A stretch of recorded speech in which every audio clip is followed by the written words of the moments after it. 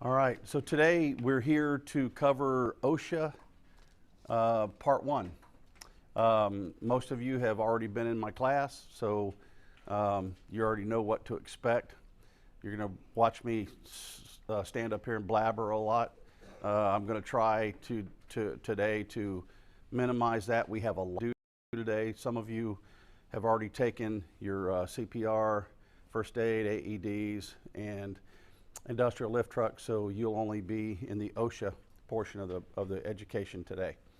And so, you know, I think I've already made it clear to everybody how important you are to place services, not just because you do the work, but because you're the ones that get the grade for the company.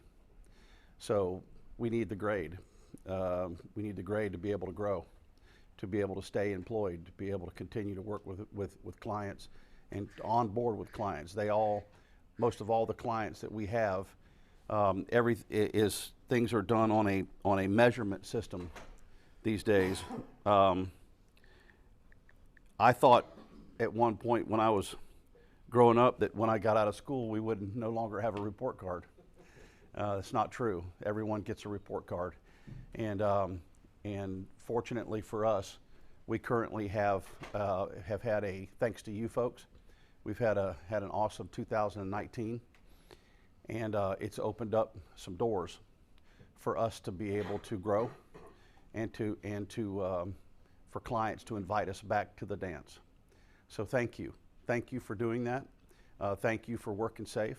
And thank you for exercising a safe culture, as we talked about many times, and I'll say it every day in my class and probably multiple times. Carelessness is the root of all evil. Carelessness will kill you faster than anything. Carelessness, if he was a character, I would personally try to find him, hunt him down, no matter where he is, and eradicate him, because that's how much I dislike carelessness, and the effects that it has on our people. So with that, let's get started. We're going to move on into it. And by the way, I'll cover one part. We'll take a break. I have a bunch of 10-minute breaks in here today because I understand people like to get up and go outside. Maybe smoke or get a drink or a cup of coffee or go to the restroom, whatever you're going to do. And also, I'm an older guy, so that's one of the advantages. I have to hit the boys' room quite a bit, so it's one of the advantages you have for having an older instructor. Today we're going to cover the introduction to OSHA, the focus 4 in construction, which are fall hazards, caught in between hazards, struck by hazards, electrocution hazards. This focus 4, why do they call it the focus 4? More people are injured or die in those particular items right there than any other work task that they perform in the construction industry. We're going to talk a lot about your personal protective equipment and life-saving equipment and all the various health hazards in and surrounding silica. A lot of people don't think about it. You just, people sawing concrete, people sanding drywall. They're not thinking about the long-term effect it has on their lungs. We're going to be talking about that today. First, introduction to OSHA. This is probably the most boring portion of all the training you're going to get. However, it's mandated that we teach you this. Because it tells you a little bit about OSHA, who they are, what they do, why they exist, and so this is a pretty long section, but I promise you, as soon as it's over, you're going to get a break. Why is OSHA important? Everybody safe. Save lives. Correct. Because right here on the screen, everyone can see that 405 workers. Now this was in 2013. 4,405 workers were killed on the job in 2013. 3.2 per 100,000 full-time equivalent workers were killed. An average of nearly 12 workers die every day. I think we saw that number used yesterday. 797 Hispanic or Latino workers were killed from work-related injuries in 2013. Why is that? I don't know exactly, because I don't work outside of the country much, but I would like to think that it's because maybe their culture, safety culture, doesn't have the watchdog agency like OSHA to make sure that employers are providing them with good scaffolding instead of having to build their own. Employers are doing their part to make sure that these guys are properly equipped and to have everything that they need.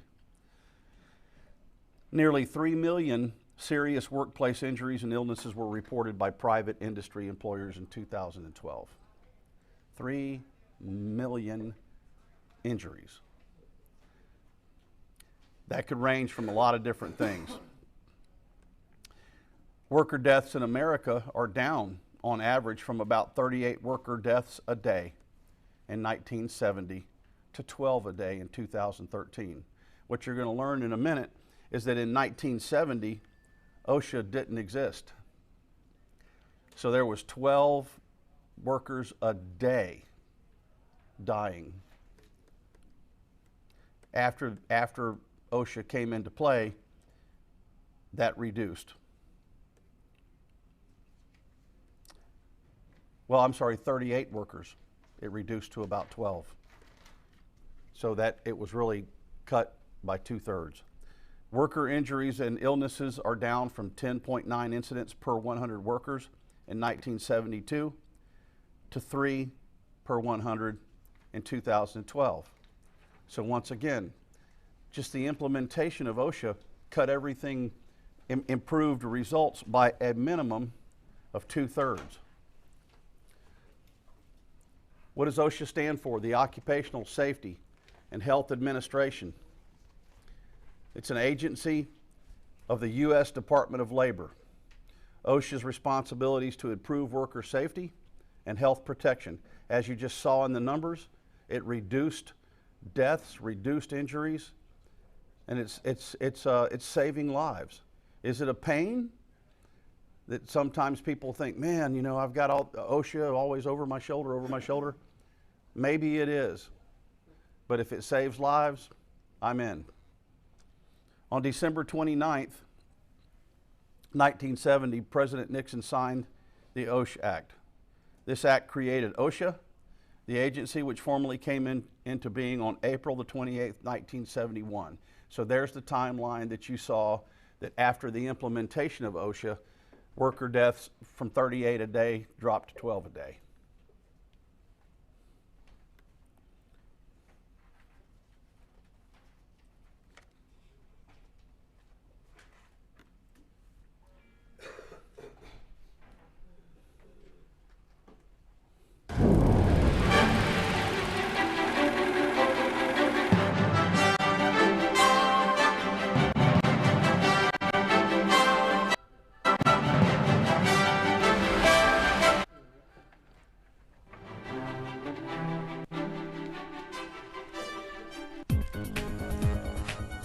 Hello, my name is Jim Bratton, and I represent National Safety Compliance. We've put together this program to provide you with some basic information about OSHA, OSHA standards, and other health and safety issues as they apply to various workplaces. In this video, I'll tell you a little of the history behind OSHA, how OSHA protects employees through what is known as standards, some of the OSHA record-keeping requirements, how OSHA enforces the standards, what you can do to comply with OSHA standards, and a few other things you should know about OSHA as they relate to your company.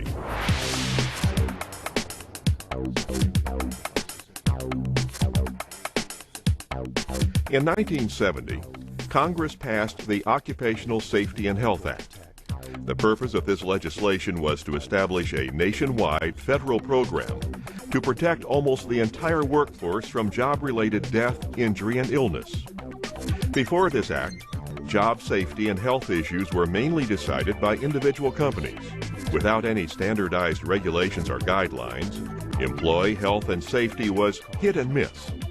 While some companies and industries worked to create a safe workplace, others felt it was a financial burden and was unnecessary. This was the backdrop for the creation of OSHA. But there were many events that led to the Occupational Safety and Health Act, starting with the Industrial Revolution in the 1800s, to child labor, to mass immigration, to labor movements, and more. Employee health and safety has been an evolving issue. Workplace health and safety is still evolving today as new technologies, increased information, and a growing and shifting workforce create the need for new, revised, and/or additional standards and guidelines. OSHA is the leading force in the protection of the U.S. workforce. After the passage of the Occupational Safety and Health Act, the first step the Secretary of Labor took was to establish within the Labor Department, effective April 28, 1971, a special agency to administer the act. This agency is what we know of today as the Occupational Safety and Health Administration, or OSHA. This new agency took on the difficult task of creating from scratch a program that would meet the legislative intent of the act. The purposes of the act are quite comprehensive and include the establishment of occupational safety and health standards, carrying out inspections and investigations, ensuring the maintenance of record-keeping by employers on occupational injuries and illnesses, requiring reporting by employers of work-related deaths, and conducting research relating to occupational safety and health. OSHA uses three basic strategies to help employers and employees reduce injuries, illnesses, and deaths on the job. 1.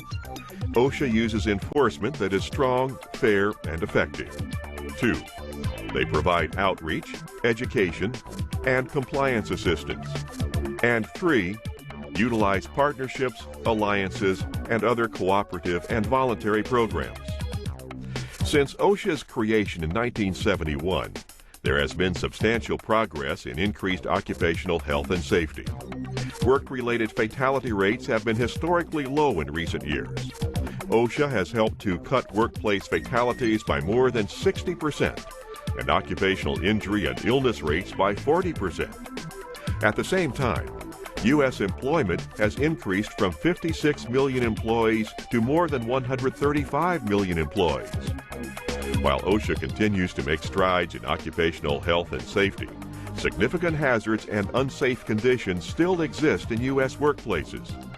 Each year, almost 5,200 people die from workplace injuries in the private sector.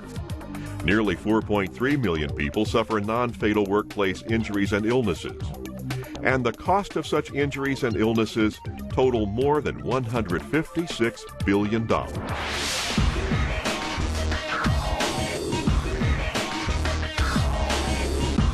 OSHA issues mandated laws and rules through what is known as standards.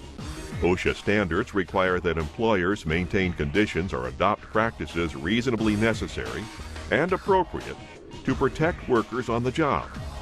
Employers are to be familiar with and comply with standards applicable to their establishments.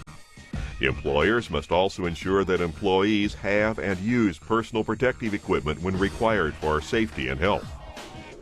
Each workplace may have different requirements, and different areas within one workplace may require different standards.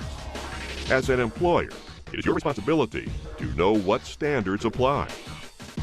The Occupational Safety and Health Act covers private sector employers and their employees in the 50 states and certain territories and jurisdictions under federal authority. The OSH Act covers employers and employees either directly through federal OSHA or through an OSHA-approved state program. Section 18 of the OSH Act encourages states to develop and operate their own job safety and health programs. There are currently 22 states and jurisdictions operating complete state plans covering both the private sector and state and local government employees. and 4, Connecticut, New Jersey, New York, and the Virgin Islands, which cover public employees only. OSHA approves and monitors state plans, and states must set job safety and health standards that are at least as effective as comparable federal standards. Most states adopt standards identical to federal ones. All employers are required by law to comply with all Code of Federal Regulations CFR promulgated under the OSH Act. In addition, some agencies, both federal and state, may incorporate OSHA regulations into their own rules and regulations, whereupon these agencies then may enforce the occupational safety and health portions of their requirements. Examples of federal agencies that commonly use and enforce OSHA requirements with their own statutes and regulations are the U.S. Department of Transportation and the U.S. Environmental Protection Agency. The OSH Act does not cover certain groups of people. These groups include the self-employed, members of immediate family of farm employers, worker conditions that are regulated under worker safety or health requirements of other federal agencies, and employees of state and local governments. Some states have state plans that cover these workers.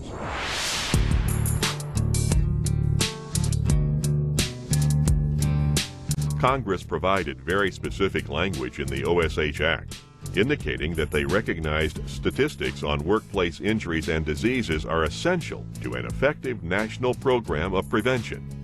The Act, among other things, directed the Secretary of Labor to issue regulations to require employers to maintain records on workplace injuries and illnesses. This section is known as CFR 1904, Recording and Reporting Occupational Injuries and Illnesses. You can learn more about this standard in the workbook. The Secretary of Labor was also directed to compile accurate statistics on occupational injuries and illnesses and to make periodic reports on such occurrences. The responsibility for collecting statistics on occupational injuries and illnesses was delegated to the Bureau of Labor Statistics.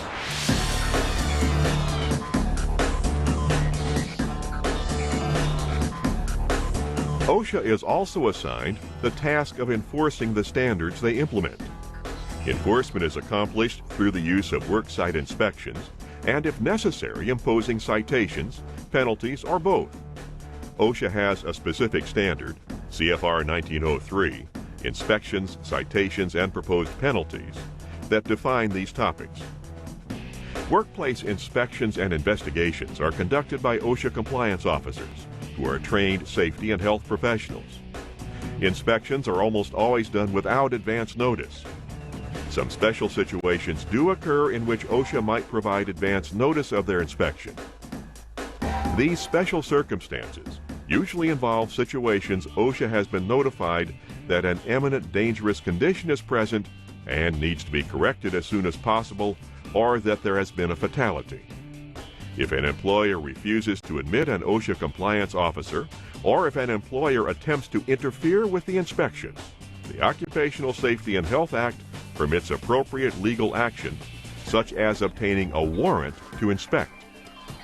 It is best to cooperate with OSHA completely when being inspected. Their goal should be your goal, the health and safety of workers. Working cooperatively will help reach that goal. Not all 111 million workplaces covered by the Act can realistically be inspected. OSHA therefore has established a priority system for conducting inspections. The worst cases are given top priority. The order in which inspections or investigations are conducted is 1. Imminent danger situations, 2. Catastrophes and fatalities, 3. Complaints and referrals, 4. Programmed inspections, 5. Follow-up inspections. After an inspection, the compliance officer discusses with the employer all unsafe or unhealthful conditions observed during the inspection and indicates all apparent violations for which he or she may issue or recommend a citation and a proposed penalty. The compliance officer will not indicate any specific proposed penalties, but will inform the employer of appeal rights. After the compliance officer reports their findings, the area director determines whether he or she will issue citations and/or propose penalties. Citations inform the employer and employees of the regulations and standards alleged to have been violated and of the proposed length of time set to correct alleged hazards. The employer will receive citations and notices of proposed penalties by certified mail. The employer must post a copy of each citation at or near the place a violation occurred for 3 days or until the violation is abated, whichever is longer. Penalties are based on the type of violations found during the inspection. There are 8 types of violations for which an employer can be fined, and penalties can range from $0 to $500,000, depending on the type and severity of the violation.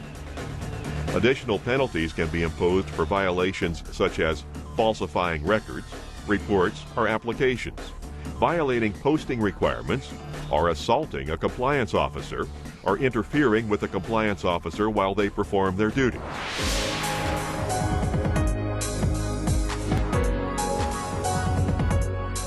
So what can you do to avoid receiving citations and penalties while striving to provide a safe and healthy workplace? You must also have established written programs that cover most OSHA standards. The most important standards all have requirements that companies have written programs in place. These standards include Hazard Communication 29 CFR 1910.1200, Respiratory Protection 1910.134, Emergency Action Plans 1910.38, Fire Prevention Plans 1910.39, Lockout Tagout 1910.147, and Bloodborne Pathogens 1910.1030. Other standards may also require written programs. It is not enough to just have the programs written and then filed away. The programs must be current, utilized, reviewed, and updated as necessary to ensure their effectiveness and compliance with OSHA standards. Many companies create written programs and then fail to keep them current. OSHA would view the situation the same as if a program had not been written at all, and it indicates a lack of positive safety and health attitude overall. OSHA will usually want to see your written programs before ever starting an inspection tour of your company. You must be prepared. Another area that OSHA considers very important is that of hazard assessment and personal protective equipment. CFR 1910-132 sets standards for the use of PPE and requires companies to assess the workplace to determine hazards requiring PPE. Employers have to verify that the required hazard assessment was performed through a written certification. The certification must identify the workplace evaluated, the person certifying that the evaluation was performed, and the dates of the hazard assessment. Obviously, documentation is an essential part of avoiding OSHA citations and penalties. Training is possibly the most important issue for companies to address. OSHA imposes training and education requirements for almost all standards. It is important to note that OSHA does not specifically require documentation of training in every standard. Most standards do insist on documentation, and we believe that employers are better off documenting all training regardless of OSHA's requirement. Uniform documentation of all training will help you determine who needs additional training, determine when it is time to update training, and evaluate employee work performance. When reviewing your training program, you should compare your current training program to OSHA's training requirements. Employers must include OSHA-required information as it pertains to that specific topic. An accurate and complete training program will benefit your company in more ways than you can imagine. We hope this short informational video on OSHA has been helpful. The workbook that accompanied this video provides additional information on over 30 different OSHA standards and other safety topics. The workbook information is not meant to be all-inclusive and is not intended as a substitute for, nor should it be construed as, legal advice. Its purpose is to introduce various topics and hopefully give you a bit of insight to those topics. The workbook also gives information on some of the products National Safety Compliance has available to help you in meeting various requirements. Thank you, and have a great day.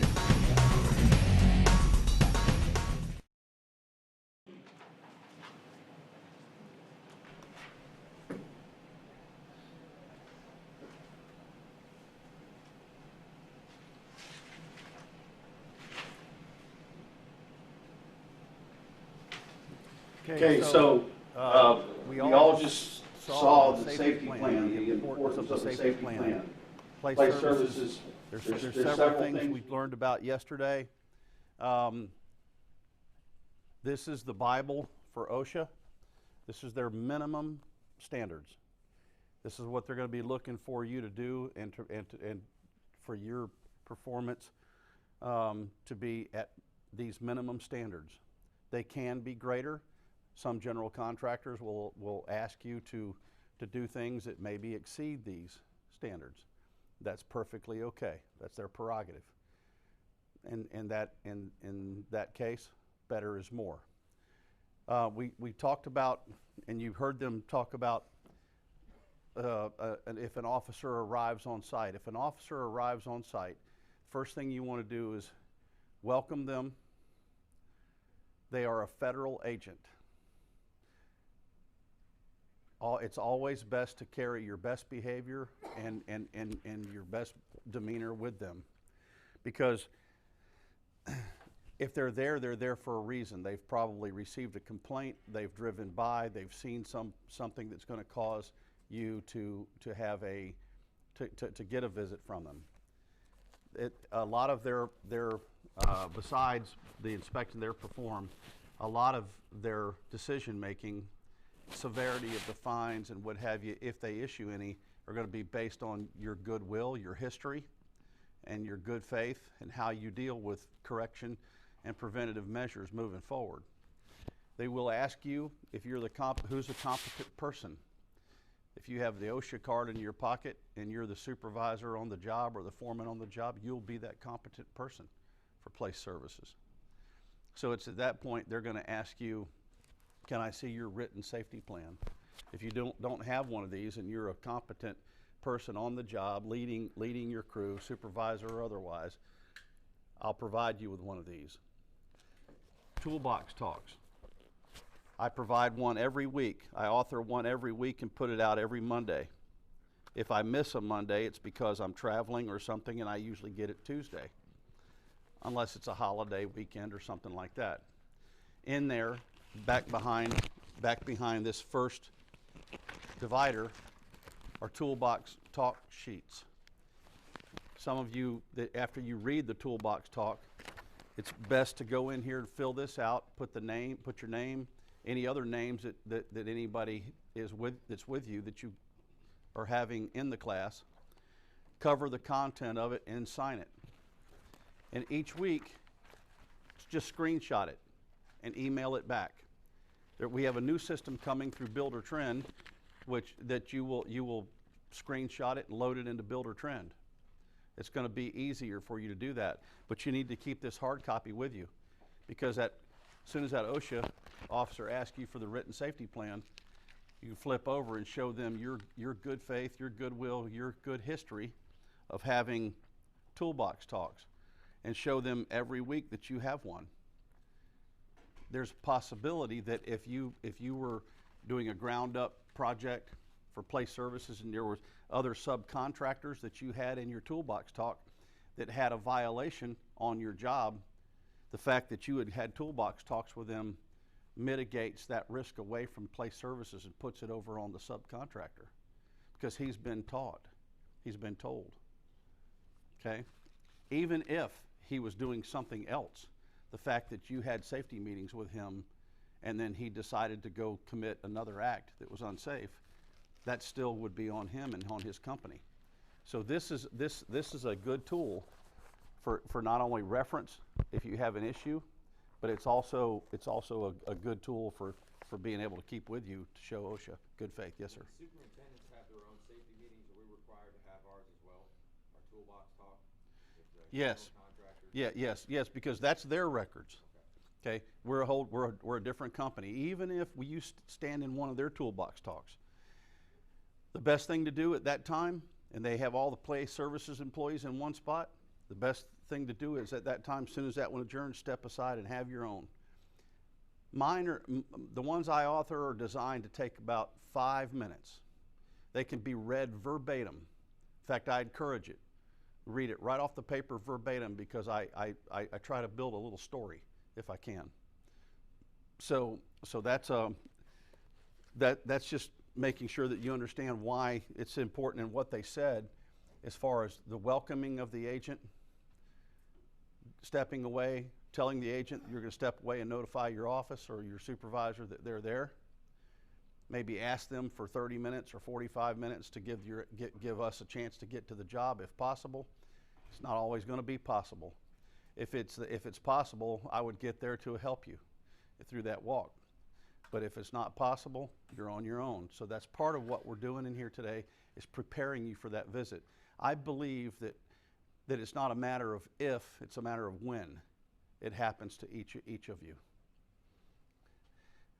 OSHA, what rights do you have under OSHA? A lot of OSHA was created, it was primarily for the safety of the employees and enforcement of employers to make sure that you're properly educated and properly equipped.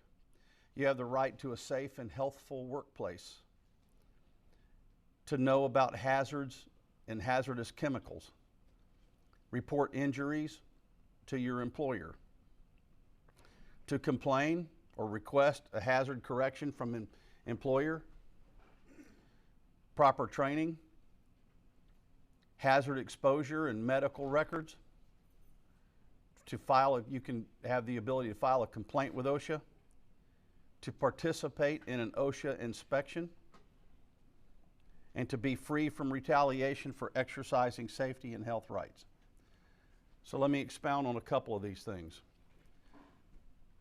Place services want you to have a safe and healthful workplace. That's our grade. That's how we're scored. That's how we stay in business.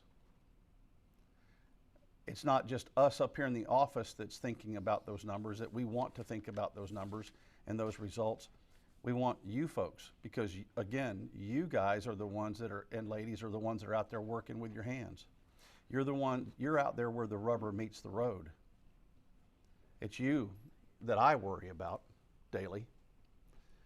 So it's you guys that we're looking to maintain our safe and healthful workplace through your safe work culture. We want you to know about the hazardous chemicals. There's a big push, a new program we're putting out to make sure that everybody has their MSDS sheets. Now they're called safety data sheets.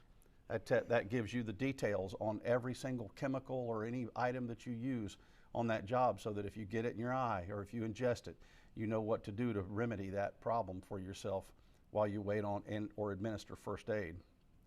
Reporting your injuries to your employer. My prayer is that I don't have any injuries.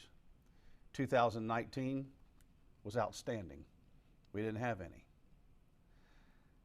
But if you do have one, report that to us. It's our job and our duty through OSHA to step in and investigate what happened, pull films, talk to witnesses, ask them who, what, when, where, how was he positioned, what did he do, look for the corrective measures, take the corrective measures to make sure that and preventative measures to make sure that it never happens again. That's our job. And I can promise you that I take injuries, I take incidents, I take any time that any one of my employees is in, which I consider to be the family here at Place Services, injured. We should all take that very seriously and dig in to make sure that it doesn't happen again. Because what we want, what I expect and what I think all of you folks should expect, because it could be you that's injured and by someone else's careless act, is to think about the work task before you do it. Don't step up on the rails of a scissor lift and reach over. Just reposition the scissor lift so that you can get to what you need to get to. Because the first one, although seems quick and easy, before you know it, You could be laying on the ground with a broken neck or broken back. Complain or request hazard correction from an employer. If there's hazards on the job and you can't correct them, we anticipate that you'll be the leader. You'll lead by example. You'll find that hazard, reach out, go over and remedy that hazard, take care of it. If there's some that are working around you that are committing unsafe acts, and you've been to the general contractor or to others on the job, your supervisor, and they can't get it remedied, I anticipate that you'll push that as far as you need to push it up the ladder here at PSI until we get it handled. I can tell you that when things come to my office, if by the time it makes it to my office, I'm in motion. I'm going to make sure it gets fixed. One way or another, I'm going to get involved to get it taken care of. Hazard exposure and medical records.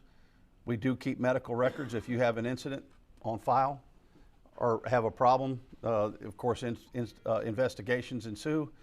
After that, any workman's comp, we get involved with a case manager. The case managers are digging in to find out.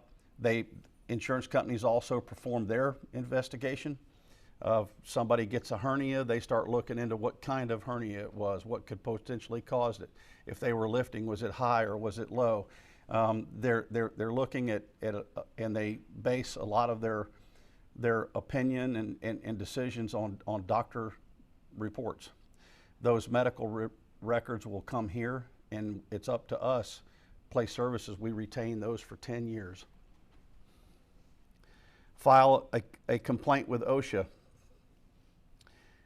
Everyone has the right to file a complaint with OSHA.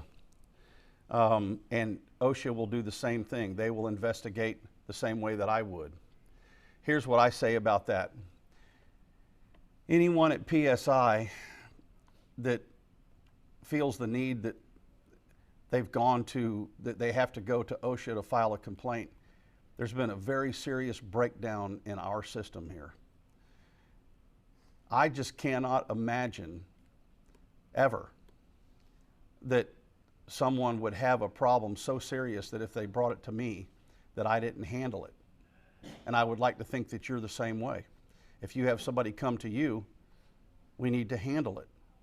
Because by the time you have an issue that escalates to the point that somebody feels like they have to go to a federal agent with their problem, that's a problem. That's not how we roll here at PSI.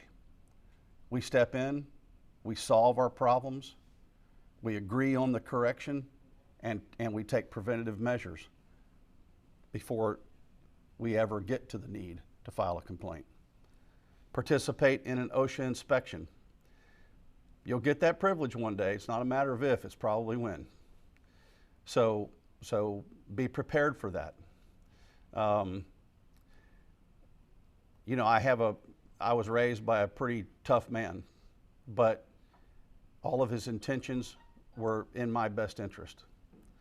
And so when he told me to do something, it was yes, sir, no, sir, yes, sir, and no, sir. Even if I disagreed with what he was saying, I didn't challenge him because he's the boss.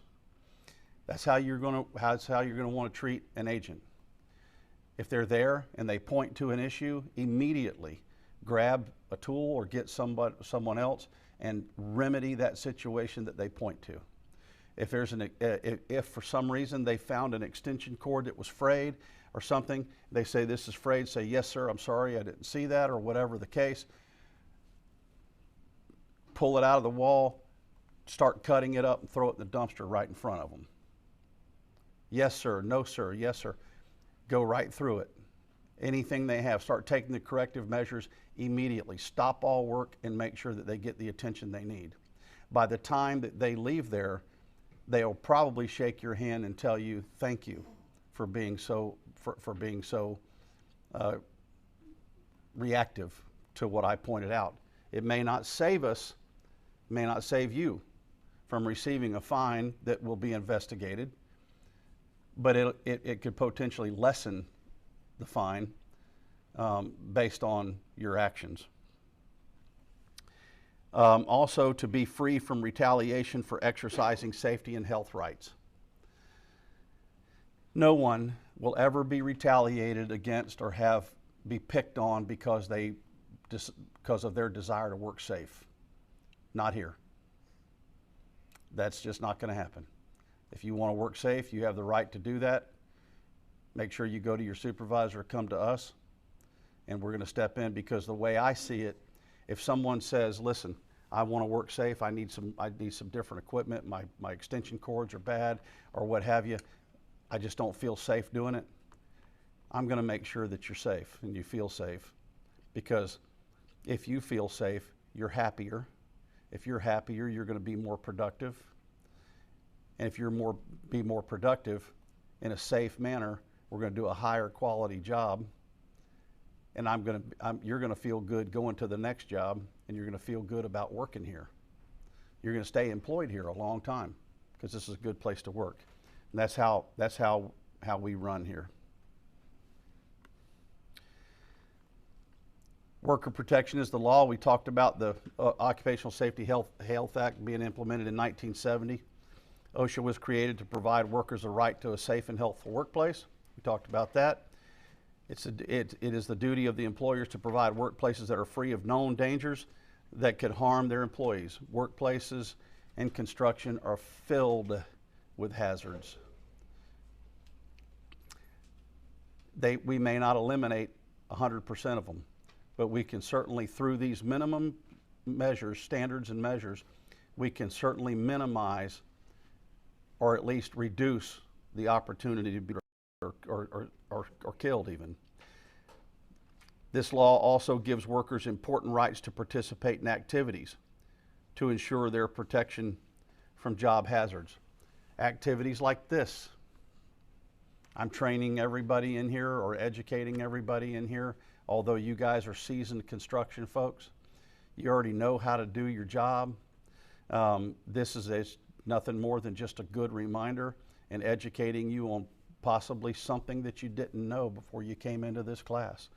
And if that helps, if that raises the awareness, when you leave here, you're going to be walking into 2020 thinking, every morning when you get up, I'm going to put my feet on the ground and think about what can I do today to ensure that my wife, my daughter, my family will see me again.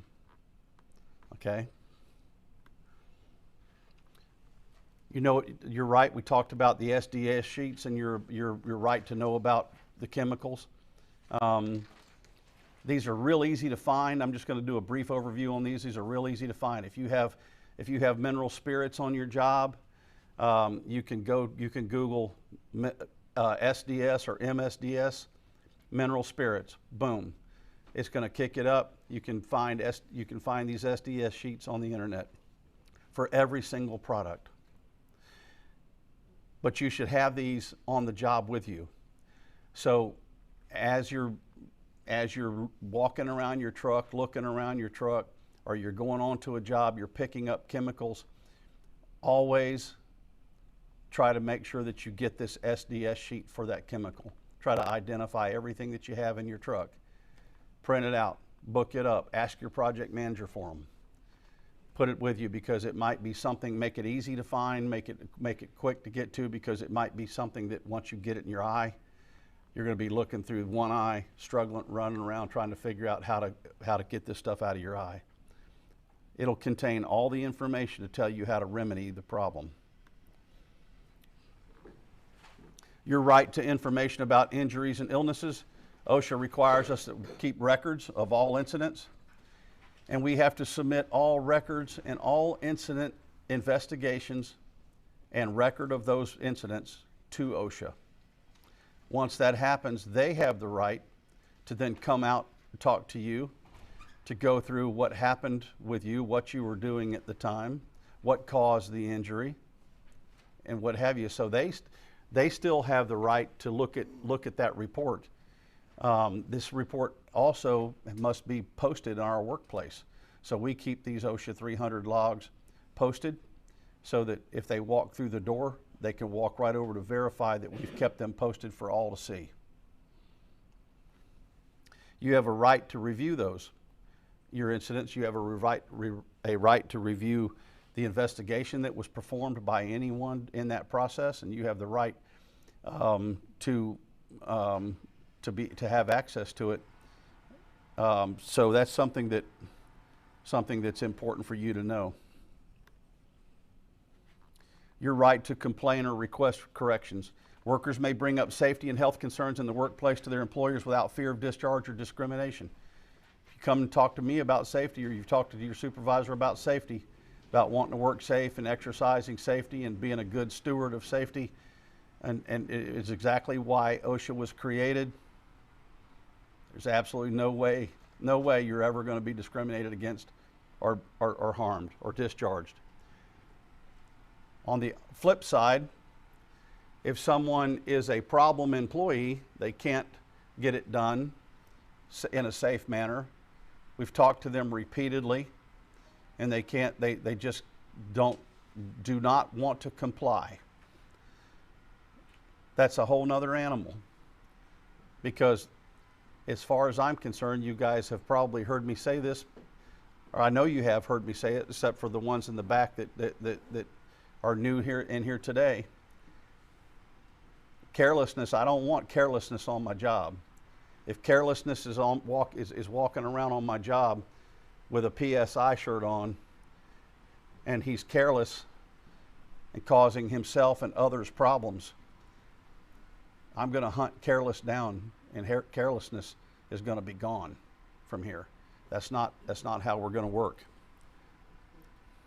OSHA rules protect workers who raise concerns to their employers or OSHA about unsafe or unhealthful conditions in the workplace. And that's exactly one of the things that we want to know about, because again, removing unsafe acts, unsafe issues, unhealthful conditions are just going to keep you safer. Your right to examine exposure and medical records, I talked about that. So you will have the right to view those if you choose to. Talked about your right to file a complaint. I have a subnote over here on the right that says often the best and fastest way to get a hazard corrected is to notify your supervisor or employer. Absolutely. But there may be somebody out there that has an employer. It's not here, but there may be somebody out there that has an employer and they keep telling them the same thing over and time. He's like, yeah. That's not going to happen here. If you tell me about it, I'm going to get it done. We're going to get it fixed. We're going to get you taken care of. We're going to fix any unsafe issues or unhealthy issues a whole lot faster than OSHA would do it.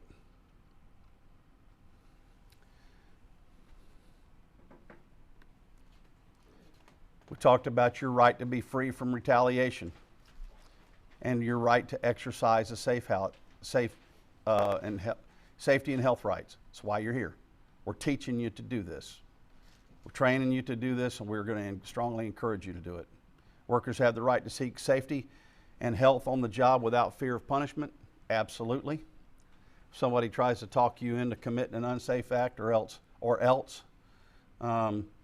just tell them, say, well, I'll take the or else, because that's just somebody trying to bait you, somebody trying to get you in trouble, somebody trying to get you killed. It's not worth it. The right is spelled out in Section 11C of the OSHA Act, in that Bible.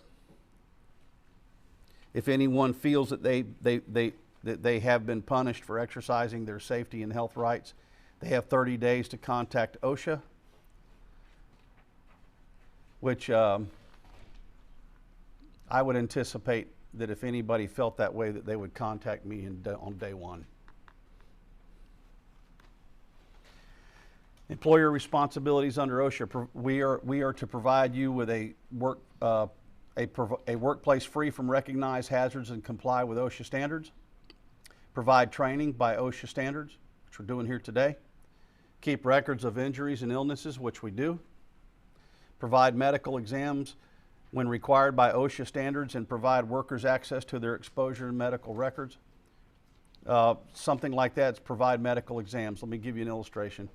I'm going to be sending you into confined space where you're going to be wearing a respirator or painting and wearing a respirator.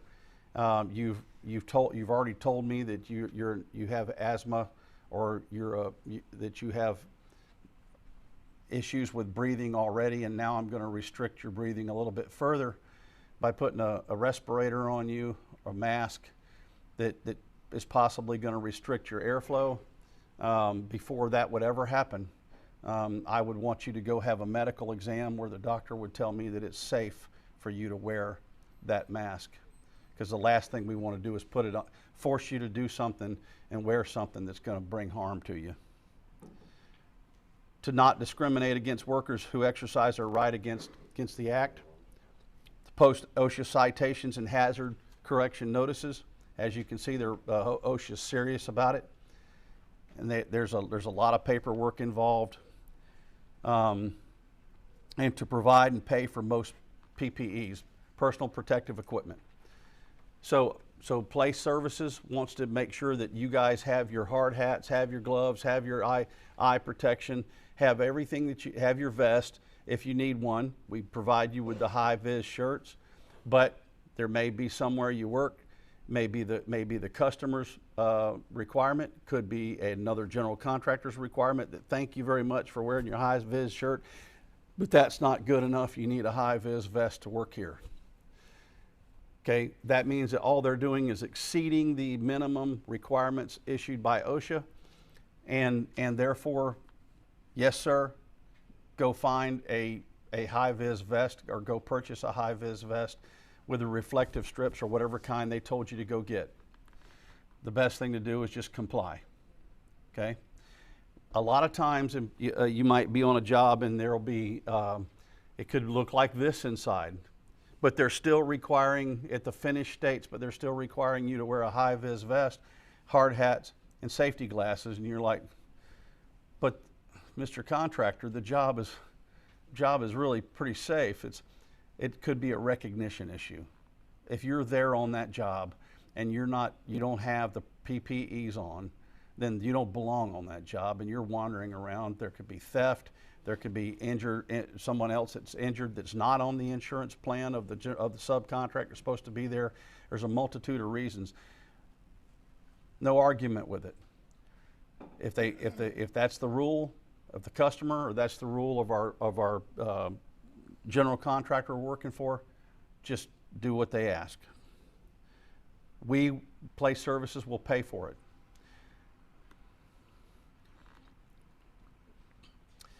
Here's some employer responsibilities under OSHA. So I have a lot to do when things happen. Employers must report each worker death to OSHA. I had an employee pass away on a job. I got the call that said we just found Jimmy in the portalette, deceased. He went to the portalette, 20 minutes, he didn't come back. They went looking for him. He was slumped on the floor of the portalette, and he'd passed away. So I got the call. I have 8 hours under the federal guidelines to report that death.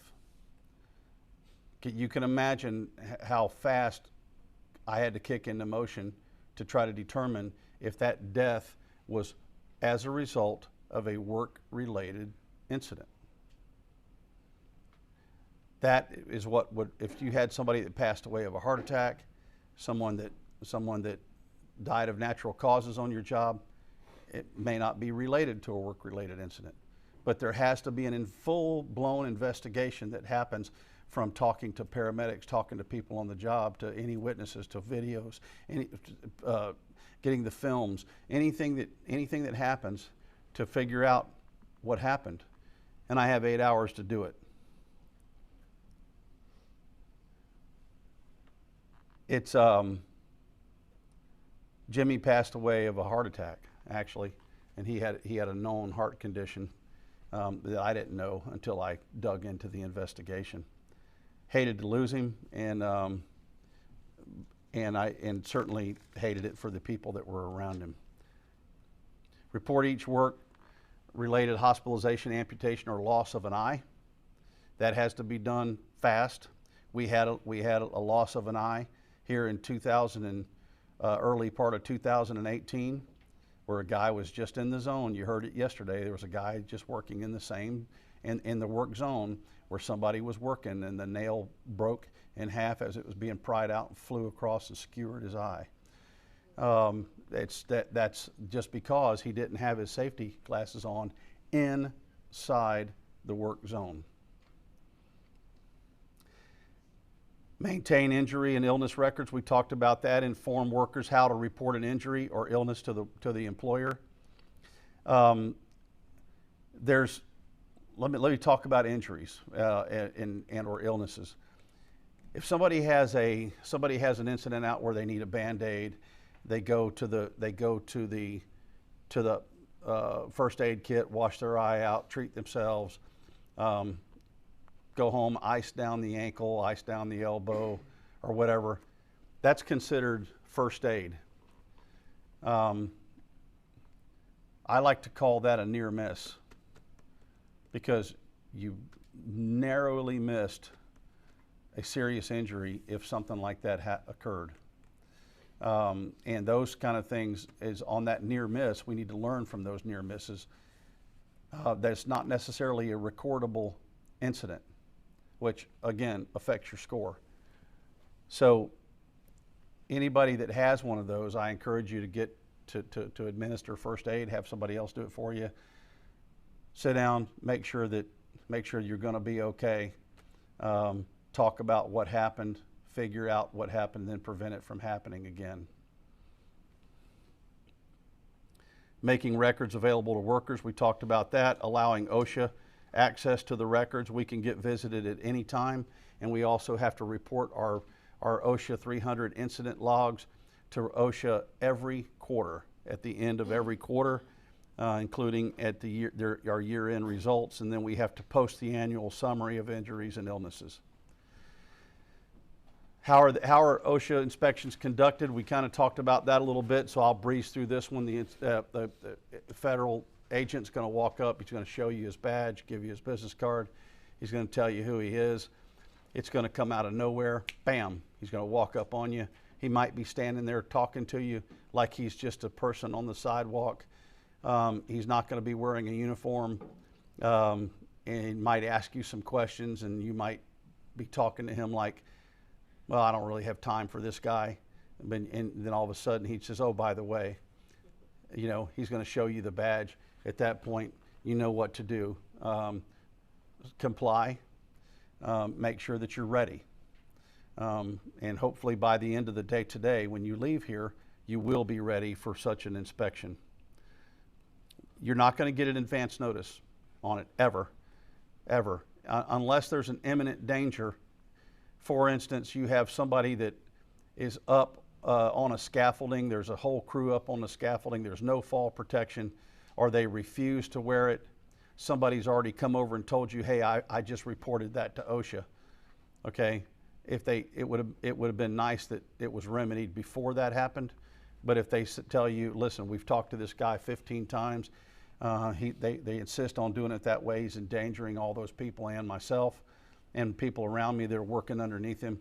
So we have reported that. You then may have some advance notice that OSHA's coming. Outside of that, you don't hear about it till they show up. Anybody that then does go and tell an employer about an OSHA inspection in advance can potentially receive a fine, because it's pretty much them trying to go out and clean it up last minute, and they frown on that.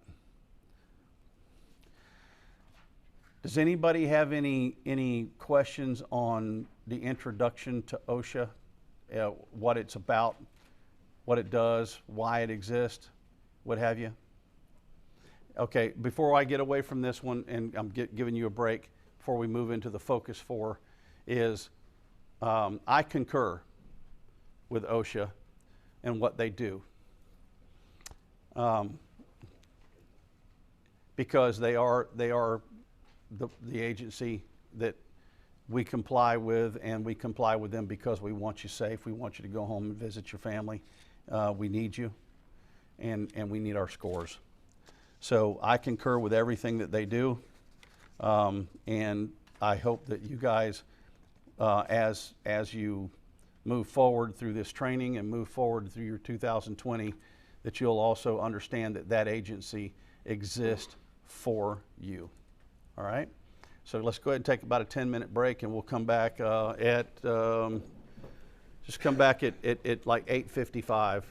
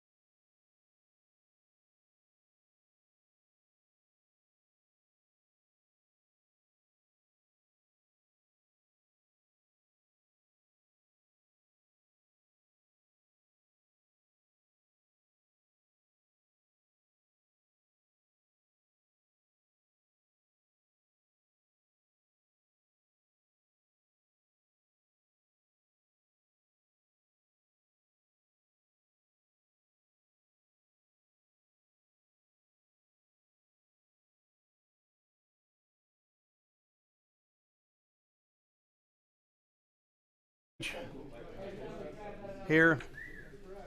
We're going to talk about the next section that we're going to move into is going to be the first one in the Focus 4, which is fall hazards.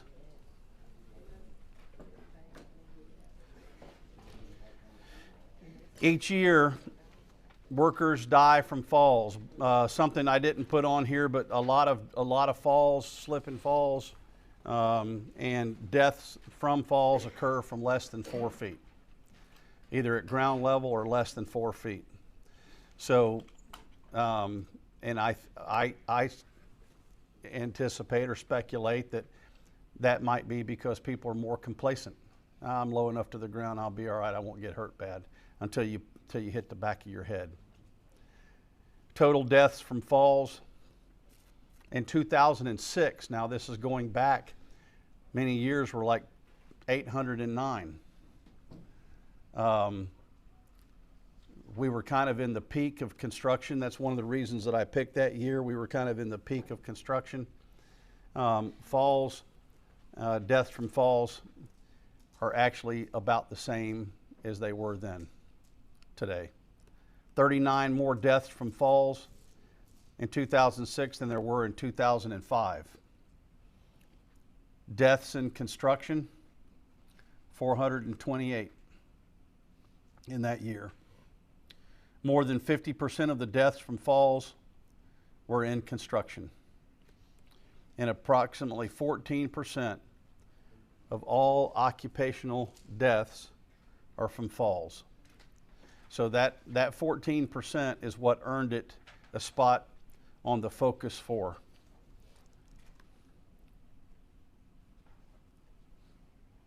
We'll play a short video here on falls.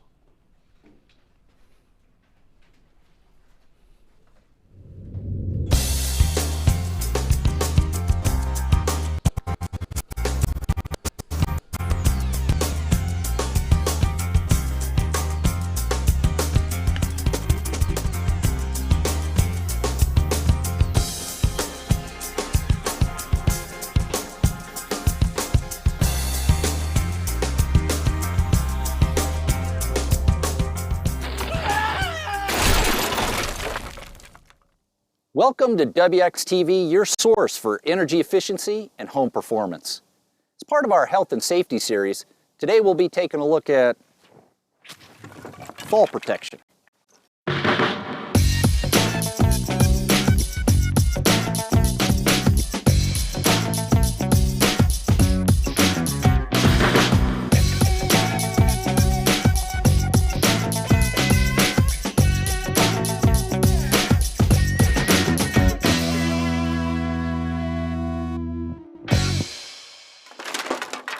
On a job site like this, 1 in every 3 fatalities is due to falls.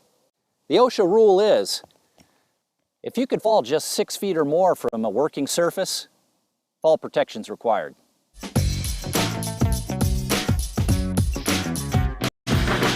We're in our training center now at our fall protection station, and we want to show you one of the most common ways that you can protect against falls when doing retrofit work like installing a vent or solar panels or making minor repairs. And that's with a personal fall arrest system. In covering our preferences for personal fall arrest systems, we'll be talking about anchors, ropes, catches, and lanyards, and full body harnesses. It's important to keep in mind when assembling a fall protection system that it's not enough to just support your body weight. That's just part of the equation. A falling body can generate an extreme amount of force, and that force increases the further and faster the body falls.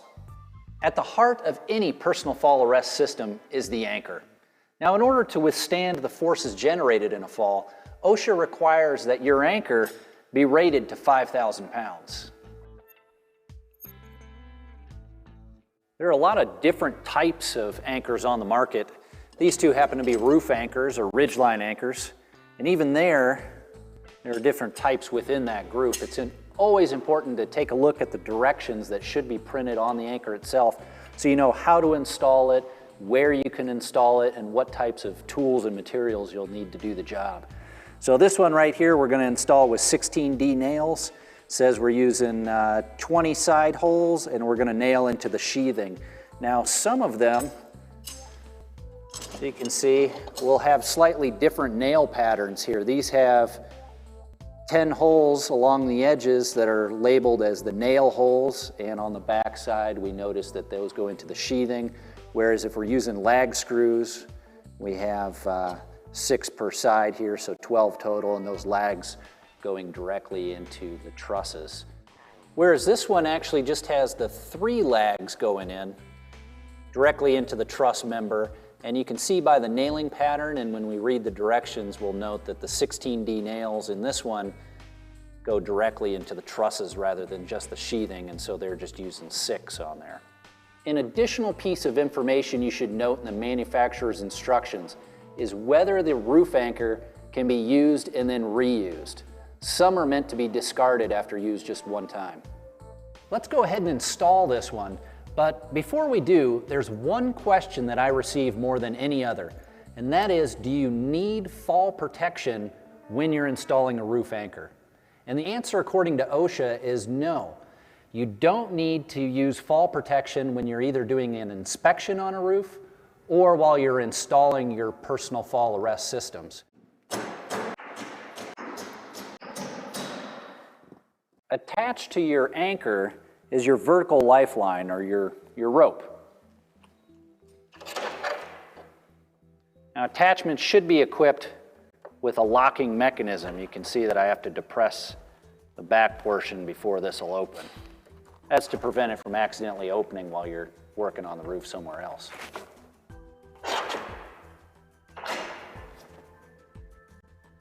And now the ropes. To be in compliance with OSHA, ropes have to be made out of man-made materials. They can't be natural fibers like hemp. So you're looking for nylon, Spectra, things of that nature. They also have to meet all OSHA regulations and ANSI standards. Now, if you buy one at the store, it should be labeled as such. That means that at the very least, they have a max arrest force of 900 pounds. And like any piece of fall protection equipment, ropes should be inspected prior to use. They have a tendency to get abraded, frayed, and damaged by chemicals in the sun. That's not something you want to miss if this is what you're going to trust your life to. The length of the rope is of course important. The obvious point being that you don't want to fall off the eave of the roof and hit the ground before the rope catches you, or even fall so far that you build up enough momentum to create a force that could break your rope. So let's set aside this particular rope here, which has a commercially bought catch device on it, and let's talk about a fixed length of rope that you may tie off end to end. We have one here that's a climbing rope, and as you can see, we've got an appropriate knot on the end connected to a locking carabiner.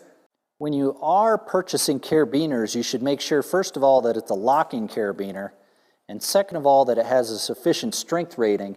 You're looking for 22.2 kilonewtons or more. You can see that this one's rated for 23 in the direction of pull. This end is attached to your roof anchor and locked.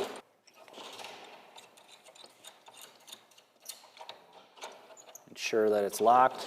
It is not sufficient to just tie this rope off to your anchor directly. You do need to have a locking metal attachment device like a locking carabiner. The other end of the rope should be tied off at a point that gives you enough room to work, but not so much that you're going to take a big fall. So we'll go ahead and make a loop in this. And we'll use the same thing. We'll use a locking carabiner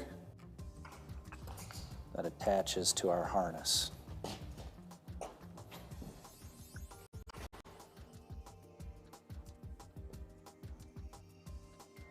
One thing that makes managing your rope length easy is to use a commercially available rope catch like this one here. You can see it just moves up and down, and when we want it at a length, simply applying pressure to that lever locks it off. Now, a couple things to note on it. It does have an up and a down direction. It's never going to catch going up.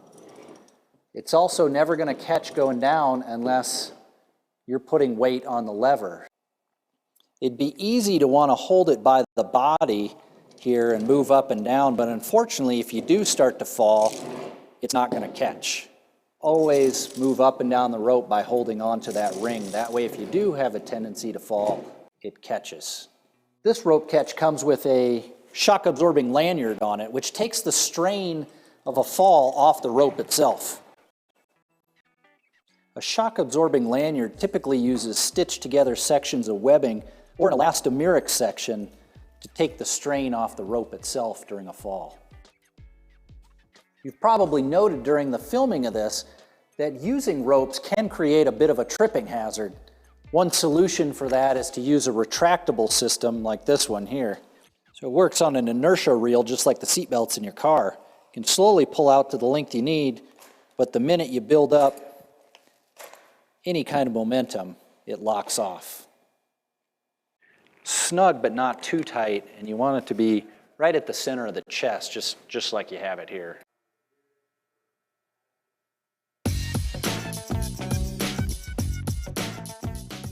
The final piece that we're going to cover in personal fall arrest systems is the full body harness, like the one shown here. A full body harness includes webbing that comes over the shoulders, wraps behind the back, and encircles each leg, including a sternum strap. The harness should be sized individually for each person. And starting with the leg loops, they should be tight but not restrictive.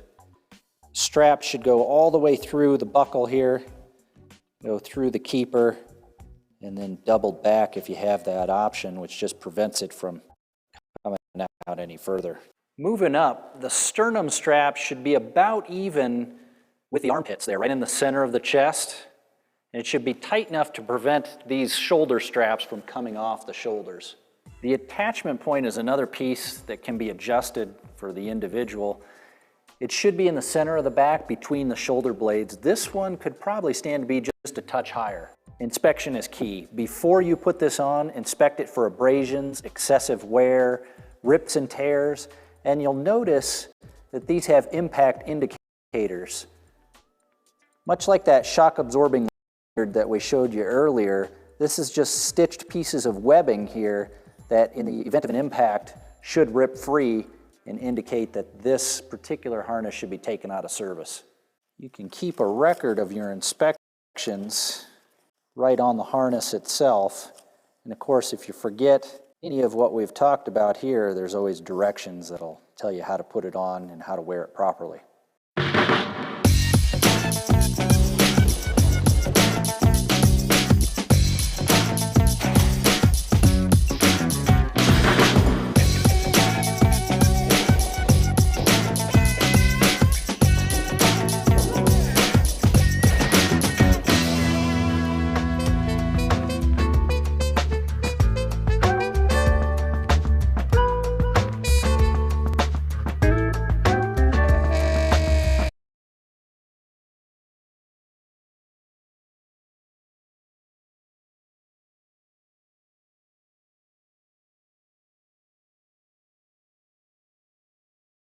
Either have to get on a lift and get on a lift or what have you. I know of very few that don't, unless you're working in a completely finished building and you're working on the floor or working down low. They can be found in building structures, exterior construction sites, scaffolds, stairs, ladders, and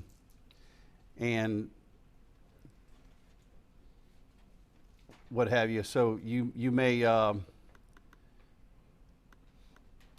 store-bought, talk about store-bought and homemade job ladders. You sometimes see them in construction.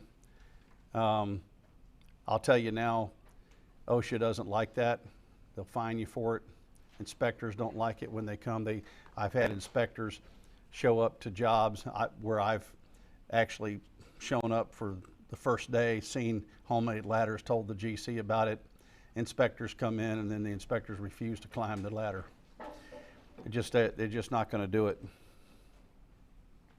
It's just a good practice to use a ladder that's been manufactured for the purpose of the job. As you saw in the video, work conditions 6 feet or more above lower level require the use of fall protection. unprotected sides, if you're working near unprotected sides or edges, leading edges. What is a leading edge? A leading edge is if you were up on some floor joists or a roof and you're installing plywood and walking out. The leading edge would be the very end, at which point you could fall off.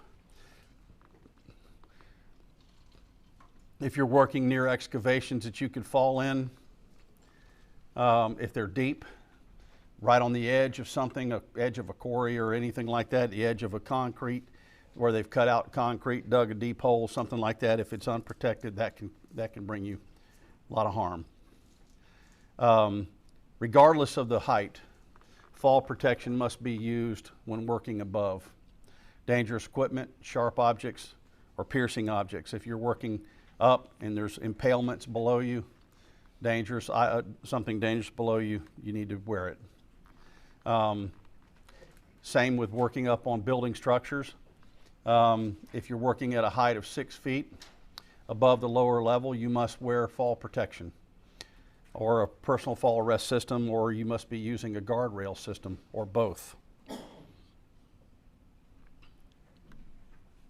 Fall hazards in building structures. Here you can see where there's some fall protection that it's installed, but here you can see where it's down. Railings that are being used for fall protection must be able to withstand 150 pounds of weight, horizontal weight, pushing against them. So you won't always get that out of a homemade or lightweight type railing system.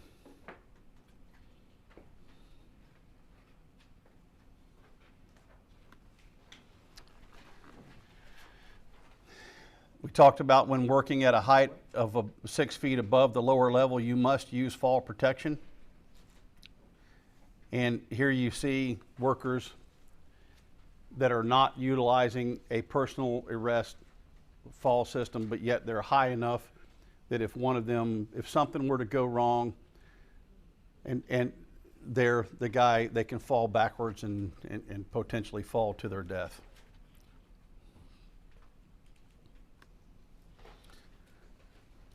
Damaged or missing guardrails must be fixed immediately. I can't tell you how many times I've come along and found where somebody accessed to put something up on another level with a lull or a sky track to deliver materials or something. After they're finished, they just walk off and leave that rail down. That's a spot for a fall. That's a spot for somebody to die. Also, tow boards. In this particular case, if you look across here, you don't see any tow boards. Down here you see a tow board, but over here you don't see any tow boards. That tow board is there in case somebody's walking along and kicks a tool. That tool doesn't go over that edge and go down and kill somebody below it. Could be a drill, could be saw, could be anything that's heavy, screwdriver. I know of a guy that dropped a spud wrench. A steel erector dropped a spud wrench, came down, hit a guy that was walking underneath him right in the top of the head. Spud wrench is a long steel wrench with a point on it. It's used to tighten the bolts. The guy was wearing a hard hat. Spud wrench went through the hard hat and touched his scalp. Didn't draw blood, but touched his scalp. That's your head is only as strong as probably a watermelon. So you can imagine what would have happened if he hadn't had his hard hat on. That spud wrench would have gone all the way down through his head and probably into his neck. When materials can be kicked off or pushed off and fall on any worker, those tow boards, it's important that those tow boards or some type of screens or netting are used, and they must be used. Tow boards minimum need to be at least 4 inches.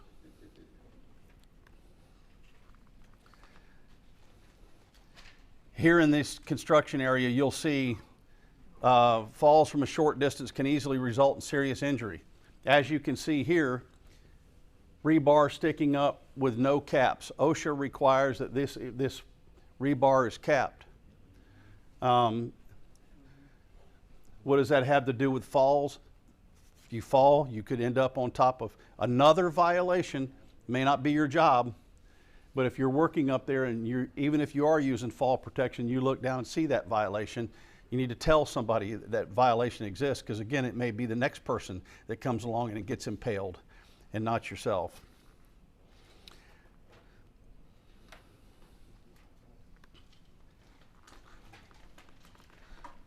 We saw the video on fall protection. Of course, it's designed to work to handle the weight and the shock, the force that's coming from the human body when it falls. It's required when working 6 feet above a lower level or working above any hazard at any height. Leading edge, what's acceptable protection, leading edge demarcation, meaning leading edge railing going around top, middle, and toe boards. Personal fall arrest systems. Make sure that fall arrest system you saw where it says if you fall and it snatches and it breaks, those things should be really inspected. The reason for that is that once it's gone through that shock, it's best just to get rid of it, because although you might look at it and go, there's nothing wrong with this thing, it tells you that thing has already been shocked, it's already been tested. There's no sense in risking your life with something that somebody's already fallen on. Just get a new one. As you can see here, what's going to happen. Now, somebody might think, well, listen, the guy fell. It's before the fall. He fell. It shows how far you will actually travel. One thing I will say is that even if you fall and you're wearing a fall arrest system, or somebody does so and they're dangling from it, you need to, fast action needs to take place to get them out of that situation. Several things. The main thing being that you don't know what kind of shock they've already gone through. You guys can imagine being on a rope and dropping 6 feet and being snatched.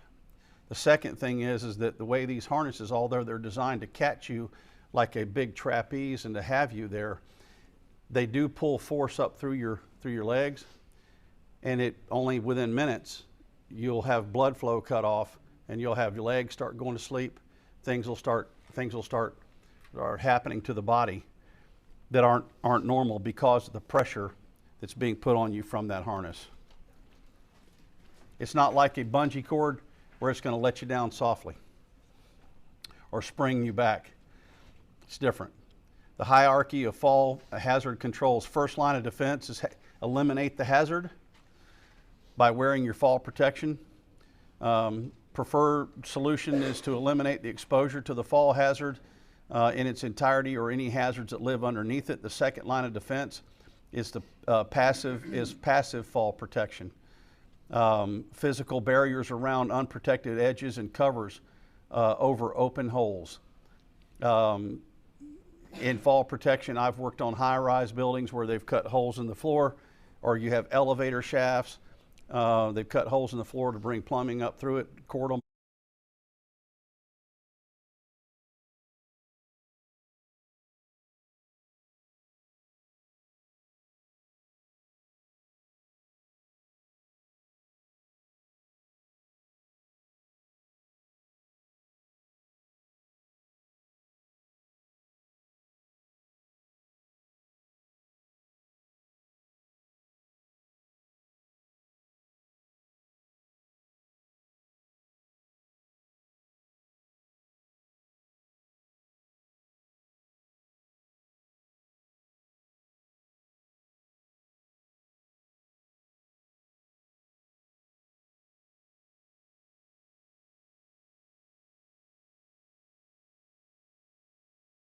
I just have a question on the lanyard. When you're hooking up your, he said, make sure you're 74 inches away from drop from the ground. If you have more than that, make sure you have more line up above you. But if you're, when your lanyard breaks loose, does it actually grow in length? It will. Okay. So does it label how long that is so Yes. you can adjust for that in your fall? Yes, absolutely. That's correct. And that's designed to be that way, because as it's giving you that bungee cord feel that it's boom, boom, boom, boom, boom, breaking as it's coming down, but it's actually designed to break you, slow you down before you get to the end of that and feel that snatch. That's right. Fall protection is huge. Again, it's one of the Focus 4, and it's going to be big. OSHA takes it very seriously. Just so that you know, last week I had a phone call from one of the divisions here that said, "Hey Rick, what can you do about helping me with fall protection?" I just had an entire crew kicked off the job because they didn't have their fall certificates. You have your OSHA 10 that includes your fall and your Focus 4. In the event that you get somewhere and they ask you, do you have your certificate for fall protection, show them your OSHA 10. If they say that's not good enough, I want one specifically for falls. You've sat through this specific class for falls, contact me and I'll get you another card. That card can be administered by me because I'm an OSHA trainer, and because I know that each one of you, if you signed that roster and you sat through my class, you had this lesson on falls. You know how to apply it. The next thing on the Focus 4 is going to be caught in between. Caught in or between hazard stats. This is another big one. Each year, workers die from caught in or caught in between accidents. During the year of 2019, total deaths from caught in cases were 232. Deaths in construction were 192. Approximately 23% of deaths in construction are from caught in accidents. Okay? That's big. Approximately 5% of all occupational deaths are from caught in accidents. So each year there's a lot of workers that are being caught in between materials, trenches, machinery, etc. Although they may seem, you may see these things going on around you, we become complacent. The fact that somebody could back into you, crush you into a wall, walking in front of a forklift while it's close to a wall, or you're preparing to load, becoming impaled. But according to the Bureau of Labor Statistics, during 2004, there were 5,703 occupational fatalities caused from people being caught in between. This means that approximately 7% of all occupational deaths are a result of being caught in between trenches and machinery.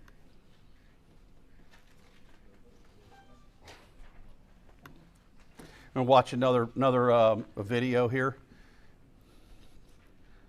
This is only about 3 minutes long.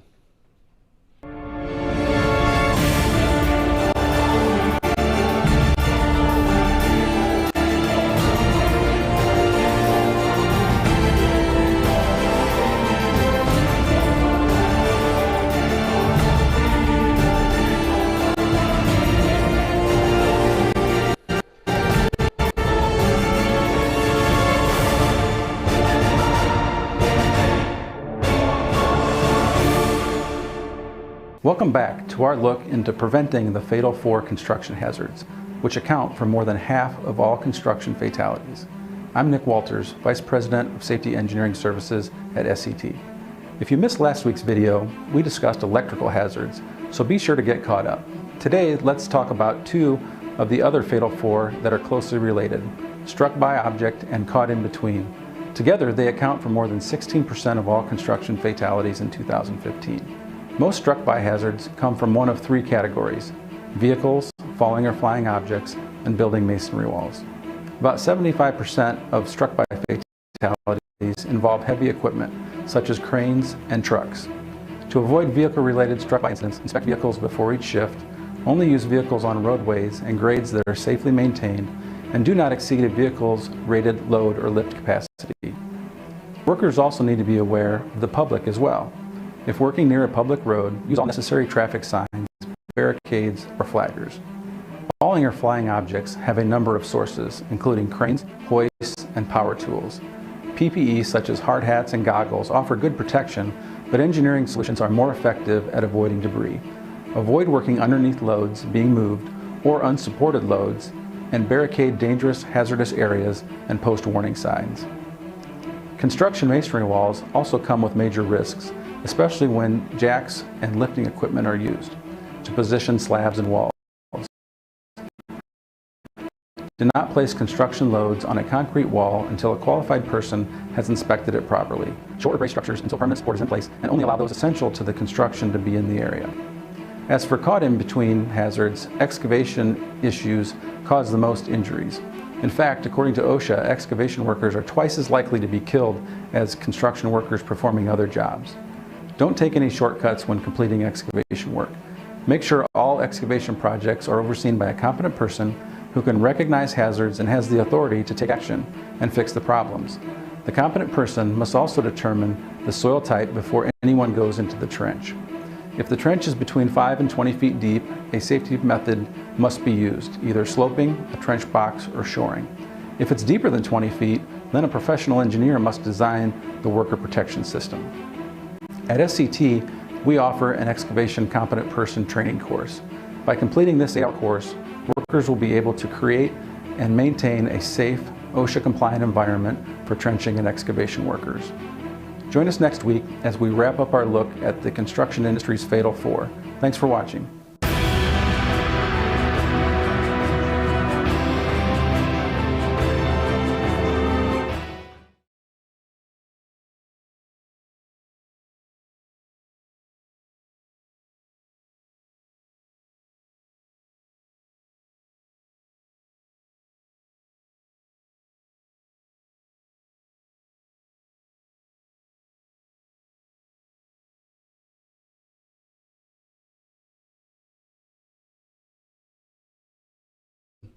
And between different kinds of objects.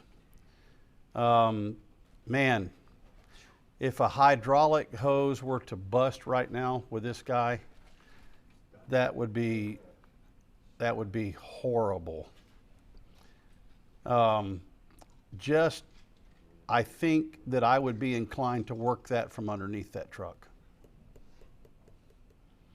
So that right there is carelessness at its finest, because he's basically saying he's putting all of his trust in a little rubber hose, a hydraulic hose, and that he doesn't have any clue when it's going to, like a tire, when it's going to blow, and that he's hung his whole life on that.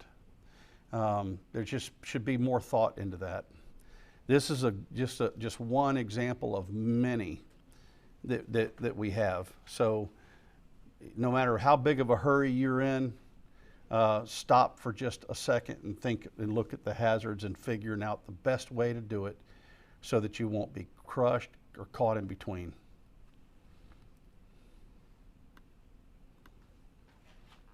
Cranes and heavy equipment caught in hazards are often created when working around heavy equipment. This includes scissor lifts, forklifts, anything else that applies to us that we use. Getting caught in between that, as you can see, something can swing around. You could be walking along, somebody coming along with a forklift, they make a turn, but they're not thinking about the fact that it's rear wheel drive, so the rear end's going to swing around and it catches you between a wall or between the racking, because they were coming past you and we were complacent and not necessarily getting out of their way, or the driver was complacent and not maintaining a 360-degree view. Always be careful of what's happening around you so that you're not caught in between. Here's another one where you never place yourself between a piece of heavy equipment and an immovable object. So basically this guy is between the bucket and a wall. If something were to happen here and the guy actually hits the wrong control, swings that bucket into him, just that the impact from that could do enough damage to break his back, break his neck, crush him, and do irreversible damage.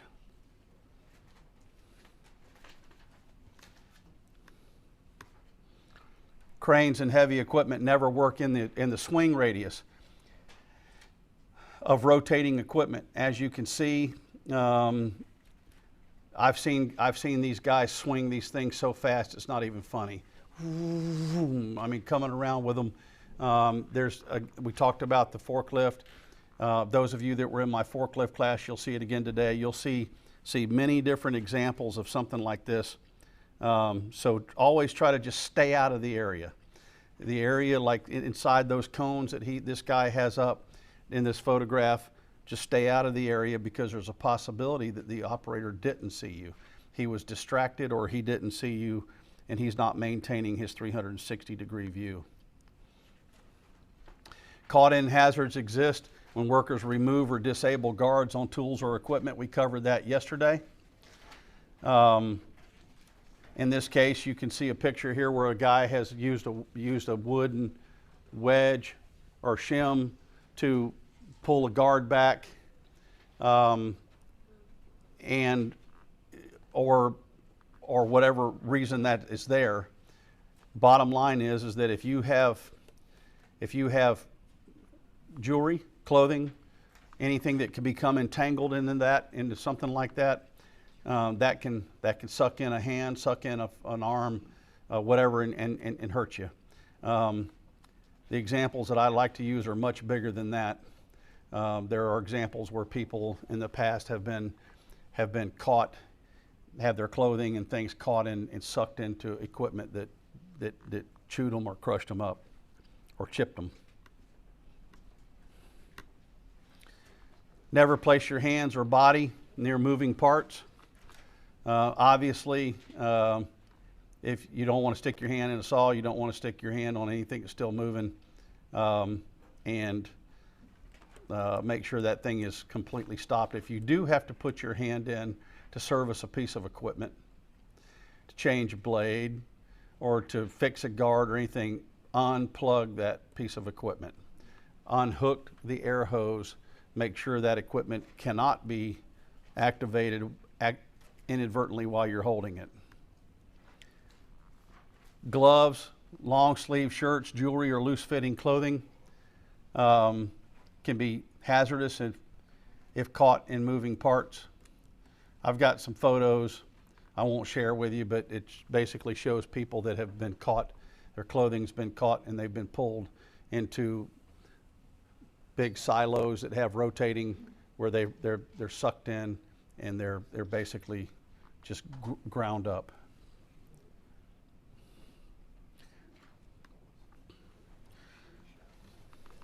Never use equipment that's missing guards or other protective devices. As you can see, this one right here's got a rotating piece of stone that could actually crack and fly.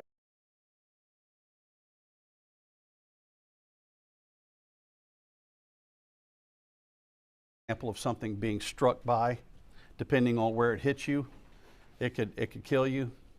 I had a childhood friend that was about 24 years old, was on a golf course, and a guy hit a golf ball, sliced it, and it came over and hit him right in the temple, killed him. So again, it could be anything that happens that could fly over and hit you. Trenches and excavation workers can be caught in between the sides of the excavation and pipes or other objects inside the excavation. We talked about cave-ins, trenching safety, pit safety, what have you. In this case, you can clearly see that, anything could happen. A piece of equipment could malfunction. You see a dozer or like a front end loader here on the track hoe on the front. Imagine that malfunctions and it goes forward and dumps into the hole. That's a struck by. There could be the backhoe could be swinging over the top of these guys, a hydraulic hose break, the whole thing drop. So you have to maintain and make sure you're staying on alert at all times. Never work inside an excavation where water's accumulating. Water is one of the is hard to get. If you get trapped in water, it brings in the mud with it, and it can make rescuing you real difficult. because anybody that gets down in there with you could potentially be trapped as well. We're going to move right on into the Focus 4 struck by. Struck by statistics. Each year workers die from struck by accidents, and during the year of 2019, the total deaths from struck by cases were 414. 414 people dead. Man, when I hear of something like that, I imagine bodies laying head to toe down a highway. Imagine how long it would take you to drive past 414 people. And then just think about their families. Approximately deaths in construction were 272. 33%, these numbers keep getting higher in this Focus 4. 33% of deaths in construction are from struck by accidents, which some of them we just talked about. And approximately 10% of all occupational deaths are from struck by accidents.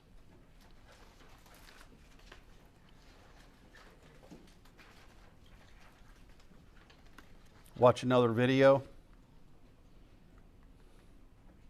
In the U.S., more than 800 construction workers die every year while on the job.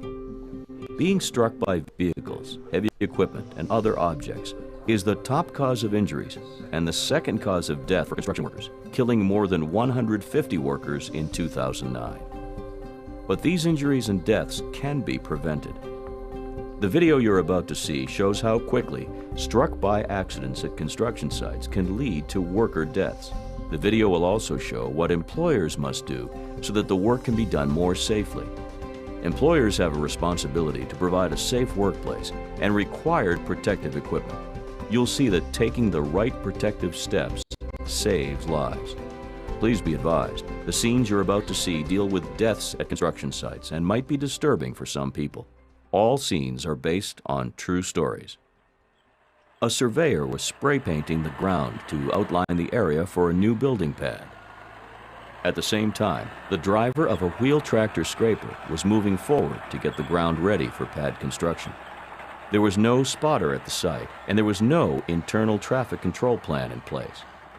Before backing up to go over the ground again, the driver checked his rear view and side mirrors. He didn't see anyone in his mirrors, so he backed up. The driver's backup alarm didn't work, so the surveyor did not hear the scraper coming towards her. As the driver backed up, he ran over the surveyor. She died from the injuries. Let's look at the events leading up to this tragic incident and see how it could have been prevented. When a vehicle on a construction site has an obstructed view to the rear, OSHA's standard requires employers to provide that vehicle with a working backup alarm or a spotter on site to tell the driver when it is safe to back up. Now let's see what happens when protective measures are in place. Although there is now a working backup alarm, it is barely audible over the background noise. So as an added safety measure, there's also a spotter on site wearing a reflective vest. There's also an internal traffic control plan in place. This plan helps protect workers because it tells the drivers of moving vehicles and equipment the safest way to move around the work site. So this time, before backing up, the scraper's driver waits for the spotter's signal so he knows the area is clear to enter. Now, as the driver reverses, the backup alarm can be heard, and no workers are near the scraper. This example shows the importance of employers following OSHA's vehicle safety standards for construction sites to ensure that workers are provided with a safe workplace. These types of construction worker deaths are preventable. The protective measures shown here save workers' lives. Please follow OSHA's safety standards at work sites. It could be the difference between life and death.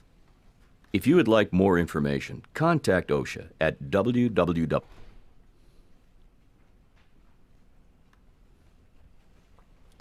Struck by falling objects. Workers working or walking below elevated work surfaces may expose you to falling objects. We've already talked about that, and I gave you an example of a guy walking underneath somebody that dropped a spud wrench. We've talked about why toe boards are necessary to keep somebody from inadvertently kicking something off of or dropping something over an edge and it coming down and hitting you. It can also be other reasons, and some of them can be just an act of carelessness, which I have personally seen, where somebody comes from the third floor to the edge and throws his trash off and stands there and watches it go down while somebody inadvertently walks out of the first floor and it hits them. I mean, it wasn't just, it was an armful of trash that went over the edge. And so it literally rained on this guy. After he picked himself up off the ground and got his composure, then I got to witness a pretty good fight. Because he wasn't happy about that at all. That was an act of stupidity that ended up going all the way to blows. So that's how he kind of dealt with it. I can't necessarily say that I would encourage that, because it did, yeah. But it definitely he made his point on that act of carelessness. Keep a safe distance from suspended loads that are flying over you. Don't get up underneath the load. Same thing could happen if you're standing up underneath the load. You're going to run underneath it real quick, just do something. It's in that instant that something could happen and it could kill you. Carelessness is not going to say, hey, by the way, I'm coming and I'll be there at 6 o'clock and this is how it's going to go. So, I'm just kind of letting you know up front what's going to happen to you today. So go ahead and say bye to your family. It's not how it rolls. It's going to happen just like that. Struck by falling objects, power tools, and activities such as pushing, pulling, or prying can create flying objects. This is the one that, again, sometimes during just in my storytelling up here of experience and letting you know things throughout, as it's layered all through this training, it reinforces itself again. This situation right here lived for us, for PSI, for a PSI employee. It lost his eye because a nail came from across the work site, being pried, broke, came across, skewered his eye. Okay, I know that's probably the 15th time you heard me say it, but that eye means a lot to me. It meant a lot to him, and I'm sorry for it. It's I can't stress enough, wear your eye protection, because it may not be from what you're doing, it may be from somebody else that's in that work zone. We talked yesterday about me having a blind father-in-law because he didn't take care of his eyes. If you don't wear your eye protection, you're not taking care of your eyes. You don't care whether or not you know what's on your dinner plate or how to feed yourself. Okay? You don't care about ever seeing your family again, or seeing your daughter again, or seeing your wife, or enjoying your retirement. You've chosen to live in the dark, if that's what happens to you. And that's just not acceptable with me.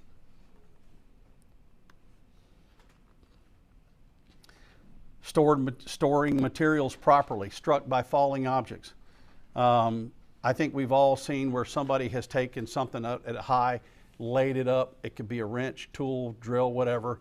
And sometimes you've probably even, I know I have, I've seen those things fall, go down, hit the end of the cord, snatch the cord. Maybe it's dangling by the cord and they pull it back up. I've seen it. Seen items get kicked off, moved over, and fall off on somebody. And so got to always be cognizant of what you're putting up may come down.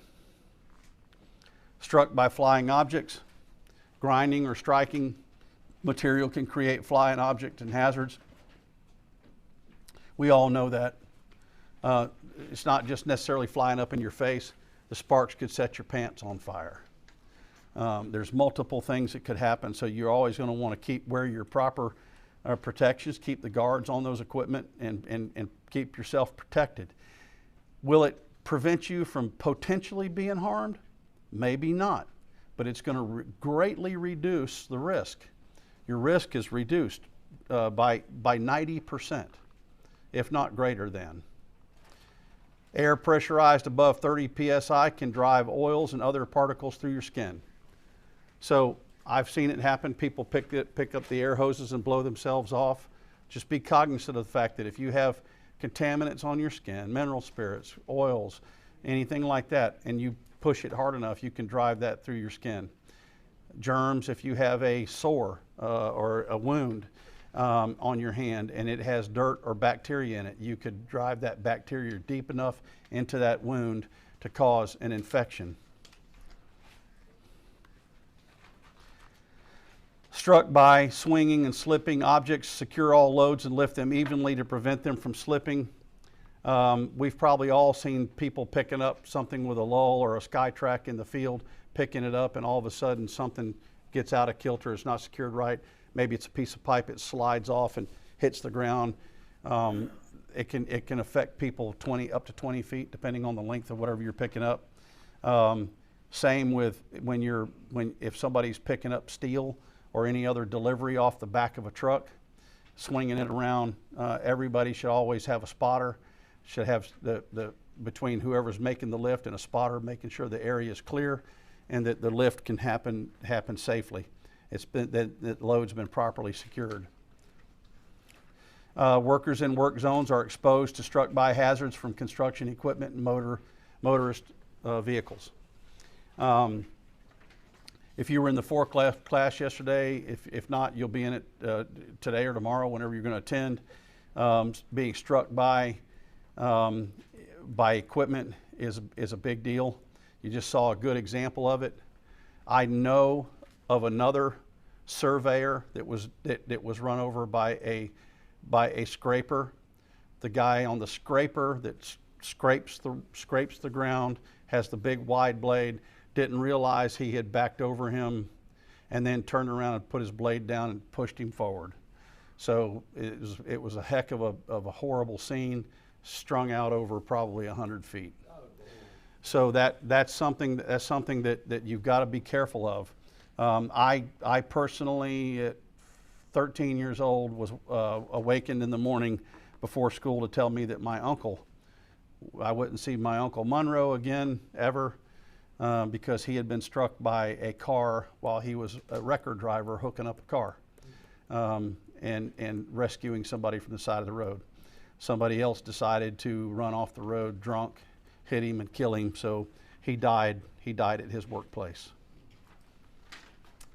I think I've talked enough about struck by. Does anybody have anything they'd like to add or say, or anything they don't understand about having a 360 and looking out for your partners and looking out for yourself to not be struck by and killed by something? Why don't we go ahead and take a break? We'll take about a 10-minute break, guys, and we'll come back and I'll keep everybody freshened up.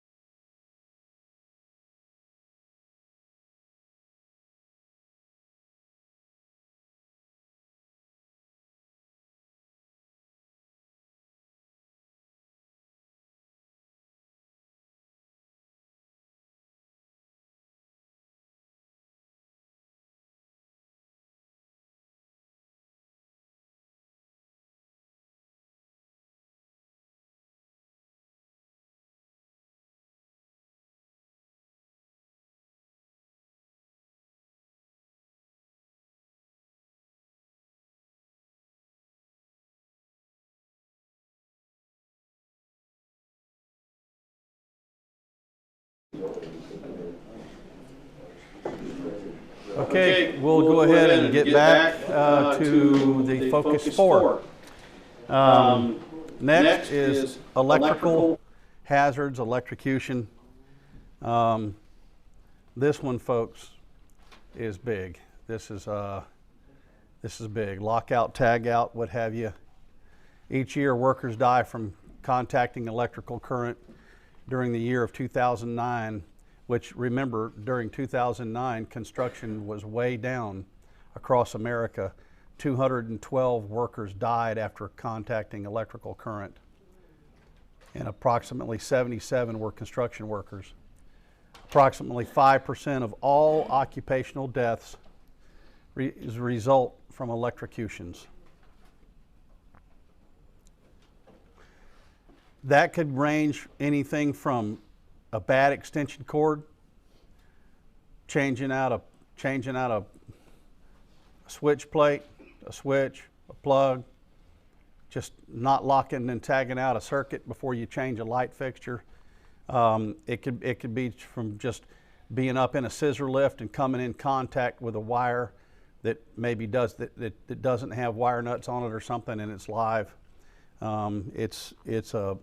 Electricity is a dangerous thing. It takes 1 second to take your life.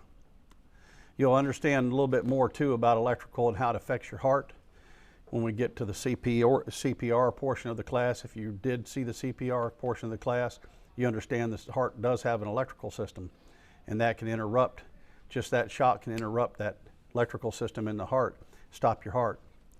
So that's another reason why it's a big killer. Even if it didn't kill you from the burns, it could kill you from stopping your heart. We're going to watch a video.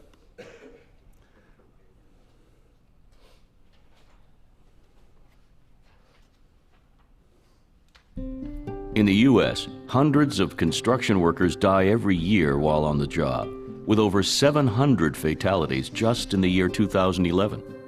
The third leading cause of these deaths is electrocution.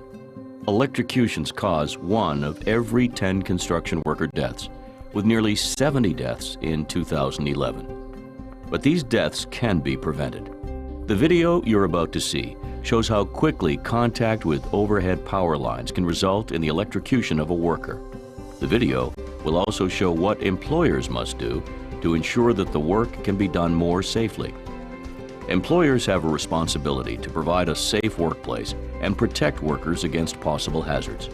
You'll see that training workers, pre-job planning, and taking the right precautions save lives. Please be advised, the scenes you're about to see deal with deaths at construction sites and may be disturbing to some people. All scenes are based on actual events. 2 construction workers were replacing a section of pipe in a trench next to a road. They were using a crane to unload the pipe from a truck and place it on the ground close to the trench. While one worker operated the crane, another worker was on the ground to help direct the pipe toward the ground near the trench. The worker directing the pipe had one hand on the tagline, which was attached to the rigging used to lift the load. As the crane operator began to move the pipe, the crane's boom contacted an overhead power line. The electrical current traveled through the boom, down the load line, along the tagline, and reached the worker. He died instantly. Let's look at the events leading up to this tragic incident and see how it could have been prevented. The work site did not have many of the required controls in place to protect workers from overhead power line hazards. For instance, before the work started, the employer had not set up the required clearance distance to keep the crane a safe distance from the overhead power line. Let's take a look at the same work area, this time with proper precautions in place. All workers are trained. This includes the crane operator being certified and the rigger and spotter fully qualified. Because the line is live or energized, the employer has taken steps to keep a safe distance from the power line. The foreman obtained the voltage of the overhead power line from the utility company. Based on the voltage, he determined the minimum required distance of the crane from the power line. A pre-job safety planning meeting was held. Flags are set up to show the boundary that must not be crossed. A non-conductive tag line is used to control the movement of the pipes. The truck is no longer directly below the power line. And a spotter is on site with a two-way radio to communicate with the operator. Higher voltage lines will require greater minimum safe distances and additional precautions than those shown here. Now, as the pipe is moved, the boom remains a safe distance from the power lines, and the worker safely guides the pipe towards the ground near the trench. This video shows one of several options employers can use to keep workers safe when operating cranes near power lines. Not all work sites are the same, and the precautions could be different than those shown here. Construction deaths from electrocutions are preventable. The precautions shown here save workers' lives. Follow safe crane operation requirements on the job. It could be the difference between life and death. If you'd like more information, contact OSHA at www.osha.gov or 1-800-32.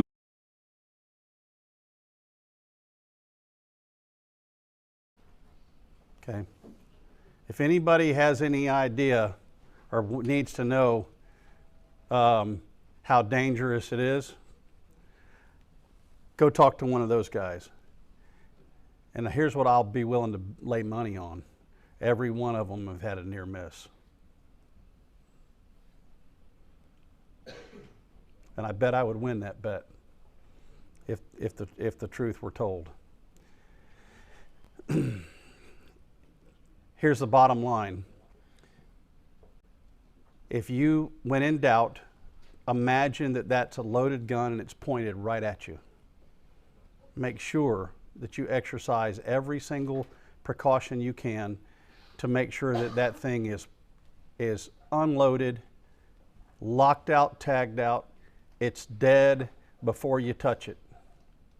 In this illustration, it was leaning more toward power lines, but that same thing could happen if your scissor lift came in contact with a wire or anything else that's not dead. If one of your tools comes in contact with it, that you're using, your ladder you've got in your hand swinging around comes in contact with it, it could be anything that comes in contact with it. Be aware of your surroundings. I happened onto a car accident scene in the pouring rain, pitch black. The first thing I saw was, of course, the car sideways in the road, a pole down. The pole was down. All the power lines were running across the roof of the car and back up to the other side. A guy stopped and got out of his car and ran over, and this is in Florida, he picked up a palm frond that somebody had cut off their tree and laid in a pile out in front of their house. So he runs over with the bright idea, I'm jumping out trying to stop him. The guy's not going to listen to a thing I say. He takes that palm frond to try to push the wires off the car, and as soon as he touched that palm frond it killed him on the spot, because that thing was conductive. It still had sap in it. It's wet. It could have been a tree limb. It could be a wet rope. It doesn't matter. It's going to be wherever that energy finds a ground, it's going to pass through it. There's going to be an entrance wound and an exit wound. Okay, if it's not, it could have just burned him up internally, and or it could have stopped his heart and killed him. So we have had an accident. As a matter of fact, it was in 2018. We had an incident here, and going back through the 10 incidents that we had in 2017 and 18, they were all, so preventable. They reeked of carelessness. A guy puts his head into a live wire. Well, where's your hard hat? That would have at least protected him somewhat. But to get into a live wire, he didn't understand what he had around him or what the risks were. He didn't take precautions to get it locked out, tagged out. And he ended up with a lost time injury over that. So this is part of what the training is and why we instituted in 2018 to change the culture here. Think, get out in front of that accident. Get out in front of carelessness so that they're not the ones, that they're not winning the war that they have waged on you, us, and your family. Electricity is a natural energy source. Sometimes it's created at plants. Lightning strikes are very dangerous. Electricity is also a man-made energy force, like I just said, at the plants, and it's essential to modern life and taken for granted every day. I think it's taken for granted daily in the fact that not only in its use, but we've had it around so long that people lose respect for it. These electricians are reminded of the respect of that every day. Lockout, tag out. If OSHA sees bad cords, OSHA sees people working without locking it out, tagging out the circuit, OSHA sees the same guy that locks it out is the same guy performing the service. He's the only guy with the key to that lock, and he's the only guy that needs to unlock and put that energy back in service. Nobody else. Okay? Because it's all too often that somebody could assume that he's finished, go over there, take the lock off, flip the circuit on, they just killed their friend. It can't be taken for granted. We talked about, this is very similar to what you saw. What is electricity? It flows through the conductors. Conductors include metals, water, the earth, human body. It can pass through anything that that's conductive, that's wet. Could be a piece of green wood, steel, aluminum, doesn't matter. It must have a complete, like a path to complete the circuit so it can do the flow. So, you know, yes, you could jump up in the air and hang on to a live wire. But the second, or a squirrel can run across it, but the second the squirrel's got his back feet on the wire and he touches the ground, he's fried. And that's exactly what happens with electricity in the human body. When electrical tools are working properly, a complete circuit's maintained between the tool and the energy source. This is just real quick, this is another reason why when you're using the cord and the energy's passing through it, it's passing through it and returning back to the ground, that thing's live. If it's damaged and you touch it, and one side's and your feet are on the ground, let's say you're unprotected or you're leaning up against something, you touch it, you're already grounded, you touch the live side of that naked wire, it's going to kill you or it's going to hurt you bad. It's definitely going to wake you up. You're going to know you were hit.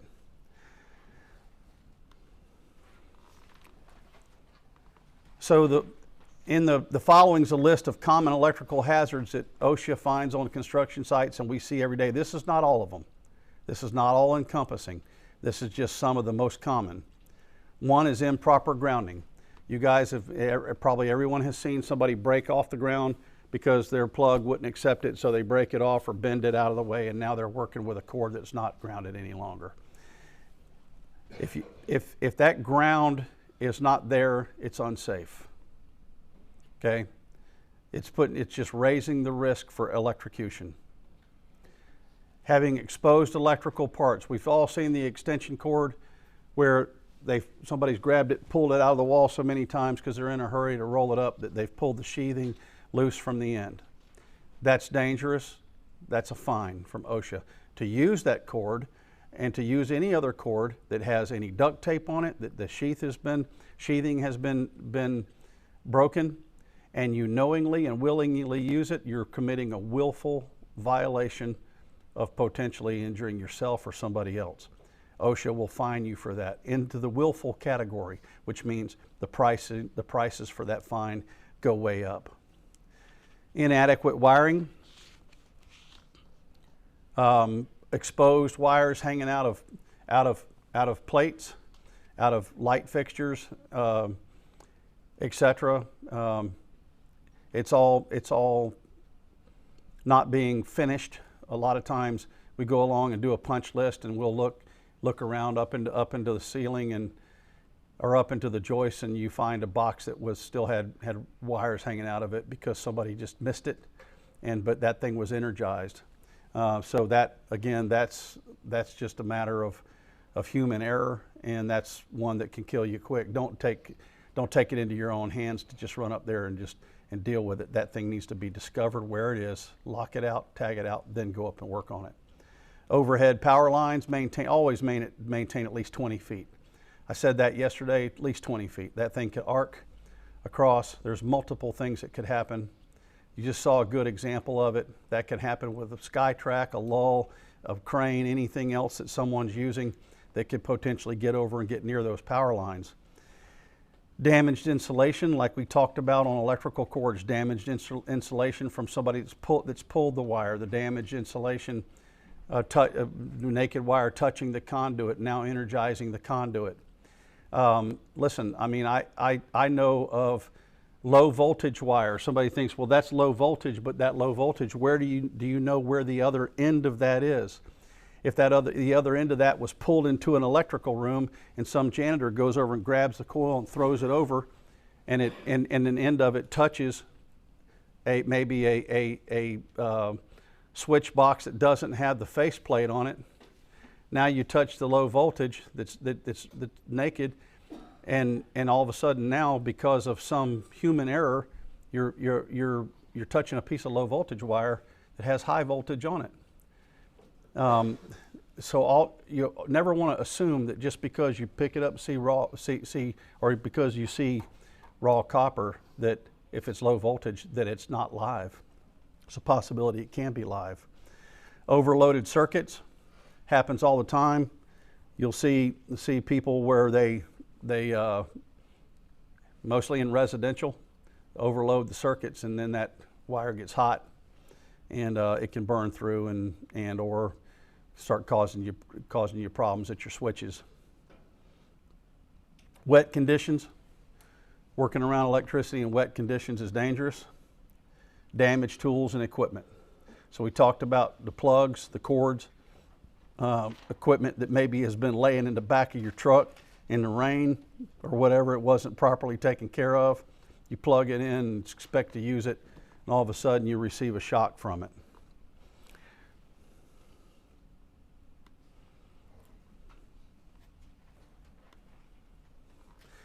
Improper grounding. Grounding is the process used to eliminate unwanted voltage. And a ground is a physical electrical connection to the earth, which every ground that goes back from an electrical standpoint and terminated in a box somewhere typically has then a wire going from there to a ground source that's actually a ground rod or some other grounding that's grounded it to the earth. Without that, it's unsafe. You can see on this video, we have a case here where the ground plug has been broken off or removed from the end of the cord. That's absolutely prohibited. If you see that on a cord, get rid of it. That's a fine, and that cord is dangerous. This right here is exactly how it should look. These ends must be installed by the people that manufactured and made the cord. They are the ones with the UL certification to do that, not us. Even though I'm a licensed electrician and I could buy the ends at Home Depot, OSHA doesn't care about that. You didn't manufacture that cord, and that cord's been altered.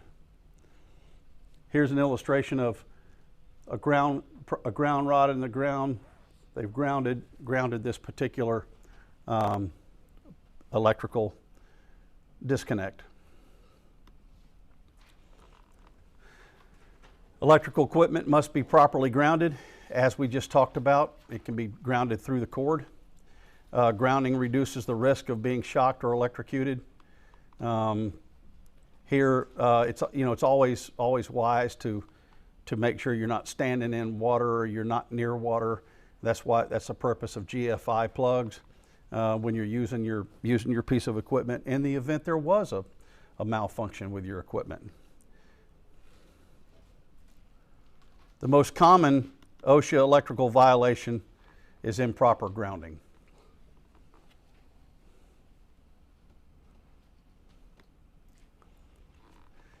Exposed wires or terminals are hazardous.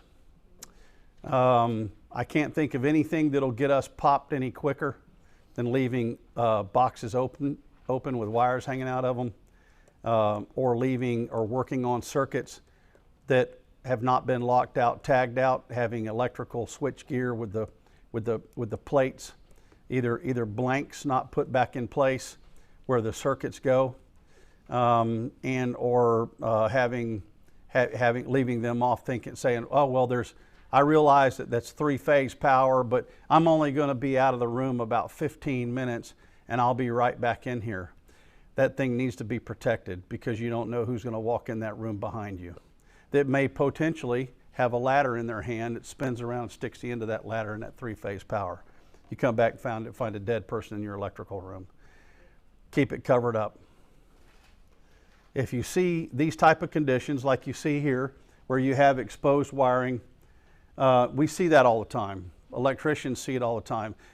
You'll typically see stuff like this when you're roughing the job in and prior to energizing that, but prior to termination, you typically will have all of that work made up.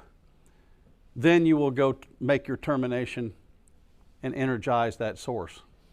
If it works in reverse and you have this situation and it's already been terminated, then it must be locked out, tagged out. You can't just say, oh, well, I just turned it off. It's turned off. You don't know that a store manager didn't come along and go, oh, well, I have a circuit flipped, click. Oh, and by the way, why is this off, click? No, this one's off, click. This one's off, click. And then he fries you on the other end of it, or fries whoever else is on the end of it. So if you're on a job, and you need to work, and in and around you see naked power, go find the superintendent, supervisor, or the electrician and say, listen, I'm concerned about, I'm going to be working near this. Is that live, and can you show me the proof that it's not live? Walk me to the electrical room. I want to see that's locked out, tagged out. Thanks. Or can you just check it and make sure it's drained of any energy that it has in it?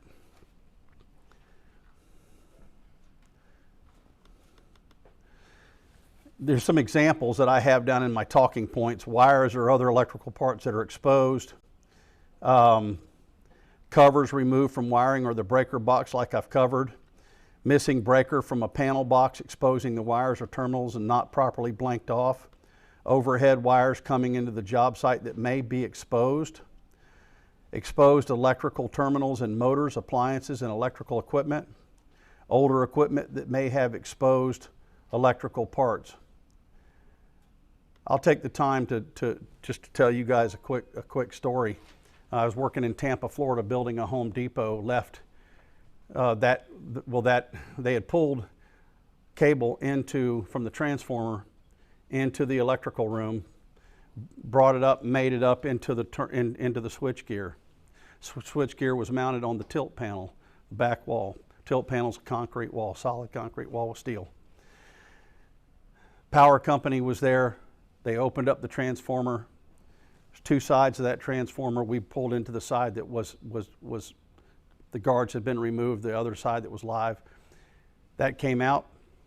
When we finished, they coiled it up, didn't make it up because we weren't really finished inside, and it needed to be inspected before they would turn it on inside.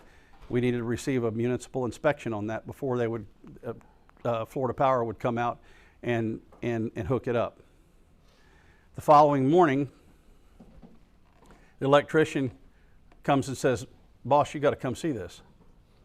So we walked out to the electrical room, and the electrical gear was yanked off the wall, spalls where it pulled the bolts out of the wall and jammed all the way down to the conduit that it came up through the floor. Walked outside, saw tire marks where they'd sat there and burned the tires because they had backed up to the transformer during the night, opened the transformer, hooked up a chain or a rope or something, and sat there and burned their tires trying to pull that cable back out of there so they could go to the scrap yard and probably get 50, 60 bucks, whatever it was. It wasn't that far. It couldn't have been more than probably 80, 90 feet. Scrapyard's going to give them pennies on the dollar for what the actual cost is.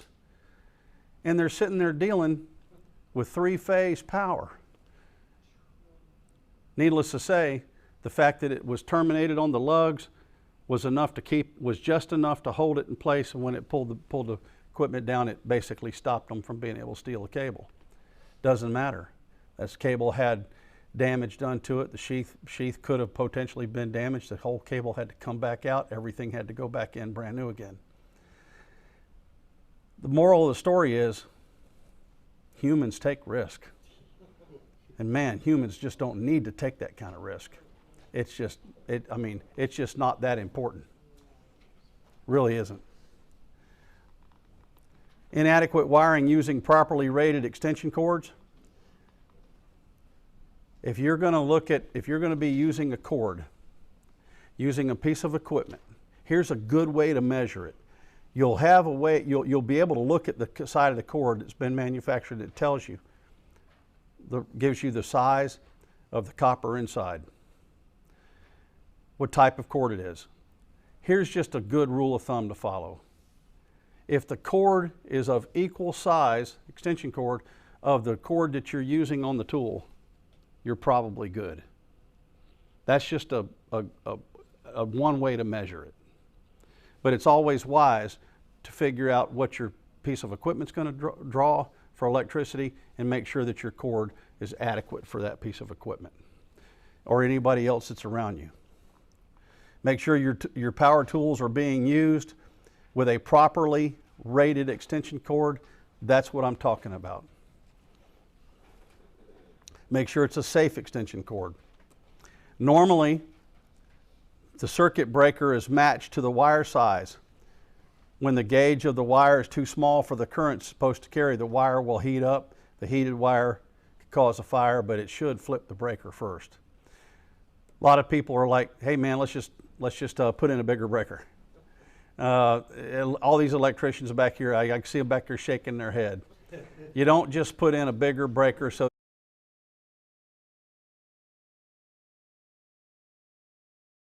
say it this way. A cocktail stirring straw, you ever tried to drink through one of those? You get a little bit of flow through it. Okay, you're not going to try to put Niagara Falls through that little straw. It's going to fail. It doesn't work. Okay, there's a reason that everything is sized the way it is so that you get the adequate amount of flow for what you're doing. Rick, Yes, sir. the longer you go, should you have a bigger line, extension cord? You know, some guys got to go 200-300 feet. Yeah, the heavy if anything, go heavier than your cord. Yeah, the longer you go, you're going to suffer a loss, and that typically will affect your tool. Okay, it'll affect your tool that you have in your hand. Here's a good picture. We'll talk about damaged insulation. Never attempt to repair a damaged cord with tape. Oh man, how many times have we seen this? Huh? Listen, I'll be honest with you folks. I don't know that I've ever walked onto any construction site that I haven't seen this. I mean, I can honestly tell you, I'd be willing to bet you, I'm batting 1,000 right now when I say this. There's not been a single project that I've been on that I haven't seen at least one cord that looks like this. Not necessarily by our PSI people, but just by workers in general. This is the first thing that OSHA's going to look at and gig you. If they see that you've done that, not only did you recognize that sheath was broken and that wire was potentially damaged, but then you took the calculated effort to go find the tape, come back, tape it up, and then continue to use it. Oh man. Okay, so we already know we're drunk. So let's just go on back to the bar and have 4 or 5, or maybe 2 or 8 more, and then we're going to go back to the car and drive. Oh, but I forgot my keys inside. Let me go find my keys. then we're going to come back out and drive the car. That's about what that equates to. Get that kind of stuff off your job. Because even if it didn't hurt you, that throws you into the willful violation, willful category, and OSHA will just jack the fine through the roof because they're going to teach you a lesson, and teach your company a lesson. Because that's how fast death can occur. Imagine somebody has that and it's got exposed wire and it's drugged through where the guy had drained the fire system earlier and they didn't get all the water squeegeed out of the building and it's laying in a puddle. And somebody walks through that puddle. Okay? Bottom line, get a new cord. We'll pay for the new cord. Inspect tools and electrical cords. Here's a good example. 2 good examples where you're missing the ground. That makes that dangerous. That's exactly what somebody would see, that then they decide they're going to go to the truck, get a piece of tape, tape it up, fix it, and try to hide it. That can be caused from weather, from getting snagged in the back of the truck. How many people grab their cords and just sling them into the truck and you throw it on top of stuff? Somebody then goes and loads product on top of it at the Home Depot, pinches it, crushes it. Cords are expensive. You guys that have purchased them, man, they are really expensive. These manufacturers are taking advantage of the fact, it's just a fact, they're taking advantage of the fact that they know that you can't use a damaged cord and that you have to go repurchase the cord, and the price of those cords, they've taken the liberty to jack them on up to take advantage of that. Irregardless, I anticipate that anybody that does have a damaged cord, don't use it, go purchase a new cord. But at the same time, treat that cord the same way as the story I told yesterday. United States Army Ranger is going to go on a mission. He's going to have his equipment with him. He's going to make sure his equipment's in good shape.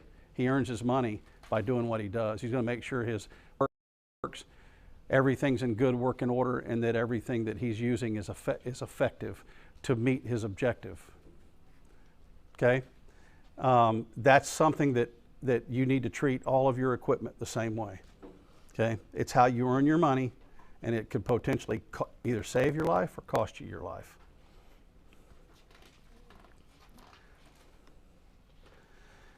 You saw earlier overhead power lines. Survey the site for overhead power lines. Never get to within 20 feet of them. Never store materials or equipment under overhead power lines. I gave you some examples of earlier of the power line issues, how dangerous it is to work near them. And I have to tell you that I'm also a kid that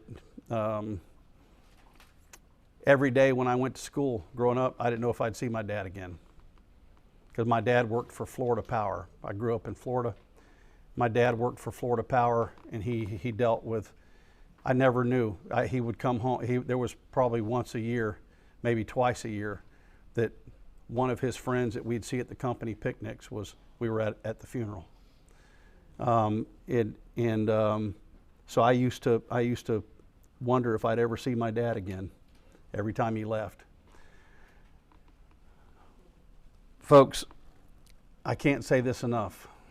For those of you that deal with the power, and even those of you that work around it, if you do that, I can promise you that's what your wife is thinking, that's what your mom's thinking, that's what your kids are thinking. They're wondering when you go out the door if you're going to make the right decision that's going to bring you home. If you don't make the right decision and you get careless, what's it going to cost? I'm not talking about money. What's it going to cost your family? What's it going to cost your kids? What's it going to cost your mom, your dad, all your friends, your loved ones? Okay? It's not worth it. Okay? Kick carelessness out of your life. Be careful. Do the right thing. Maintain a distance of at least 10 feet, it says, between tools and equipment and overhead power lines. I like 20. If it involves power lines, I like 20 feet. Better safe than sorry. Shocks and electrocutions. Oh, let me say before that, if anybody does have to work near power lines, get a scissor lift up near power, and just play it safe. If you know that it's live, you know that it's bare, get with the power company, get with the electrical company, whoever's responsible for that, get it shut down while you do your work and turn back on. I can honestly tell you that I've seen this happen. Matter of fact, I did it. Working in a facility, a medical facility, told them we're going to have to shut the power down for about 10 minutes to do this transfer. The management there said, oh, absolutely not. You can't do it. You're going to do it live. Yes, we could have potentially done it live, suited up, and done it live. But that puts my people at risk. That puts our employees at risk. Okay? So I ask them, that's fine. We can suit up and do it live, but you're going to sign the waiver. It says that if anything does go wrong, you were asked to turn it off and you're completely responsible for everything that happened to that employee. Well, on second thought, we can turn it off. We can accept it for 10 minutes. When you put the onus, when you put the responsibility, the accountability on others that are standing there tell you, just do it quick, do it quick, do it quick, do it easy. Just get to take the easy road. When you put the onus and the accountability and responsibility on them, suddenly things change. Okay? Why do electrocutions occur? Because the physical barrier was not in place to keep them from doing it. That could be anything from a wire nut, a switch plate, all the way up through rubber blankets that are laying over the top of power lines.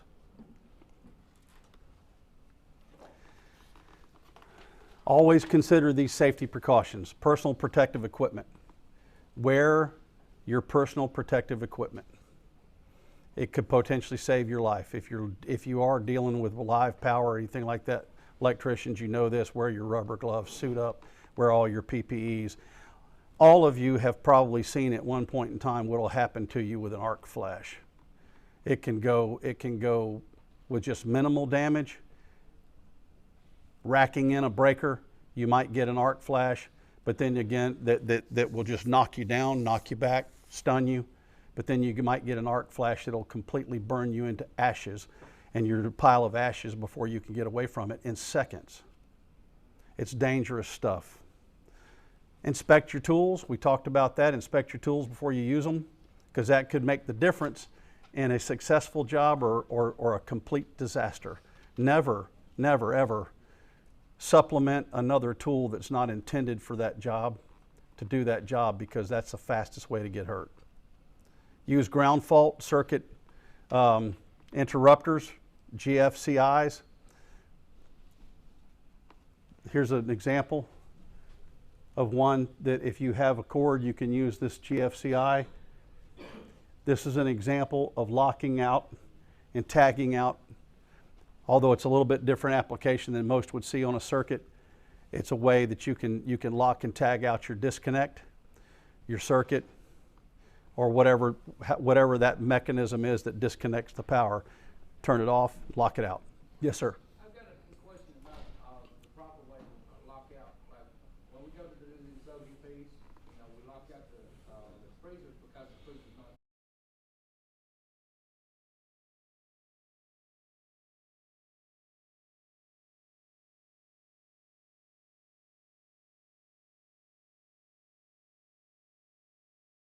There was leave locks on there, and then they just have to cut them off, or what? Often that happens. That's a good question. And let me tell you something. We've gone in, I know of situations where we've gone into a Walmart, logged out and tagged out circuits. The store managers will come along, cut the lock off, and energize that circuit. We don't know why it's locked out, but they just know you're not there. Well, maybe you weren't finished with the job and you had it locked out, and when somebody does come back with the equipment, you go back and terminate it, then you'll go over there and remove your lockout tagout. We don't go back and terminate it. Yeah. The guys terminate it. And so where do we leave our responsibility off at, and where do they start their responsibility? right. Well, here's the thing, and you just said it yourself. When you left it, it was locked out, tagged out. If you ever do that, which you should do, in my opinion, write a note as to where you are, the address and the date. Put your name on it. Hold it next to that lockout, where that circuit that's locked out, take a picture of it. Well, my locks, I put my name and phone number on. Take a picture of it, because let's say that you leave Des Moines, Iowa, and you go to Winslow, Arizona, and you're not going to go back. You've left that circuit pulled in, locked out, so that when refrigeration arrives, refrigeration will actually be the ones that will, and or whoever the electrician is, will have to bring that back alive. They'll find that that thing locked out. The illustration I made a minute ago, where we've had examples where somebody comes along in the interim and cuts that off. If they do cut that off, and then somebody's later on killed, I'm certain somebody's going to be finding a video of a camera, looking in the camera to find out who cut that off, and whoever cut that off and killed that person is probably going to be facing homicide. That's chargeable. That's a chargeable offense. Guys just want to know about where the responsibility starts and stops. Yeah. You know, my responsibility is to lock it on. You know, after, beyond that point, if somebody gets killed, you know, I don't want to come back. Yeah.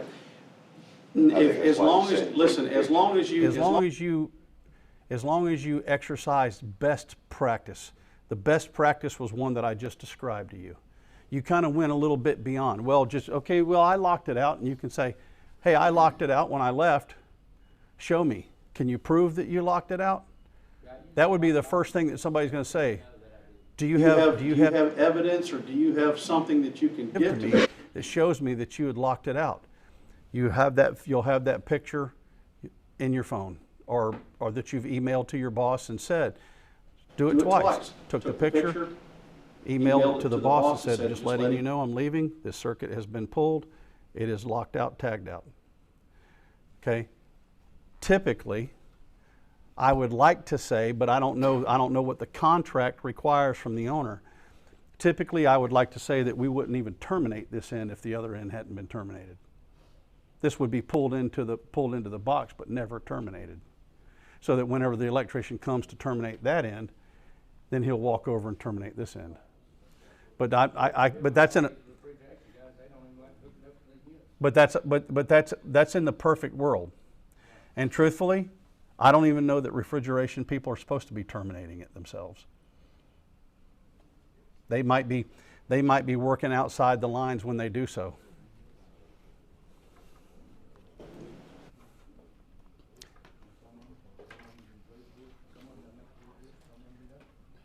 In personal protective equipment, we're going to talk about personal protective equipment next.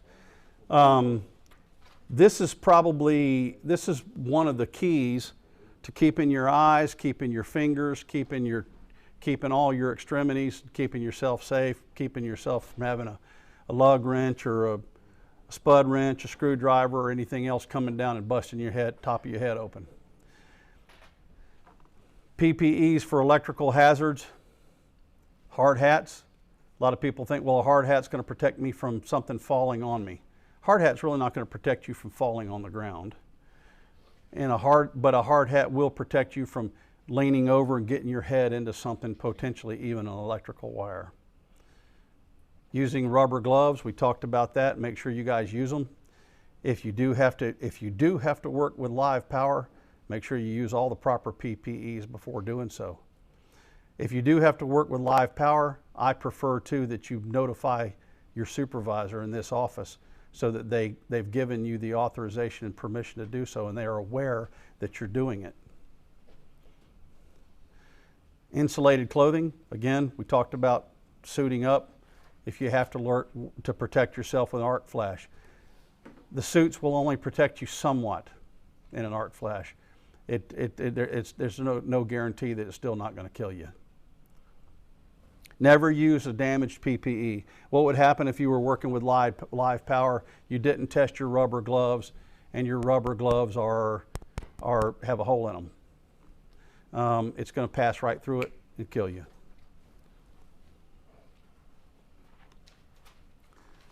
There's another example of lockout, tag out. If you lock it out, tag it out, it's basically telling you this is done for a reason. The reason is that it's not ready for use, or somebody's on the other end working on it. Let's imagine that somebody came over and locked it out and tagged it out, and he's down there working on it. He's down there stripping wire, what have you, and one of these store managers goes by and says, I think I saw that guy leave an hour ago, but it really wasn't him, it was somebody else. So he decides to, but you know, I got to get my circuit back up. I'm tired of my break room being dark or whatever. Clip, turns it on. The next time they see the guy, it's because they found him slumped on the floor. Because this guy just fried him, just electrocuted him. It's not that. Don't ever remove any lock that's been locked out and tagged out. An electrician needs to verify why it was locked out, tagged out first, and then find the issue as to the reason before they re-energize it.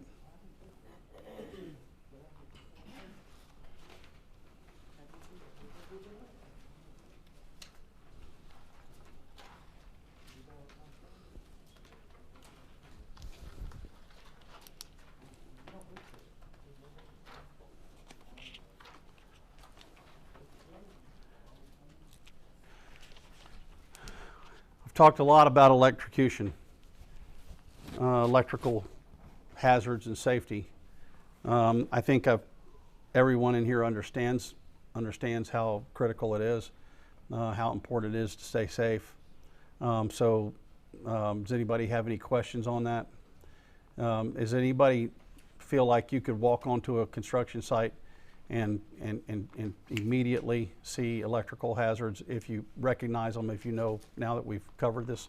Okay, that's good. That makes me feel good, because at least, and if there's anybody that has any questions or comment, please speak up. This is an interactive class.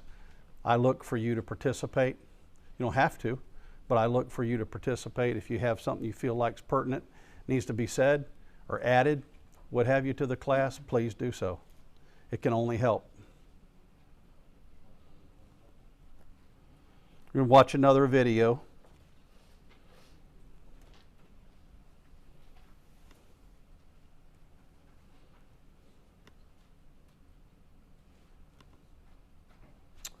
Well, flip back here and reset this thing. Hit the wrong one. Can you tell me why this isn't working for me?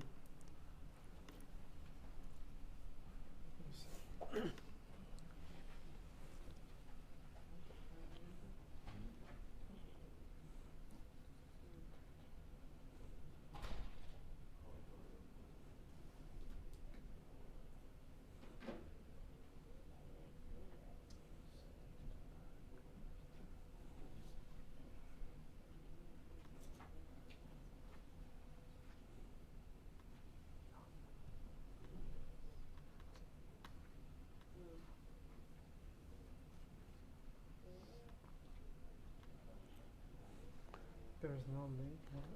Yeah, it was. No, there's no link. Okay. Here's what I can do. I can access out, get out of that for 1 second. Yeah, go ahead. Okay, and then I'll come back. Don't Just save. minimize it. Yeah, that's okay. I'll come back to it here real quick. And then what I'll do is I'll open it back up and scroll right back down to it. Okay. Sorry for the delay, folks.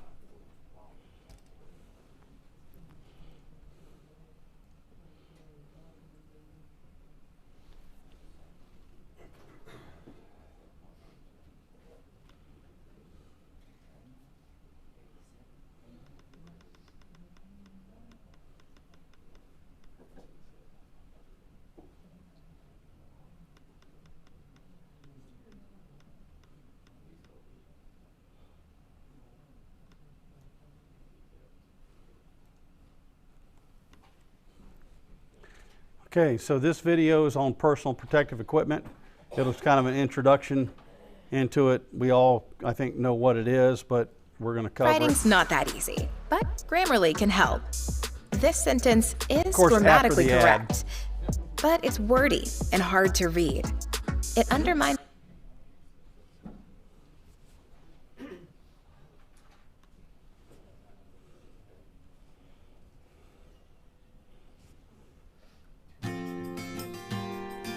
Personal protective equipment, or PPE, is important for every construction worker.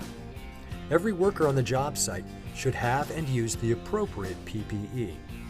It minimizes exposure to a variety of hazards while working on the job site, such as protecting against sharp edges, falling objects, flying sparks, and chemical splashes. PPE that is typically used on construction job sites includes your hard hat, safety glasses and face shields, gloves, work boots, earplugs and muffs, and respirators. Hard hats protect you from falling or flying objects, and some are rated to protect against accidental head contact with electrical hazards. You should put it on from the moment you set foot on the job site until the time you walk off. And make sure you check the hat's ratings to ensure it's the right hard hat for the tasks at hand. It should be worn with the visor, the bill, and front, according to manufacturer specifications. Hard hats are made up of two basic parts, the shell and the suspension. The shell protects you from the impact, while the suspension serves as a shock absorber, and both are necessary to provide full protection. Hard hats must meet ANSI standard Z89.1. The suspension has a headband that's adjustable for a comfortable fit. Adjust your hard hat using the clip or the ratchet. Keep your hard hat in good condition. Don't drill it, paint it, or try to clean it with solvents. Routinely inspect your hard hat to make sure it's in good condition, checking for dents, cracks, or deterioration. The hard hat suspension needs to be replaced yearly, per most manufacturers, and the shell replaced every 5 years if it never fails an inspection. Harsh chemicals and extreme temperatures can make a hard hat degrade more quickly and must be replaced more frequently. If the hard hat has taken a blow or electrical shock, it must be replaced immediately. Being able to see workers is important for safety. This is especially true for workers working around vehicles or mobile equipment. In an effort to prevent accidents from struck by hazards, workers should wear high visibility garments that help alert vehicle operators of their presence, especially in low light environments. It's a good rule of thumb to wear a high visibility safety vest at all times when on the job site, no matter what the task. Eye protection and face protection should be chosen based on what tasks are being performed and hazards encountered, such as impact from flying objects, chemical splashes, harmful dust, or radiation from welding. You must wear impact-resistant safety glasses anytime you could be exposed to flying material, even if you are not working directly with that material. All eye and face protection must meet ANSI standard Z87.1. Goggles should shield the eyes against flying fragments, paint, or chemical splashes and spray particles. Keep in mind that some goggles aren't made to take impacts. Face shields protect the entire face against exposure to impact hazards, flying objects, wood chips, and chemical splashes. Always check the shield impact ratings to make sure it can withstand impact hazards. Foot injuries like nail punctures, twisted ankles, and crush injuries are common in construction. PPE for your feet can lessen or sometimes prevent these injuries. On the construction site, you should wear shoes or boots with slip-resistant and puncture-resistant soles, and safety-toed or steel-toed footwear to protect toes from falling objects and crushing injuries. Safety footwear must meet ANSI Z41 or ASTM standards. Tennis shoes are not acceptable footwear on the job site. In construction, you may also be exposed to many tasks that require hand protection from sharp or rough objects, chemicals, electricity, and flames. Wear the right gloves for the task at hand and make sure they fit properly. The most common gloves worn on the job site include knit gloves with a rubber palm to provide basic protection from minor cuts or abrasions. Chemical-resistant gloves when working with wet concrete, mortar, adhesives, or solvents. Welding gloves made of leather for use around heat and flame. And rubber insulating gloves and sleeves when exposed to electrical hazards. Some jobs on the worksite are loud and may require hearing protection to reduce the amount of noise that gets through and lessen the risk of long-term hearing loss. You should use earplugs or earmuffs when using tools like drills, powdered actuated tools, pneumatic nailers, grinders, and other heavy, loud equipment. The noise reduction rating, or NRR, is used to determine the effectiveness of hearing protection. The higher the noise reduction rating, the more reduction in sound exposure. When using earplugs, always make sure to follow the manufacturer's directions on how to properly wear them. On a job site, there are some common materials like paints, lacquers, insulations, sealants, and dusts that can harm you if inhaled. This is one of the most common ways chemicals can enter the body. When used, respirators can remove contaminants from the air. The most important steps in using any kind of respirator is to ensure a proper fit to protect yourself from harmful dusts, mists, gases, vapors, and sprays getting into your respiratory system. Using the right PPE is one of the most important safety tips to prevent serious injuries when working on the job site. So be smart and be safe.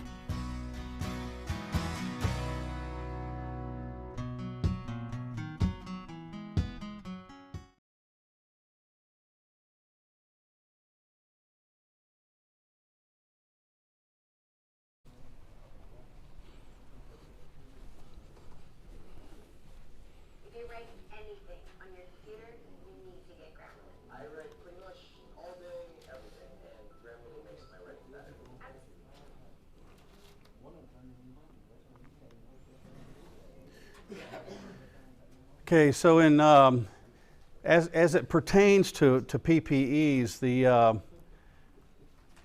you have from the top the most effective methods versus the least effective methods. All right, so identifying your control options, your hierarchy of controls, physically remove the hazard. So if there's a hazard in the area, the best thing to do is get rid of the hazard. Okay, and it could be impalement, could be any issue that causes you to potentially be injured. If you see that that's a hazard and it can be eliminated and you can still do your job, then you need to eliminate the hazard. If there's something that can protect you from that hazard, the hazard exists, but there's something that you can use that will protect it because you can't get rid of it completely, so you're just going to kind of assist in minimizing it, then substitute whatever type of protective barrier you need between yourself and that hazard. Engineering controls. Does that mean that you call an engineer to figure out how to get rid of that hazard? No, you engineer the best potential scenario by either eliminating the hazard. If you can't, then substituting that something, and then you warn people to stay away from this area while I'm performing this work because there's a hazard that lives there. So you've engineered a method to try to reduce the risk even further. Administrative controls has changed the way people work. It's part of the reason why you're in here today, receiving this OSHA training. It's one of the reasons why we had a good 2019, and it's one of the reasons why I pray that we're going to have another good 2020, is because we've changed the way that people work, the way that people think. So instead of just, listen, I'm just going to run on over here and take care of this real quick, you're now going to say, if I take care of that real quick and I do it the wrong way, I could be harmed, I can harm myself, and I can harm the company. So that's And that's one of the things that comes with administrative controls. The last thing is if you have a situation where you have a hazard, there's nothing you can do except perform the job with that hazard with that hazard still living in existence. Does the hazard mean that it's something that's in violation of OSHA? Does it mean that it's something that somebody else did wrong? Might not be the case. It might be the case that you just simply have a hazard. I'm going to use an illustration that we talked about earlier. A guy's got to go over to a parapet wall on a roof. He's got to bend down and he's got to work on the parapet wall. If there's no other way to get to that parapet wall but to walk over to it, so get on your knees or stand over it and paint that parapet cap, then at least wear your fall protection. At least do that. Okay? So you have a way. Now, what would I suggest? Let's go back and make an example of this. Go back out, if you have this hazard and you can't eliminate it, replace the hazard. Well, there's another way to replace it, and that's get a scissor lift, go to the outside of the building if you can, and run the scissor lift up and paint the cap. Some might say, well, heck, that's more dangerous than, maybe so. But at least that was engineered to perform that job that way. But again, it depends on the foundation, the ground conditions. If you can't do that, then you isolate people from the hazard by telling everybody else, you got to get back. I'm going to be the only one wearing fall protection. I'm going to be near this leading edge, and that's where I'm going to be working. So, but everybody else needs to stay back from this leading edge. Changing the way people work, just that's exactly what I'm saying. All of this this thought process makes you now potentially do that job different than you did in the past. Wearing the PPEs are critical to reduce your risk.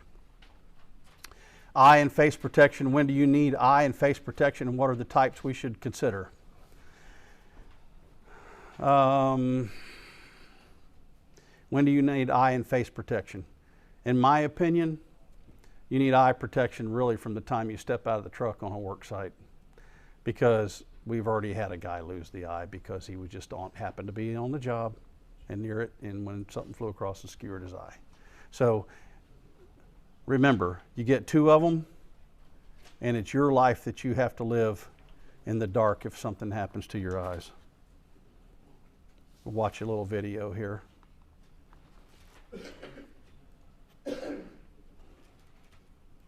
The voice-activated Izod sweater. What temperature is it outside? It's 28 degrees outside. And what about tonight? Tonight. And what about tomorrow morning? Tomorrow morning.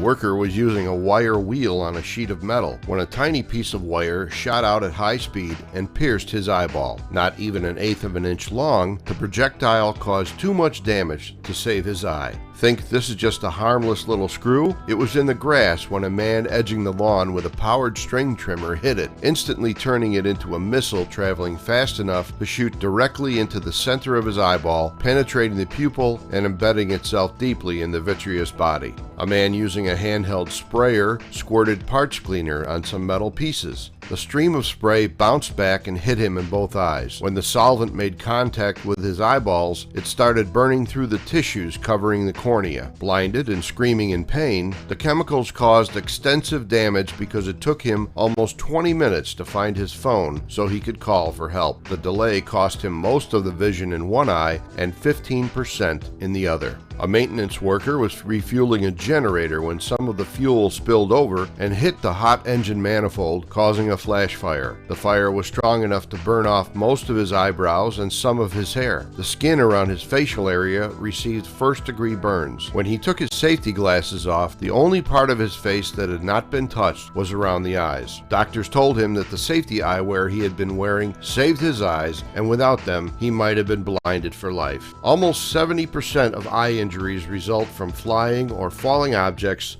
or sparks striking the eye. Of the objects that caused the worst eye injuries, more than 60% of them were smaller than a pinhead. Most of these damaging little missiles were traveling at high speed when they injured the eyes. Chemicals in the eye account for almost 20% of eye injuries. Good safety eyewear is inexpensive, lightweight, easy to keep clean, and scratch resistant. Choose safety glasses that meet universal standards for proper eye protection. For example, OSHA requires protective eyewear in the United States to meet the minimum standards established by the American National Standards Institute, or ANSI. If you already wear glasses, your prescription lenses can be made to ANSI standards. Most safety eyewear also blocks damaging UV rays. And you can get safety eyewear for indoors or outdoors, and you can even get ones that are bifocal with varying degrees of magnification. Remember to wear your eyewear when working around the house. More than twice as many eye injuries occur at home than in the workplace. But whether you're at work or at home, don't be blindsided in an accident. Wear protective eyewear.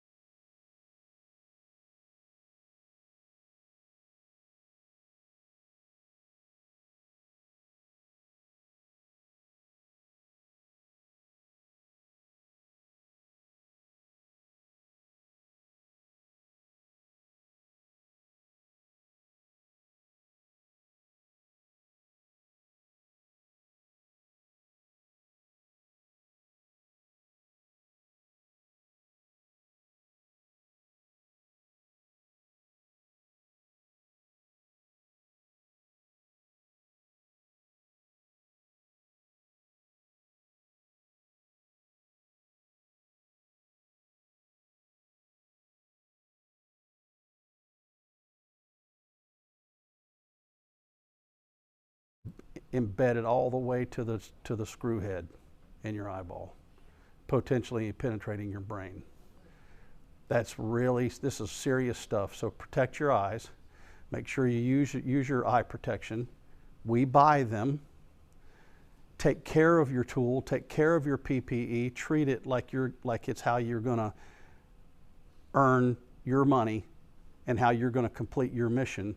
If you have an objective to go do, take care of it. Keep them from. Don't let them run around on the floorboard, getting scratched up, so that you then become impaired when you're using them because you can't see through them. Take care of your equipment.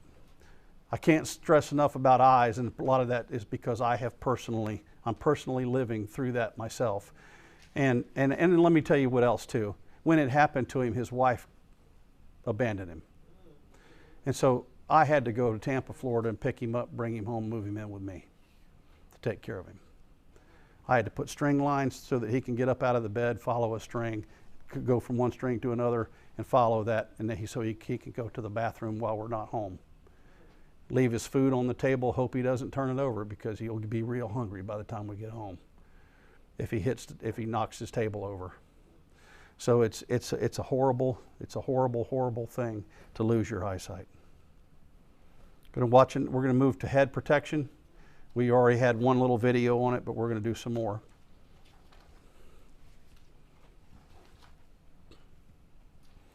Maybe.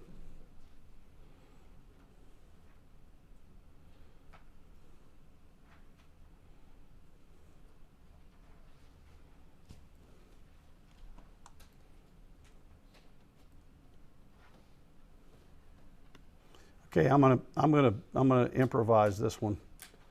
If I can get out of it here. Might not let me out of it. It's perfect, thank you. Head protection. We talked about hard hats, why you wear them. By the way, do you see that helmet that looks like almost like a biker's helmet, the casque? That's something that OSHA is probably going to be mandating, not in the very near future. They're already talking about it, so that the old style hard hat will be going out. That hat looks like a biker's. You already know why there's a suspension in it. That story I told you earlier about the guy dropping the spud wrench and it coming through the top of his helmet is a good illustration of that. Suspension kept that spud wrench that had penetrated through the top of his head, that helmet that far, from going into his brain. This new type of helmet also comes with attachments, so that if you're working bending over, you can hook a chin strap up. You can work with it disconnected if you need to, but if you're going to bend over or something like that, you can use it with it connected. They'll also come with an attachment for a flip up face shield, so you can flip that up and drop it down. That pretty much assists, I believe, in making sure. The only thing that I worry about that is that even with the face shield, somebody's going to think, well, I can be in the work zone and I don't need it right now, and they'll flip it up. I would say that face shield is secondary to your eyewear. Ear and hearing protection. Hey, listen, I grew up in the 60s and 70s. Nobody thought about hearing protection. We went out and mowed yards. I'd go to all day dove shoots, shooting my shotgun, working, running around, loud music and what have you. So I'm 90% deaf in the left ear, and probably, well, my wife says I'm 100% deaf, period, to her. But that's the selective hearing portion. And probably about 30% in the right ear. Why the left ear? Because the left ear was the one facing the end of the gun barrel when I was out shooting 2 or 3 cases of shells at ducks or doves all day. So you know, it's a hearing loss is something that comes over time. So the damage I was doing to myself then, I'm paying for it now. It's the same way. It's no different than when I was younger. I could pick up anything I want. I was Hercules. I could do just about anything I wanted to do. But my back, my knees, my hips, everything else is paying for that action now. When do you need hearing protection, and what are the types of protection? Look at this scale. Look at this scale right here, and it's going to tell you. I don't know how many of you may, if you haven't downloaded this, I would recommend that you do so. There's an app out there. It's dB, so it's a decibel meter. So when you go to that, you can pretty much measure the decibels. So just me talking right now here in this room, as I'm using my voice, it can go up. It's anywhere between 60 and 70, just me using the voice.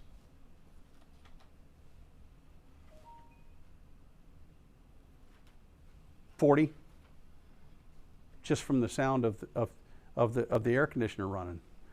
I recommend get that, because here's the deal. Here's what you know what you're doing to yourself long term. A ticking watch will go up, 20. So the rustling of leaves, or even a quiet library, which we just verified that when we killed all the noise here and I stopped talking, we were in and around 40. Normal construction or normal conversations 55 to 65, which is exactly when I was talking. I was somewhere between 65 and 70, or 60 and 70. A vacuum cleaner runs between 60 and 85 decibels. A lawnmower is going to run up at 90. Well, if you're doing anything more than vacuuming the floor, it's recommended that you wear hearing protection, because here's why it's recommended. Anything that gets beyond that, you're affecting yourself permanently. You just don't know it. You'll know it later. Wearing headphones. How many people see these kids running around with these headphones in all the time? Hearing protection. So if you think my generation says, huh, excuse me, what? A lot, wait till this generation, wearing the Beats and everything else they got, wait till they get to be my age. I'll be surprised if they can hear it all. 110 decibels. Okay?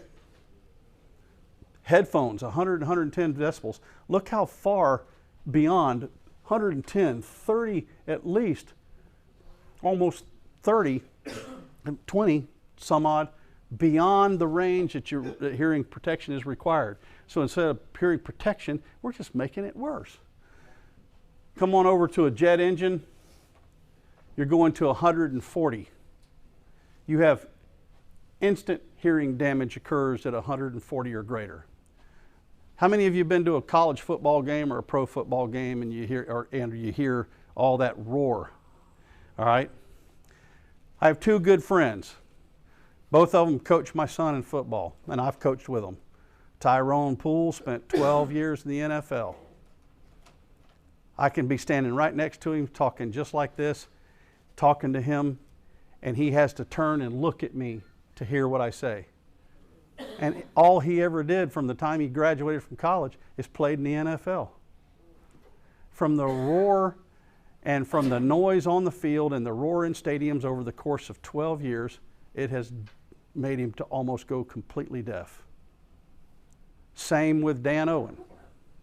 Okay, one played with the Patriots, one played with the Lions, one played with the Atlanta Falcons, and just them being professional football players, they have suffered from the hearing loss from being in the stadium. So the hearing protection is, what I do is I take my hard hat, and I have the kind that's on cords. I wrap it around the suspension of my hard hat, so when I put it on, it's hanging down my back. I can reach back and put it on. And when I start walking around, if I see somebody walking up to me, I'll pull it out so I can hear them. I encourage you, strongly encourage you, because I'm suffering from hearing loss myself. I have friends that have. I strongly encourage you do that. And if you have kids, they're wearing them Beats and headphones all the time, talk to them about it. Show them this chart. If you need it, I can send it to you. As you saw earlier in this video, you'll get a noise reduction rating of how many decibels. This will tell you on your hearing protection how many decibels it will reduce. So if you were in a situation where you had 80 decibels, it'll at least reduce it down so that you're more in the 40 range. Won't completely quiet it, you can still hear, but it just won't be doing the damage.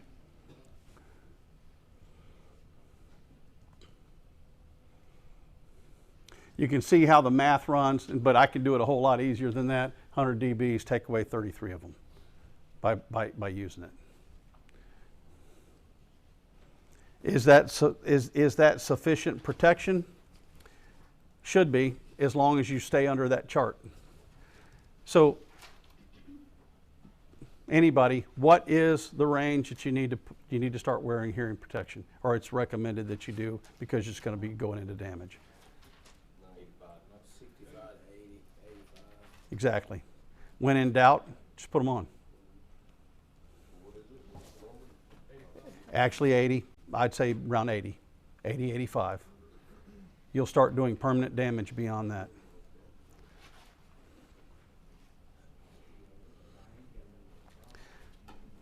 Acceptable foot protection.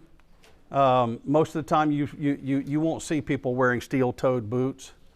You'll see steel-toed boots a lot with steel erectors because they're dealing with that type of stuff and they can get their toes crushed. They now have Kevlar toes. They have all different kinds of different toes that can help you. And I've heard the stories of somebody dropped something so heavy on their foot that it didn't, that it bent the steel toe down and cut their toes off. I mean, there's going to be accidents out there that regardless of the PPE that you're wearing, there's going to be some things that you could still do that can cost you a serious injury. Let me give you one example of an accident that we had here at Place Services in 2018.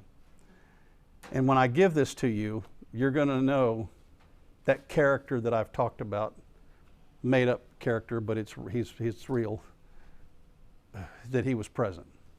Guy takes a trailer and he's jacking it up off of his truck. Okay? But his foot is so close to the jack stand that's going down onto the block, so close that he's literally standing right over it with his foot.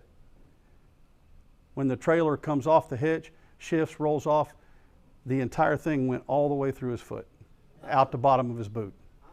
Right here at PSI.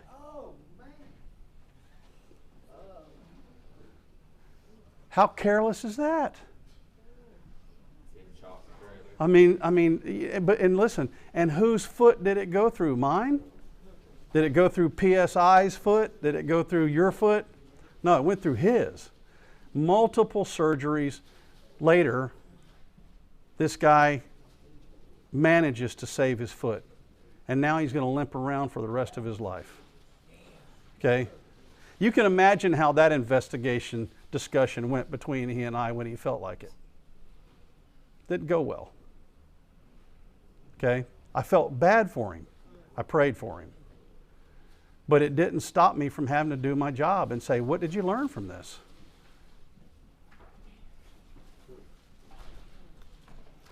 Hand protection. When do we need hand protection and what are we talking about considering?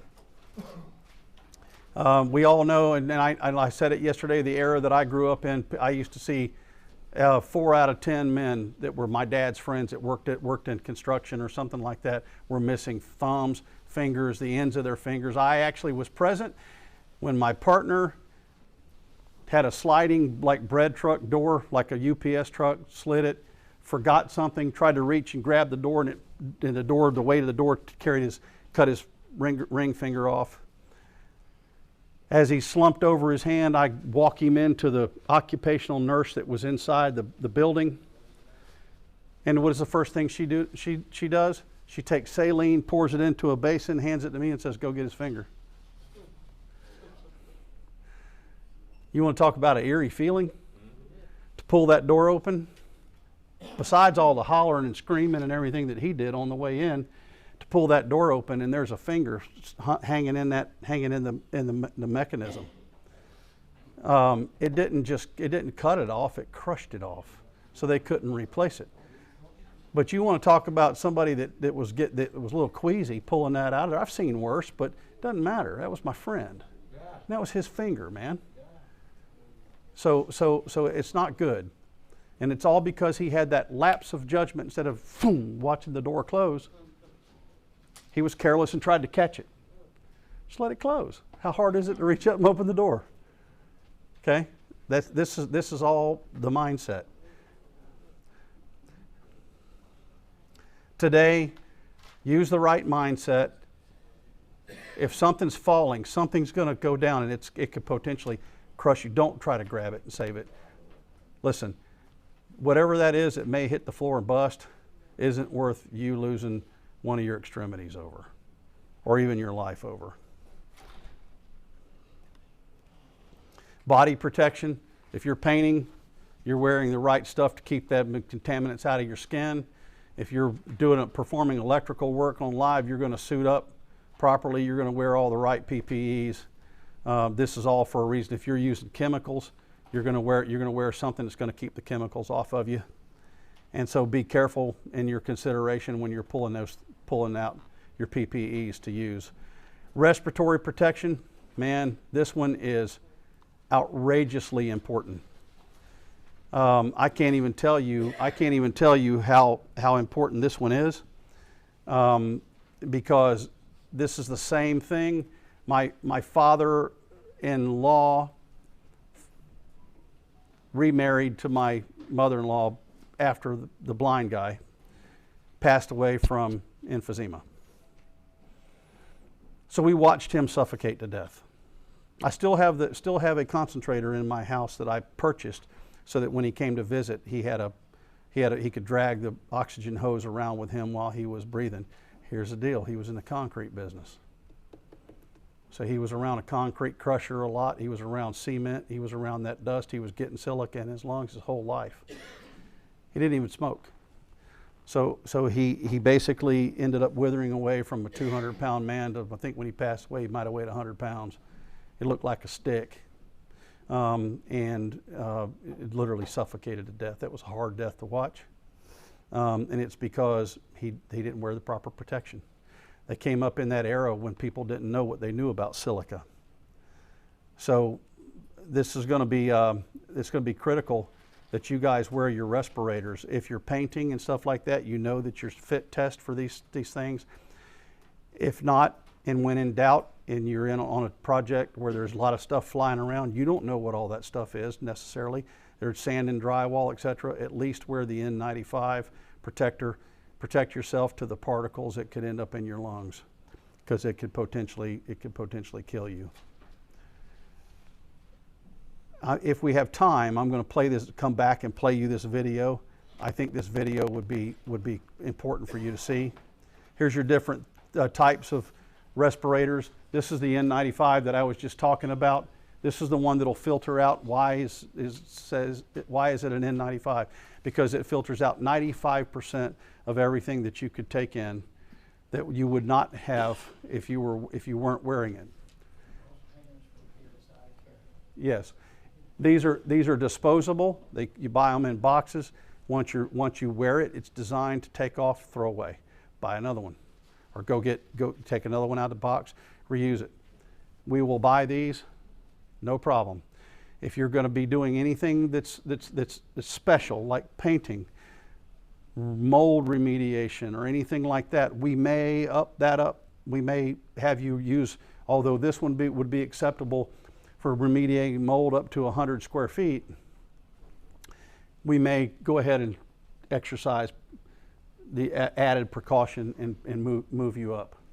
So these are the different respirators that are out there and that we should be aware of in case you ever need one.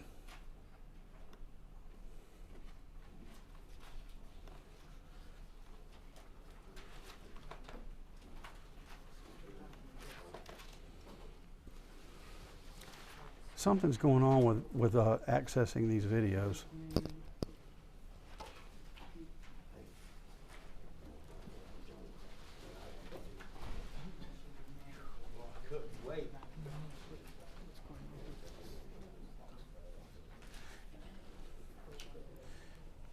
Just so that everyone's aware, while he's trying to get this video up, we're not too far away from lunch, which we're providing. The ladies are starting to bring it in now.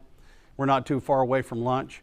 Because we have so much training again this afternoon, I'm very, very close to being wrapped up with this one. So I will. We're not that far away to releasing you for the restroom and or for lunch. If you would just take one of Earth's most watch this common video. minerals. It's about 5 minutes long. It is found in and then stone, we'll start moving brick, into wrapping up. rock, concrete, block, mortar, asphalt, and sand. Using power tools such as cutting or grinding can release tiny particles of silica into the air. These tiny particles are known as respirable crystalline silica. Workers who breathe in respirable crystalline silica can develop diseases that can be life-altering or deadly. Traditionally, on construction sites, silica with grinding and cutting produces a lot of dust. It gets into the workers' lungs. Exposure to respirable crystalline silica can cause silicosis, a disease that permanently scars the lungs. It can also cause lung cancer, kidney disease, or chronic obstructive pulmonary disease, also known as COPD. The chances of developing these diseases increase with higher and longer durations of exposure. What we're looking at on the left is a normal lung. You can see that the lung tissue on either side of the heart is dark and black, and that means it's full of air. And the X-ray on the right, you can see those white scars throughout the lungs on both sides. That's all scar tissue. It's from a patient with advanced silicosis. Without protection, workers who are exposed to very high levels of respirable crystalline silica during activities such as abrasive blasting with sand can develop silicosis within a period of months to a few years. Workers usually do not develop signs of silicosis until after they have been exposed for 10 years or more. Once silicosis symptoms, such as shortness of breath, appear, the symptoms can get worse over time, even after the worker stops working with silica. Usually people who develop silicosis have been very healthy, vigorous people, and they find after years of the disease that they're short of breath, that they can't go very far, they can't walk very far, they can't climb the stairs. They may even be short of breath just sitting still. I continue to see new cases of silicosis, and yet there is still no treatment. So I would like to see prevention of silicosis so that this disease is eliminated from our hospitals and our health clinics. Silica disease can be prevented by controlling exposure to silica dust. Water can be used to wet the dust and prevent it from getting into the air. Vacuums can be used to remove the dust at the point where it is made. We stir up a lot of dust, so we try to prevent as much of it getting in the air as possible. So we use these vacuums. But while we're working on cutting the joints out, we create a lot of dust, which we collect in the vacuums inside these bags. Much rather have it in this bag than I would inside my lungs. Once I tried the new things, it worked well, because at the end of the day, I went home without silica dust in my lungs. I went home clean at the end of the day, and I got used to it. Gary Sasse's family business is stone carving. His father and his grandfather both died of silicosis. I believe that our industry here has worked hard to bring in new technology that does help with the silicose problem. I also believe that there's also room for more education for the workers themselves to understand the critical reasons why they have to be very careful in this industry. In today's climate, we stress to our customers safety, financial stability, company stability. We remind our men we want them to go home same shape or better shape than when they showed up at work that morning. OSHA's rule for respirable crystalline silica requires employers to protect workers from silica dust to prevent them from developing disease. Silica-related diseases can be prevented if proper controls are used to reduce workers' exposure to dust. More information on OSHA's requirements to protect workers exposed to respirable crystalline silica can be found at www.osha.gov/silica. For information about other OSHA health and safety standards, 10 years. May take 10 years to show up what you breathe into your lungs today. What are the sources? Being exposed to crystalline silicose, cutting concrete, drywall, dust, any of that type of stuff, being around cement. And so, as you can see, and you guys should know this, most of you already know that now we're beginning to use the HEPA vacuum filters. That was something that OSHA mandated to try to also reduce deaths and people suffocating to death later on in their life. Here's what you're looking at. It showed you a picture of lungs that were in the different, or that had scar tissue by an X-ray. There's 3 types: chronic, accelerated, and acute. They all can cause permanent damage, and or be debilitating or deadly. So here you have a healthy lung, and here you have one that's where obviously the person probably died of silica. Sometimes you'll get no warning. You don't even realize you did the damage. It's like you're hearing until later on you start getting coughness and shortness of breath.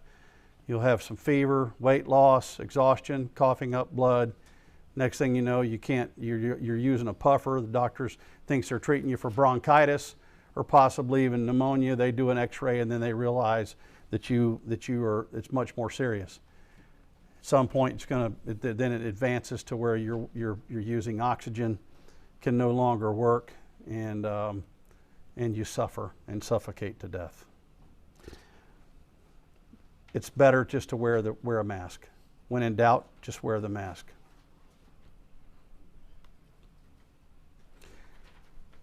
You can see a picture here.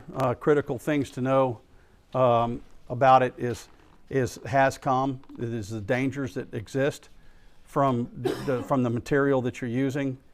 Proper housekeeping, making sure that whatever you have done or whatever you're storing is not stored in such a fashion that if you get into it, bags of cement, that it's flying all over the place and it ends up on your floor and it's airborne and you're breathing it. Having somebody that's qualified to do the work. They've been taught how to use the proper PPEs. They know the dangers of it, very similar to what we've done here for you. We're teaching you, some of you may not have known some of these stats before you came in here. A written exposure control plan. So before you move into something, write down what you're going to do. First thing we're going to do is we're going to protect ourselves, get our mask.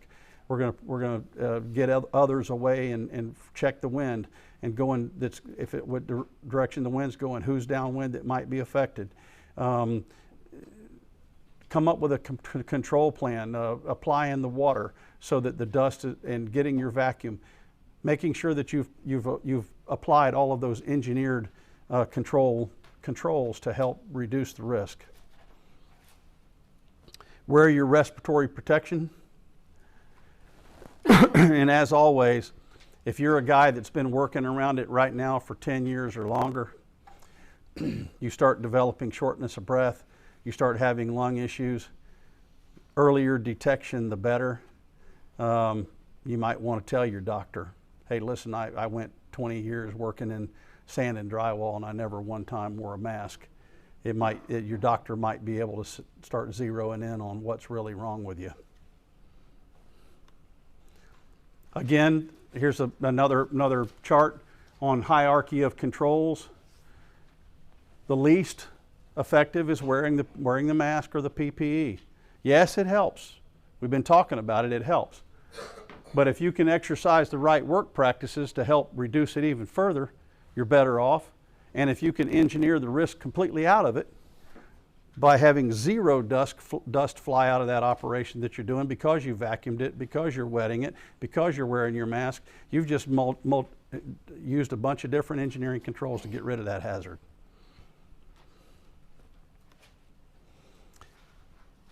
This demonstrates what I'm talking about. Guy's wearing his PPEs, he's got his guards, he's wearing his hard hat in case anything shears and comes out and hits him in the forehead. He probably has his eye protection on. It's kind of hard to see, but it looks like he does. The only difference I see here is that here he's obviously using a measure to stop probably water, and here he's using none. So here's the deal. Will this work because he's wearing a mask? Yes. Is this better? Yes.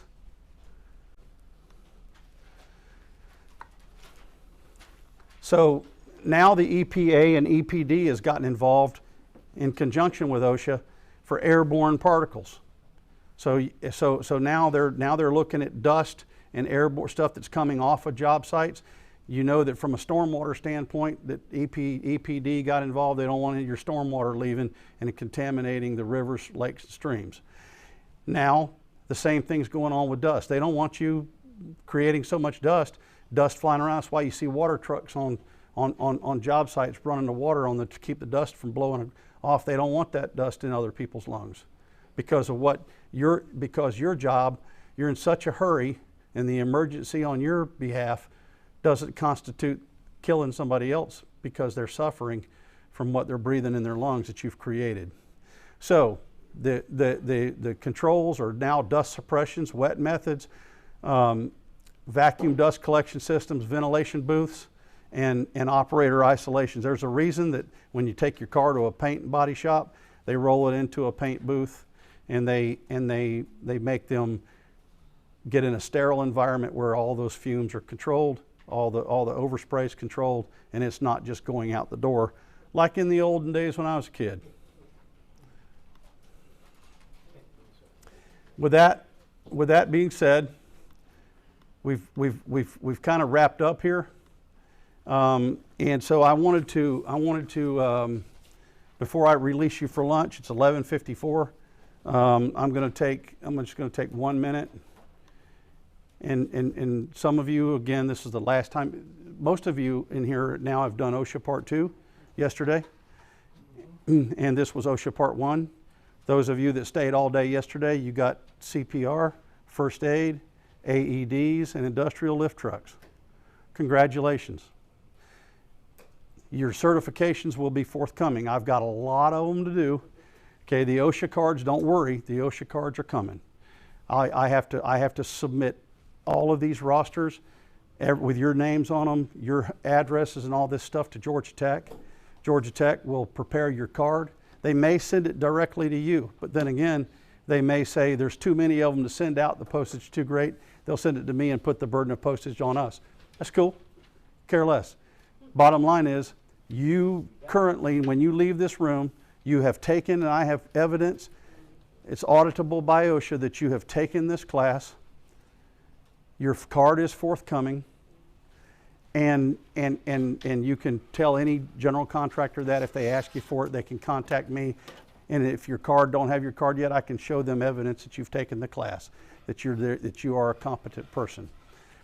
Same thing's going to go for your first aid, CPR, AED cards. I'll be able to do the same thing, but I actually have to type those, and so everybody that's come through and over the course of 6 days, because I'm teaching all the way up through Christmas Eve, I'll have a lot of those to type and get out to you. So bear with me on the timing.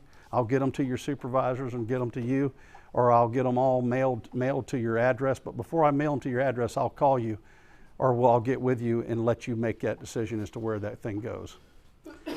Here's what I want to say. You already know that in 2017 and 2018, we had horrible years. We had people fall out of chairs, fall downstairs because they weren't using their three-point, they weren't hanging on. Probably talking on a cell or using a cell phone, texting while they're trying to egress the stairs. We have a guy jack up a trailer off and the jack falls off the thing, goes all the way through his foot.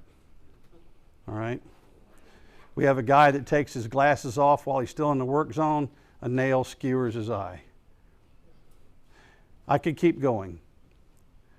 But I want to ask you guys ask you folks a question. How many of the accidents that you just heard about do you believe were preventable? Every single one of them. Now think about this. If somebody comes up and says, I was in an accident, but it wasn't my fault. That may be true. But was it still a preventable accident? Yeah. Yeah. I mean, and so you've heard me say this in the culture. So in 2018, that's the reason that I had a compliance meeting and I called everybody into a room and we started at the ground level. Truthfully, I started by scaring some folks. I gave them the truth about life, about carelessness, the effects that carelessness can have on you. Okay? How carefully your success is going to depend on how carefully it's planned, how carefully it starts, and how carefully it's ran, then you'll have success. I served under General Norman Schwarzkopf. A lot of you may have known him. I watched him develop a plan, was with him when he did it, watched him develop a plan and execute that plan perfectly to complete his mission. And he did that. Why?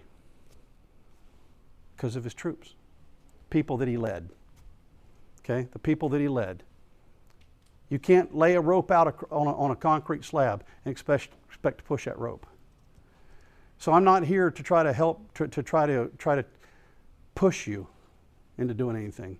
I'm hoping that I can lead you in the direction that you need to go so that you continue to stay safe, because you guys are the ones that I go to bed every single night worrying about. I have to say, I worry about the people at the office, but not like I worry about you. You're in and out of motel rooms. You're in and out of job sites. You're surrounded by countless number of work hazards, by other people that may not be trained like you, that other people whose companies don't have safety programs, whose people may not care about the results and the opportunity that their company, their score, their total recordable incident rate, that may prevent them from being able to work with a client or on board with a client. But because you have had we changed the culture, we started at the foundation, we've got a solid culture foundation, you have a guy that cares about you, you've got leaders down here that care about you. We've spent the money and taken the time to bring you here to further educate you and to make you aware. I trust me, all weekend long I think about what am I going to write for my toolbox talk that will be most effective to bring these folks aware. How am I going to word everything so that they find it engaging, fun, and they want to do it? How am I going to get these people to read them and to get me back the responses that they did read them, so I know that they were aware, and that I also have a document that that when they call me and go, OSHA's on my job. Hey man, have you done your toolbox talks? No, I forgot. I can't help you. I'll walk you through it, but you've got to exercise good culture.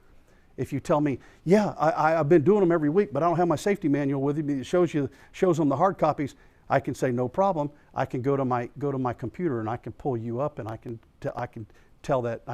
offer to email those immediately back to you, or to email them to the agent. So the bottom line is that I'm here to help you, not here to hurt you. I'm here to come to your job sites. You'll be seeing us on that. You'll see new things rolling out. It's here to help you, to make sure you're better educated, better trained, better equipped, and that you're exercising safety.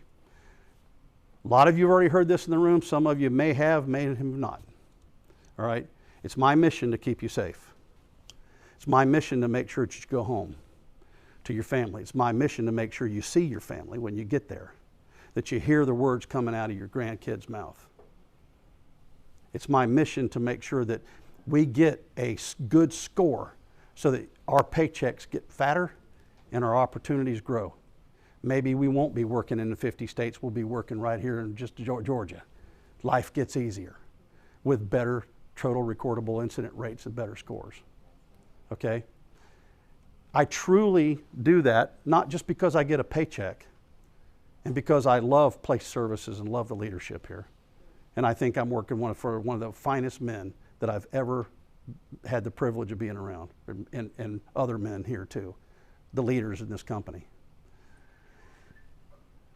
But those of you that weren't at the 2018 meeting or haven't heard this, I also do it because I'm the dad that stands before you that buried an 18-year-old son killed in a preventable accident. Somebody else killed him. So I had to pick out his clothes, to wear in his casket. I had to pick out everything. Like literally, like trying to still see through the scene. I know how bad it hurts. I know how bad it hurts families. I know how bad it hurts me. It's the worst definition of horror that anybody could ever describe. Every time I think of one of you guys and one of you guys getting injured or potentially killed, I think of my situation please practice safe work. Keep your extremities, keep yourself safe, and go home to your families and come back to see me back again here next year. I'll feed you, I'll help you anytime, 24/7. I don't care where you are. Pick up the phone, call me. I will be there for you to help you stay safe. Our record, our safety record, is very critical. Your safety is very critical, and it all meshes into one big pile of happiness if we're all successful and successful together. Okay? I'm not going to preach to you anymore. At this point, anybody that hasn't taken the CPR or AEDs, first aid, or forklift training, that's going to happen right after lunch. And then you can leave with 2 more certifications today. If you can't make it today, same class will be offered again tomorrow, exactly in the same order that we did today, and again on Monday and next Tuesday. All right, thank you folks. I appreciate all of you.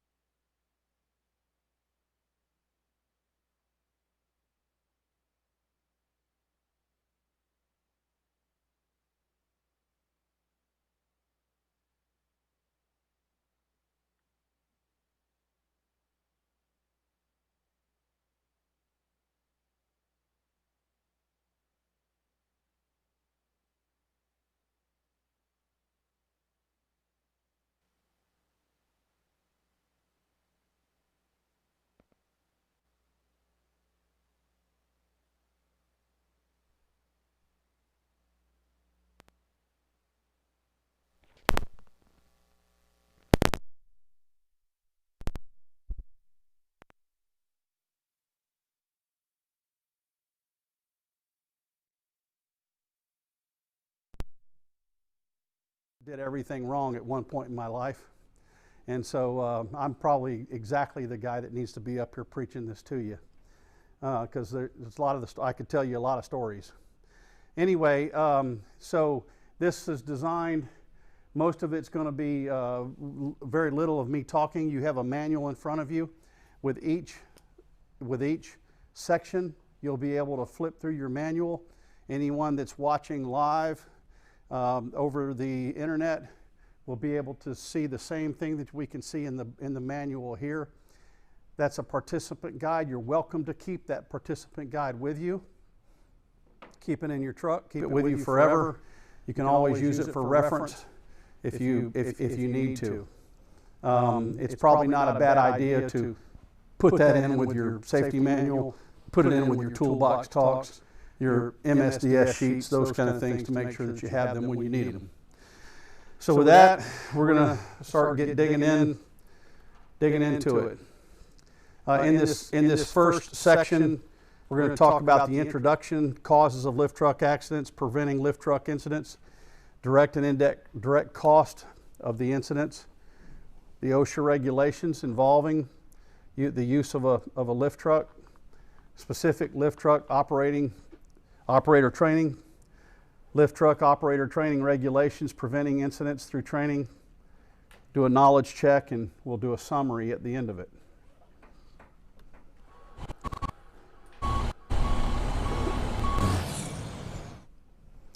So in module number 1, we're going to state the causes of lift truck incidents. We're going to cover those. Identify direct and indirect costs of incidents. We'll cover those. Identify OSHA regulations that promote safety, and identify OSHA and operator qualifications. Causes of lift truck incidents. The main cause for anybody having an incident or an accident on a lift truck is operating the lift without proper training or education, and not understanding the for lack of a better term, the piece of equipment or the animal you're dealing with. It's not like a car. And we're going to go through all that as we go through this program. Not properly securing a load, having the load come off, fall down, damage something, somebody. It could come back on you. Multiple things. Guessing the weights of the load. Never should you guess the weight of a load. You should know the weight of the load before you pick it up. Unsafe driving practices, not following safety precautions. Lack of a pre-shift or work site inspection. So somebody who's failed to go out and look around to make sure you're not going to drive that thing off of a hole, that you have enough room to fit that forklift and that load where you need to put it. Lack of routine maintenance on the piece of equipment can cause failure.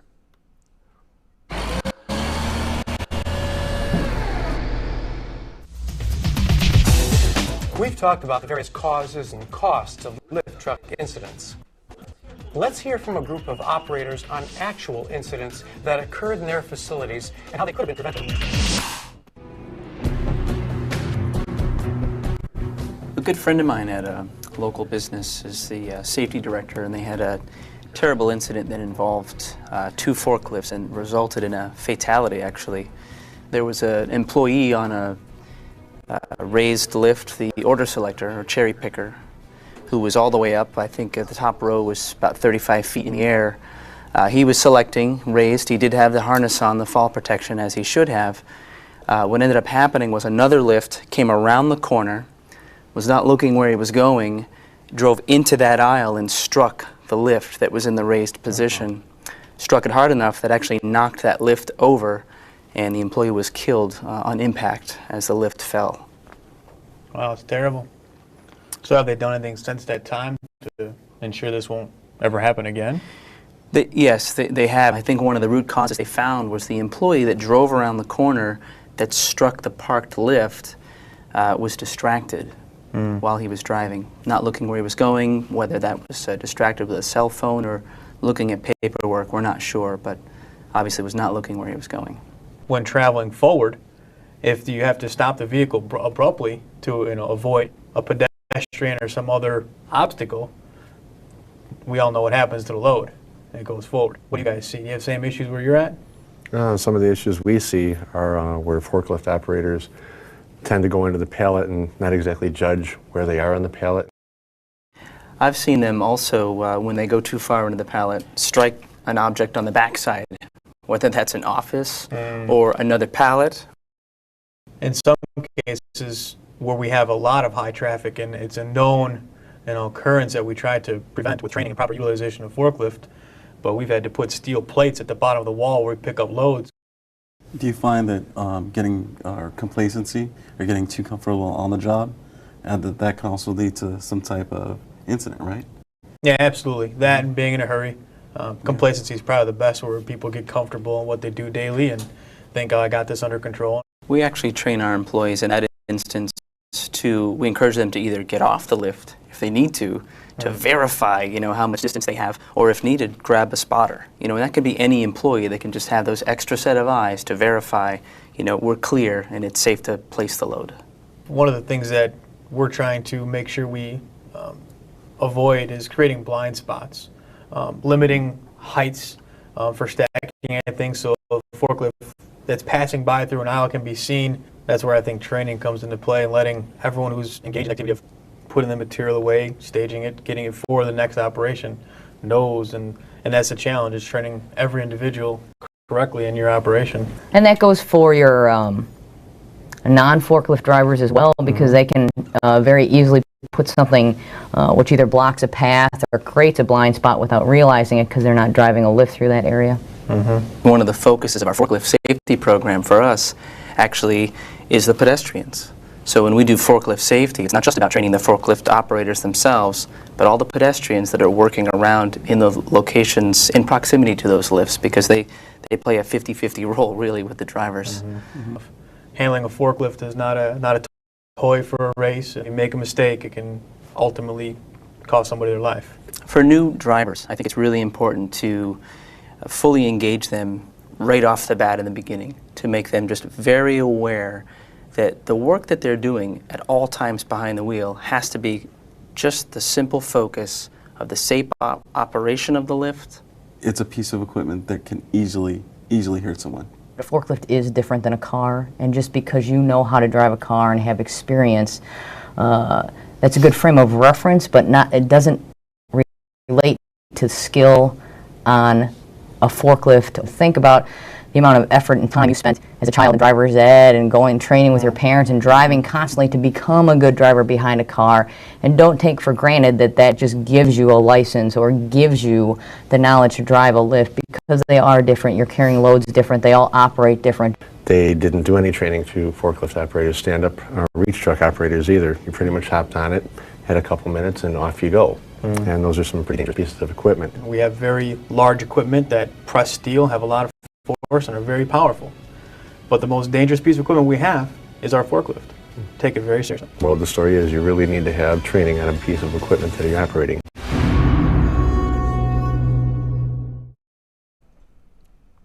How many guys in here have ran a forklift in the past? Okay.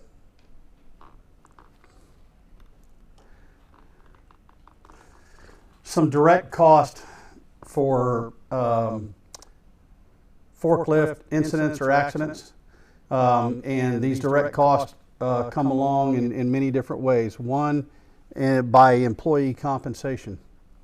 The cost, when it comes down to employee compensation, not only does it affect the insurance company and what they're going to pay you, the company, the cost of what it costs PSI to fix the problem, but it also costs an employee their compensation if they're injured and they lose time.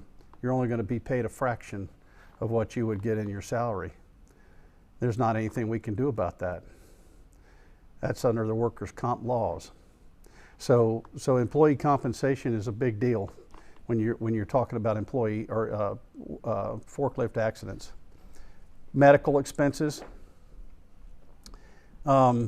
It could happen, you could injure somebody that doesn't have insurance, that's on the other side of the rack or not around you. That can be costly to them. It can be costly to whoever's covering those, including the insurance companies.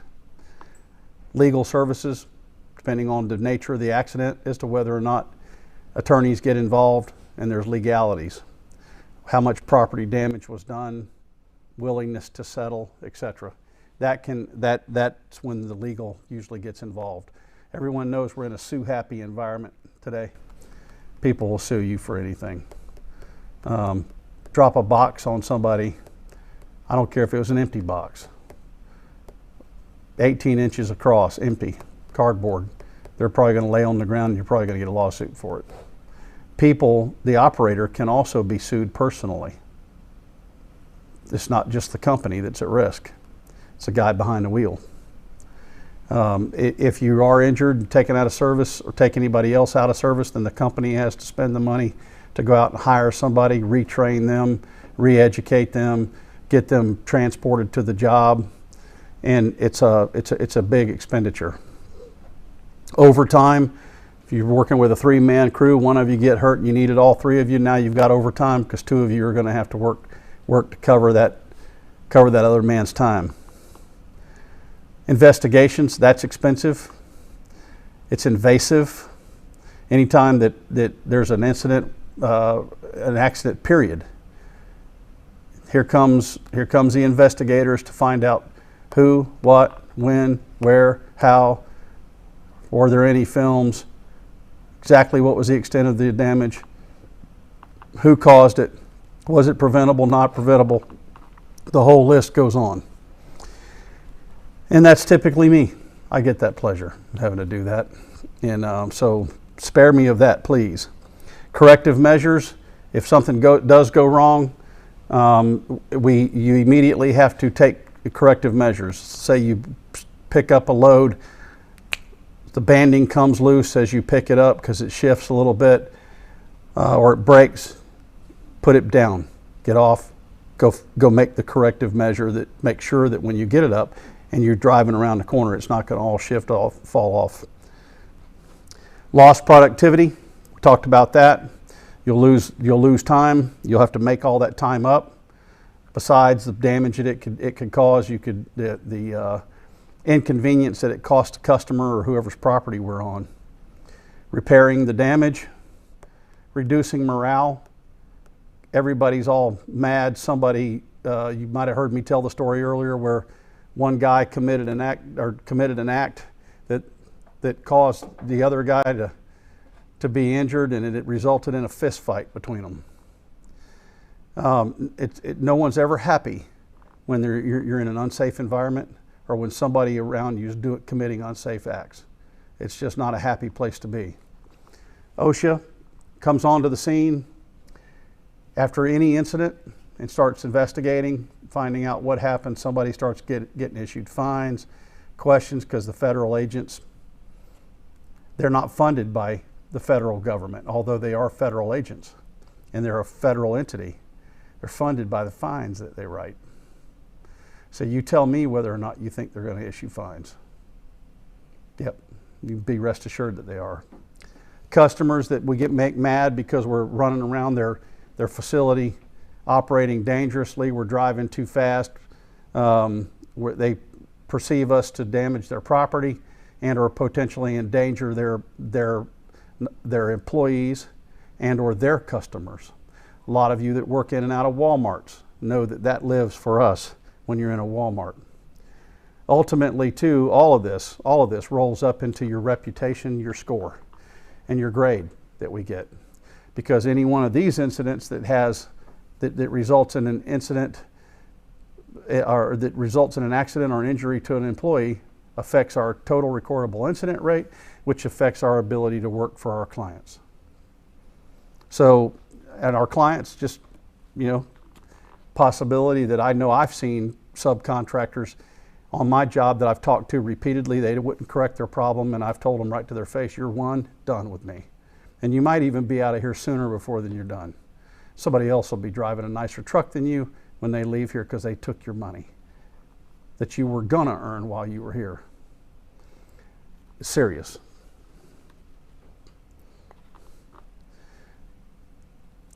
Forklift's a slang term. We all use it. I use it daily. It's an easy way for all of us to remember what we're talking about.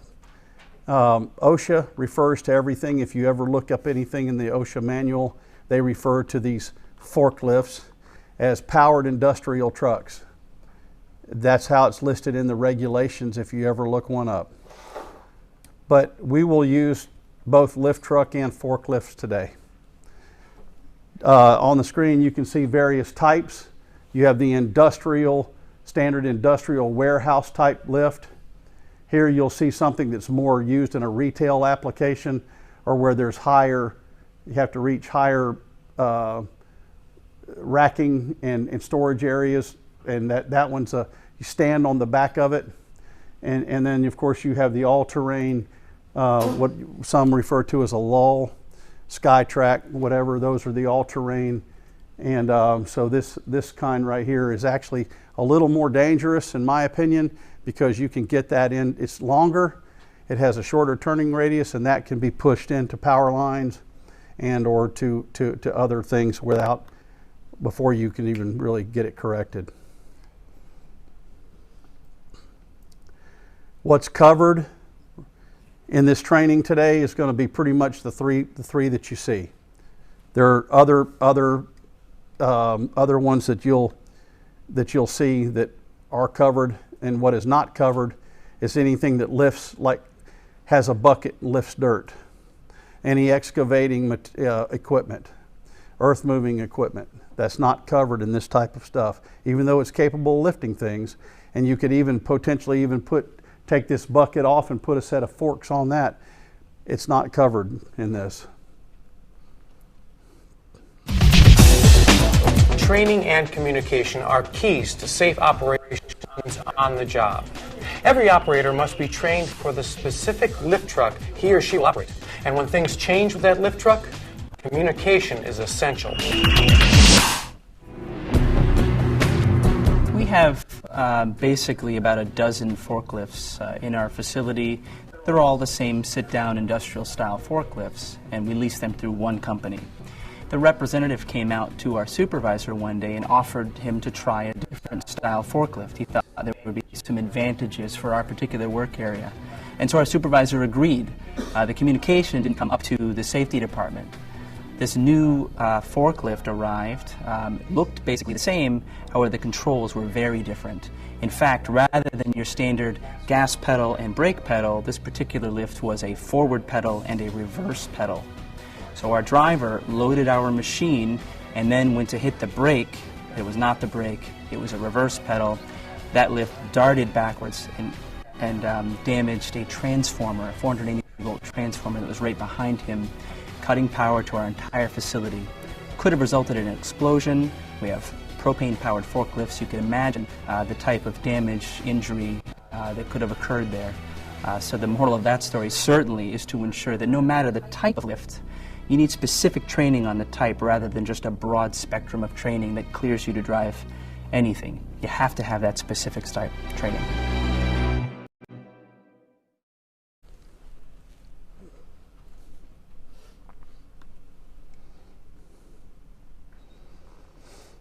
Lift truck operator training regulations. You must be 18 years of age or older to operate one.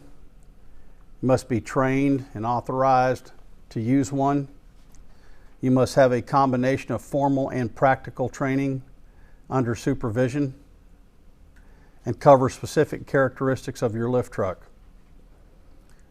Must have refresher training. Really, for the most of you that have been using one, this is what I would consider refresher training. Performance evaluation every 3 years.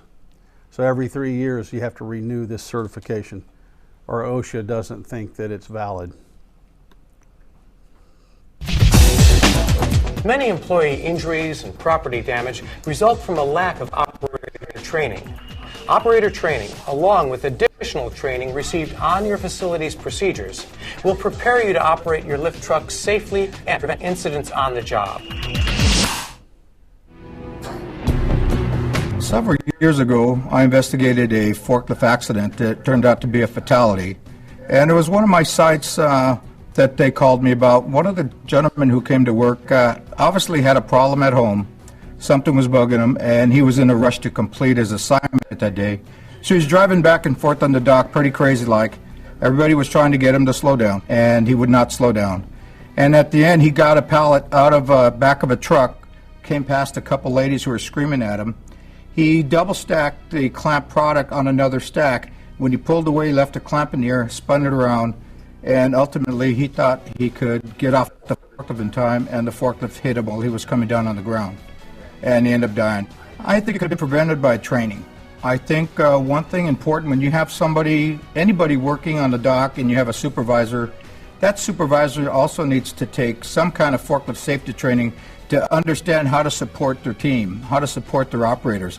And with that, you learn communication, you learn mutual respect. If the supervisor or the lead person would have noticed that this person was having a bad day, they would have been able to have the confidence to talk together with him and maybe pull him out of the environment until he got himself calmed down. How many of us have ever seen that guy? We've all probably worked around one of those guys. If you have one of those kind of guys that's doing that, please try to engage him and get him to stop, get him to slow down, get him to do his job safely. If you can't, go tell somebody. Exactly.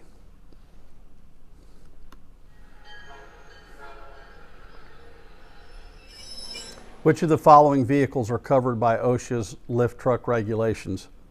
Are they powered industrial trucks? Is farm in there? No. Over the road hauling? Motorized hand trucks?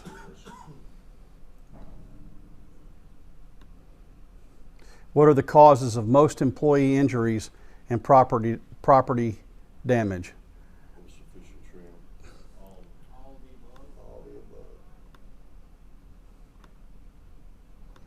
Now I'm going to tell you guys, there's a few of them in here that I'm gonna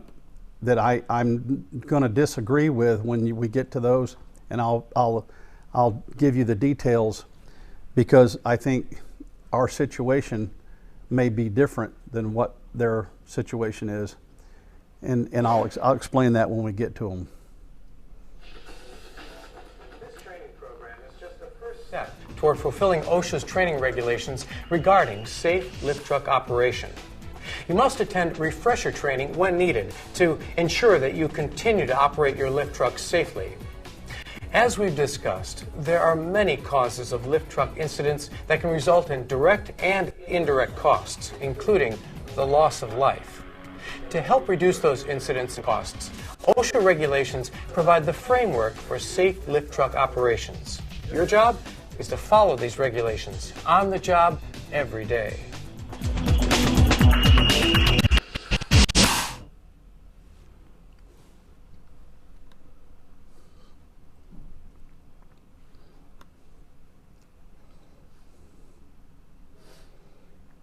Lift truck design and operating principles is next. This is pretty much the things that we're going to cover in this. So as we get to them, it'll each have a page. You'll see it in your manual as well.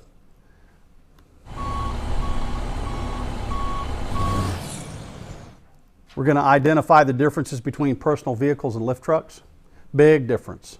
Recognize main sections and types of the lift truck. Recognize the ANSI. Design requirements. Identify different steering modes and describe the center of gravity and stability triangle. This one here is really important, because this one's going to tell you the differences that somebody may not think about or may not have known.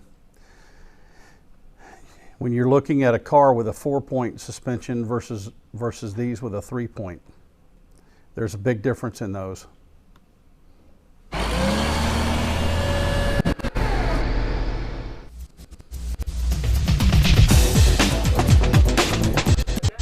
Adapting to driving a lift truck after years of driving your own personal vehicle can be a challenge. You'll need to consciously focus on the unique operating principles of lift trucks at all times. And that can mean turning your wheels in the opposite direction or braking using a different pedal.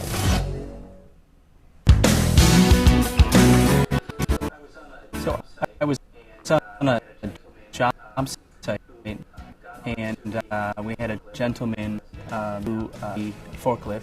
It's a standard sit-down industrial forklift. And this forklift was parked immediately adjacent to a very large 2-story pressure-treated outdoor stairway. And he was in a little bit of a rush, and he hopped onto that forklift and started it up, and then immediately turned the wheel all the way to the right and hit the gas.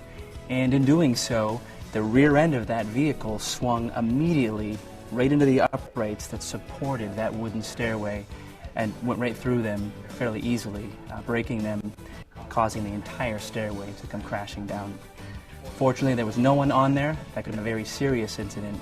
But certainly the moral of that story is to always remember the differences between a personal vehicle where the steering wheels are in the front as opposed to a forklift where the wheels that steer are in the rear.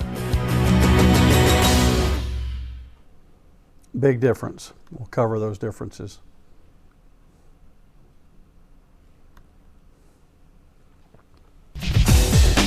Let's start with the basics by taking a look at the main sections of a lift truck.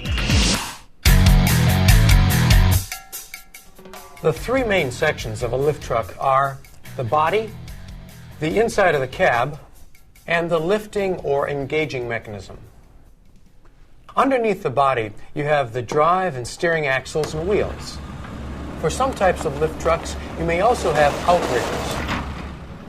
There's important protective equipment in the cab, including the seat and safety belt, and an overhead guard to prevent objects from falling on the operator. Some have frame leveling to keep the truck level while handling a load or traveling with it. The backrest extension also provides protection by preventing the load from falling backwards and hitting the operator. Some lift trucks are outfitted with a rollover protective structure. The data plate contains important information about the type of fuel you should use, the truck weight, and the truck's lifting capacity. To ensure the safety of you and those around you, it's critical to know the truck's lifting capacity. We'll talk more about lifting capacity later in the program. Depending on the type of lift truck and the surface you drive on, your tires may be air-filled, solid rubber, foam-filled, or could have tracks. Your control panel may look a little different than this one, depending upon the kind of lift truck you're operating. Here's another example of a control panel. Most trucks will also feature a key switch and controls for horn, lights, accessories, parking, as well as creeper brakes and accelerator pedals. For anyone not familiar with the term, a creeper brake is a secondary brake designed to slow the lift truck down. For example, when taking a tight turn or when inching up to a load, but not designed to stop it.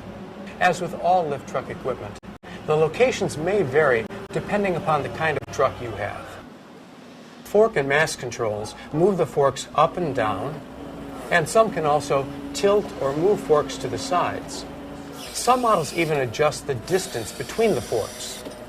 Forks can be moved in or out by adjusting controls that activate the hydraulic cylinders. The engaging mechanism includes a hydraulic cylinder, mast or upright, carriage, backrest, forks, and chains. If you're on rough terrain, your lift truck may have an attachment such as a truss boom. Other lift trucks may also have attachments.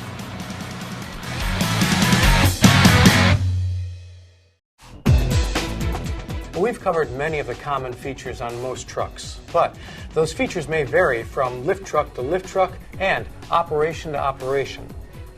Your company has policies regarding lift trucks. Review those policies before operating any lift truck. Check your operator's manual for details about operations. If you operate more than one type of lift truck, check the manuals for any trucks you use.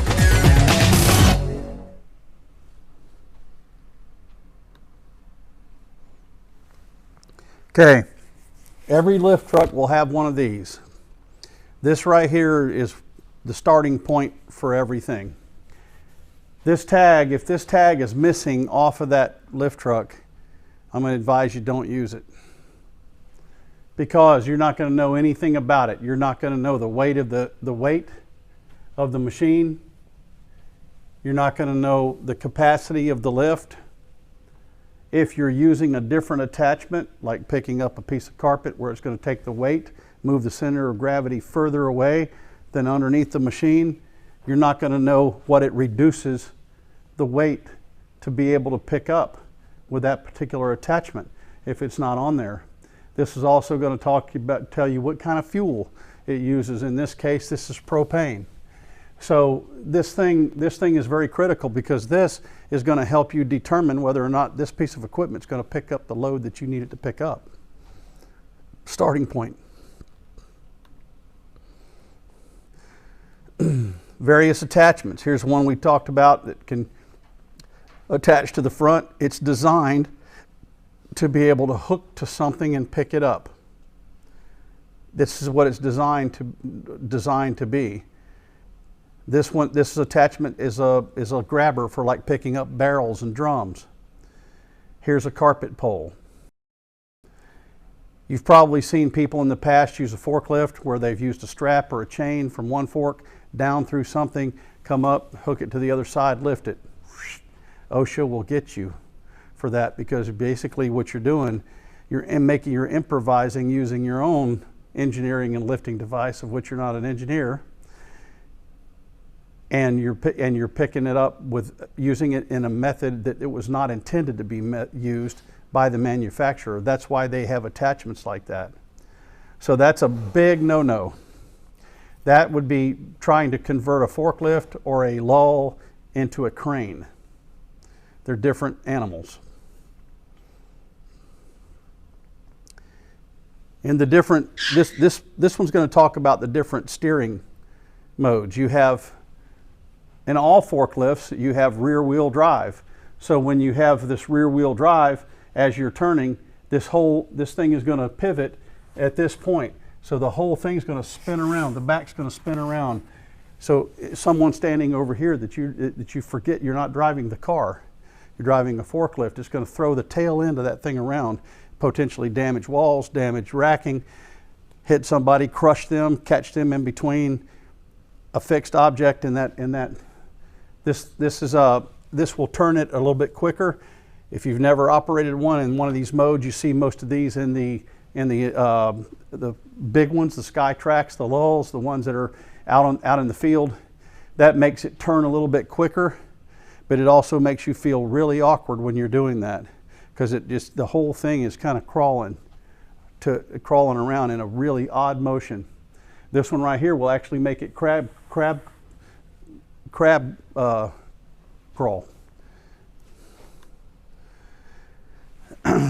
These will depict what I just explained. Steering in four-wheel mode. The other one was the normal mode. And here is in the crab steer mode.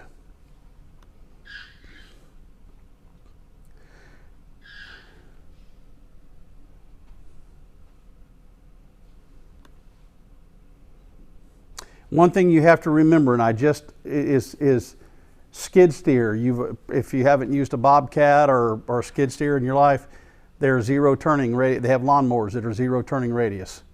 So the way the forklift is designed, and this is why one of the things the operator needs to understand, that if he turns a forklift around, you have all of this radius of the forks swinging around in a circle that can be affected. So it's not something that you can just turn around on a dime and not expect to have something coming around in front of you and something around behind you. So it's kind of like you're sitting in the middle of a radius that can cause damage. You always have to maintain a 360-degree view when you're in a forklift. Once you've been driving a lift truck for a while, you start to get a sense of when the truck is becoming unstable. In the next few minutes, we're going to take a deeper look into the dynamics of lift truck operations. This will help us understand what exactly is happening when a truck becomes unstable. The two key concepts we want to introduce here are the center of gravity and the stability triangle. Imagine that the truck is a kind of lever that can tip to the front, back, and sides. If you balance a weight at the fulcrum, or pivot point, the lever is stable. However, if you move the weight to one side, the lever becomes unstable and the side without the weight goes up. Like levers, a lift truck has a pivot point. It's usually at the center of the front axle. When it's unloaded, the lift truck's center of gravity, where the weight of the truck is concentrated, is to the rear of the pivot point. When you pick up an object with your lift truck, the center of gravity shifts. The truck could tip over were it not for the counterweight on the back of the truck that offsets the load's weight. This counterweight is one side of the lever. The fork and the load make up the other side of the lever. The load itself has a center of gravity. When a truck picks up a load, together the load and lift truck create a combined center of gravity. So what this means is that if you try to pick up a 3,000-pound load, your truck will need to have a counterweight of more than 3,000 pounds. If you don't have enough counterweight, the combined load will become unstable. The center of gravity will shift and the truck will tip over. The weight of the lift truck itself may be the counterweight. Your personal vehicle has a 4-point suspension system. A lift truck is different. It has a 3-point suspension system. There are 2 support points at the ends of the front axle and a 3rd support point at the center of the rear axle. This is the stability triangle. Within it is the truck's center of gravity, the point at which all the truck's weight is concentrated. Dynamic stability is when the weight moves and the center of gravity shifts as a result. You know what happens to a coffee cup sitting on the dashboard of a vehicle taking a tight turn, right? If we were to put that cup of coffee on the forks, then step on the gas, you know what's going to happen. Turn right or left, same thing. The cup tips. The center of gravity is always moving. Now remember this example when you're driving your lift truck. Longitudinal stability is the truck's resistance to overturning forward or backward. When a truck is loaded, the center of gravity shifts forward. When a truck is unloaded, the center of gravity shifts backward. Latitudinal stability is the truck's resistance to overturning sideways. When a truck is turning or driving on a slope sideways, it can tip over. Never drive on slopes sideways, and always level the truck before picking up a load or traveling with it. If the combined center of gravity, the combination of the centers of gravity of both truck and load, moves outside the stability triangle, the truck will tip over. The side of the stability triangle that runs along the front axle is usually the pivot point. If the load is too heavy, the combined center of gravity moves past this line and the truck will tip forward. When the combined center of gravity moves outside the stability triangle, the truck will tip to the sides or backwards. If the combined center of gravity is too close to the edge of the stability triangle, driving too fast or onto a slope or uneven terrain could move the combined center of gravity to the outside of the stability triangle, and the truck will tip.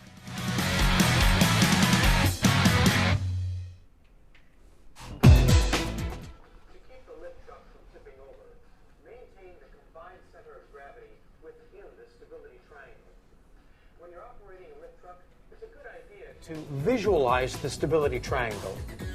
An easy point to remember is that the center of gravity shifts forward toward the load when your truck is loaded. The center of gravity shifts backward away from the forks or attachment when the truck is unloaded. Everybody catch that? Kind of helps explain what goes on from a scientific standpoint with that, how that weight is distributed. We've learned that to keep from tipping over, your lift truck's center of gravity must always be within the stability triangle. Keep this concept in mind every day and in every situation, especially when there are changes with loads and operating conditions. I was at work one day. We brought in this wire to use to make our screws, and the wire package was different than normal. They were a little bit heavier and and they weren't packaged as they normally would. So we had to use the fork truck to go ahead and disassemble these. And in order for us to do that, we had to elevate it. The weight of the package itself didn't exceed the rating on the forklift, but once we got above a certain elevation, it then did. In one particular instance, when the load shifted, when we had the package up at a certain height, the fork truck actually began to tip over. I was on a separate fork truck at the time when this other operator was trying to disassemble this package, and the fork truck leaned over so far, it actually hit the top of the fork truck I was in to stop it from going completely over. Ultimately, you need to know if you have the right vehicle to do what you're doing, and is it really worth risking safety to potentially, save a couple cents.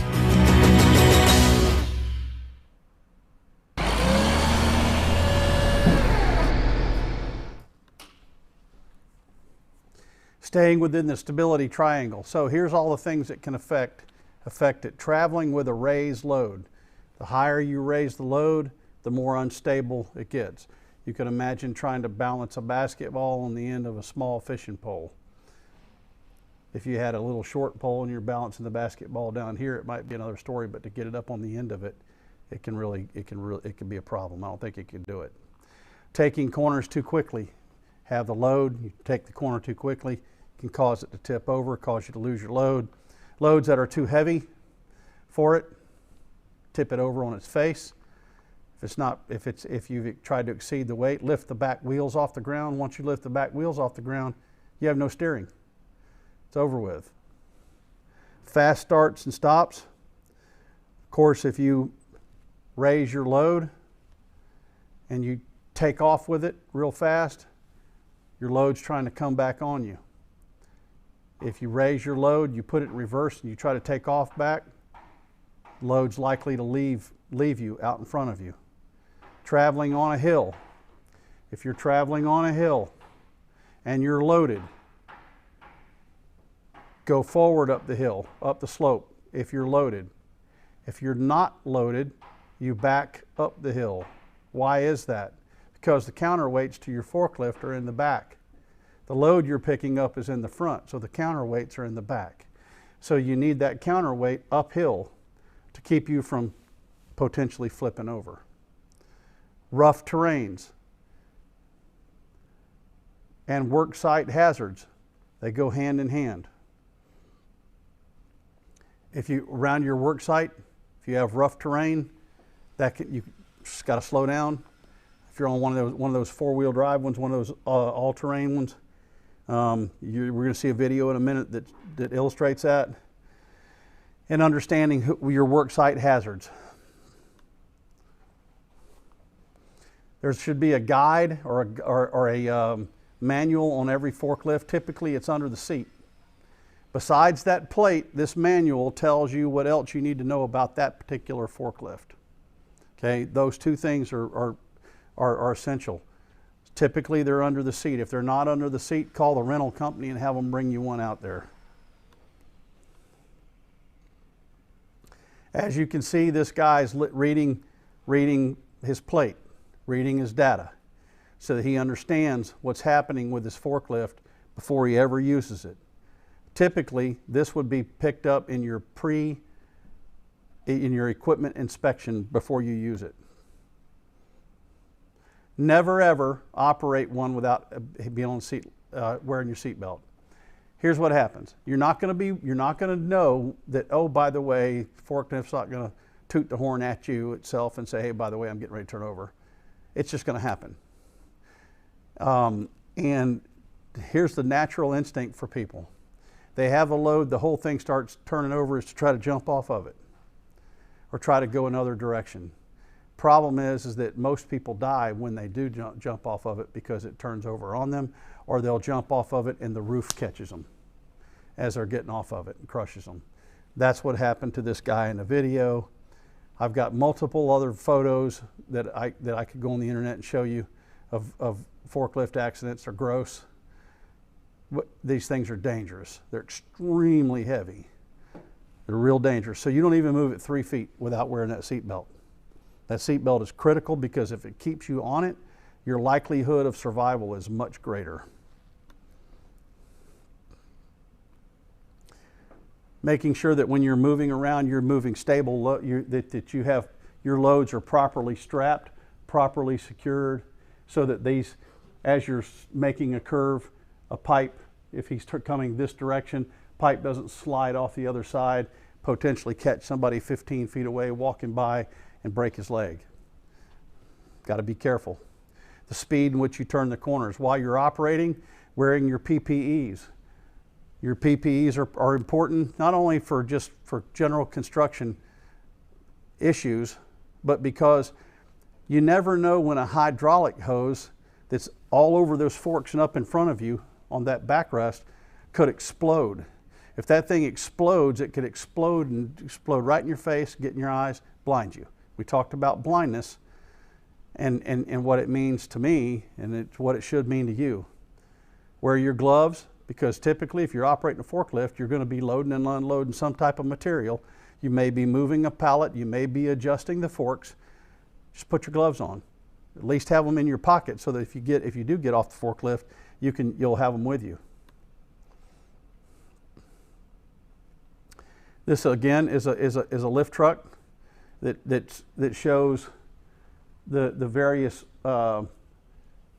shows it sitting in a warehouse, the forks being here. This is the backrest, and right up in here, right in front of the driver is where I'm talking about the hoses exist. They start down at the bottom and they'll come all the way up to the top. This being a pallet jack type motorized lift, the driver typically would lower this and walk behind it.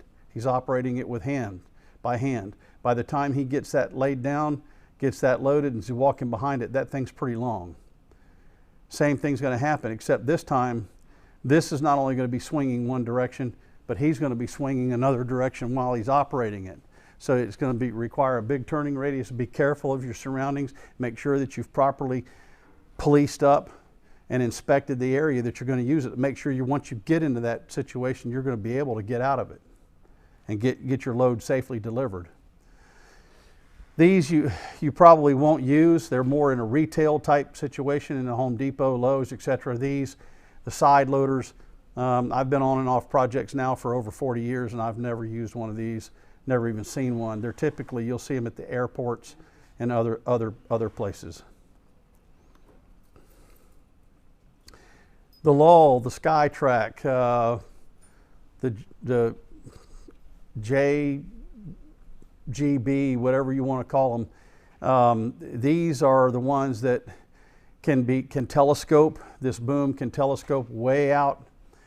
These you have to be very, very cognizant of the plate and the curve that we're going to look at, the graph that shows you, because the further you boom out with that load, the less that forklift can carry, can handle. You might pick up 5,000 pounds close to you, but by the time you boom out 20 feet, that thing's only capable of holding 1,500 pounds because of the distance that you've left it, or that you've put it out in front of you. Additionally, these can boom way up, get way up in the air, and can easily get into power lines and what have you if you're swinging them around. You never want to operate one of these with the forks extended up. You want to be secure, stopped before you raise it up and put it on the roof or put it on a rack.